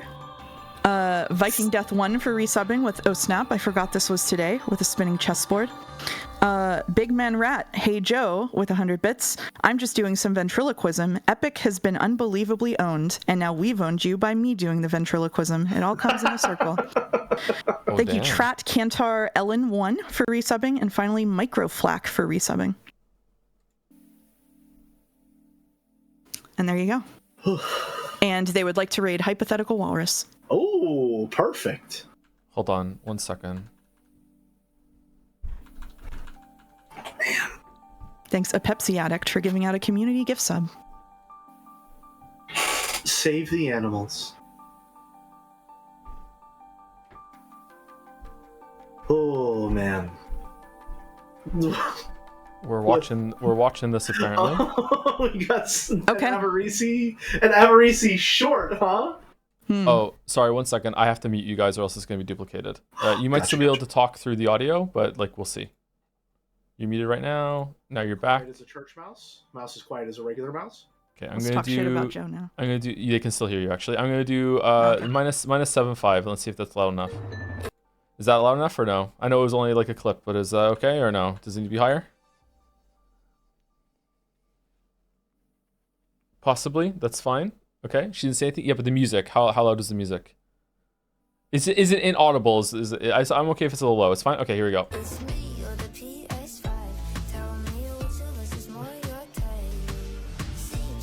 20-minute fucking crash out.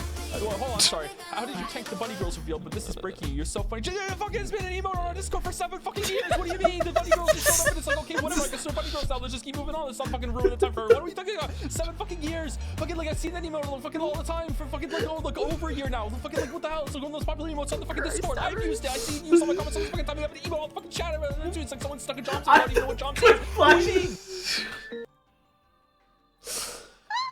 I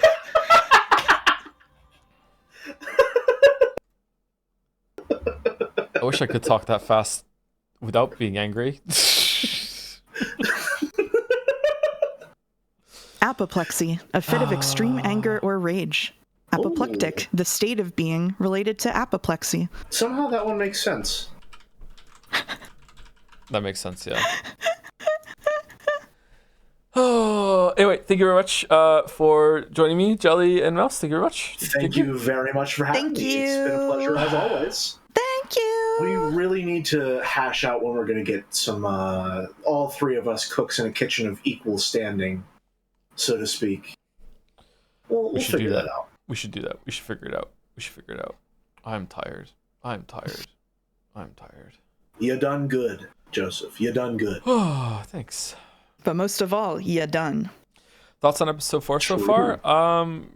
Same as I said earlier. I think that the scenes are too long, but but apart from the one that we just went through, they seem to be important. I don't know about that summoning scene with all of the stakes. I don't know what's going on there, but yeah, I'm into it. That's the only scene so far that I've actively been like, I don't know what the point of that one is, but the rest of it has been good. I like that Ryukushi is very economical with his bullshit allowance. He'll have 3 scenes in a row of heartbreaking backstory between Maria and Rosa, and then Sakutaro exists. That came across as a joke. It's mostly a joke. I'm also kind of serious. He's very good at pacing that. When is the next Umineko stream, Joe? Tuesday? Yeah, I'll be here by myself on Tuesday. Yeah, solo Umineko on Tuesday as a treat. And also thank you, Eversy, for the short. Topical or timely. Anyway, enjoy your raid with Hypothetical Walrus. I'll see you soon. 3, 2, 1. Bye. I think the raid has been sent. Did it crash? Yeah, it went through. Good. Looks good. Cool. They can still hear us, by the way, but I'll say goodbye to anyone else who stuck around. Didn't do the raid. See you later. Have a Bye. weekend. See you, folks.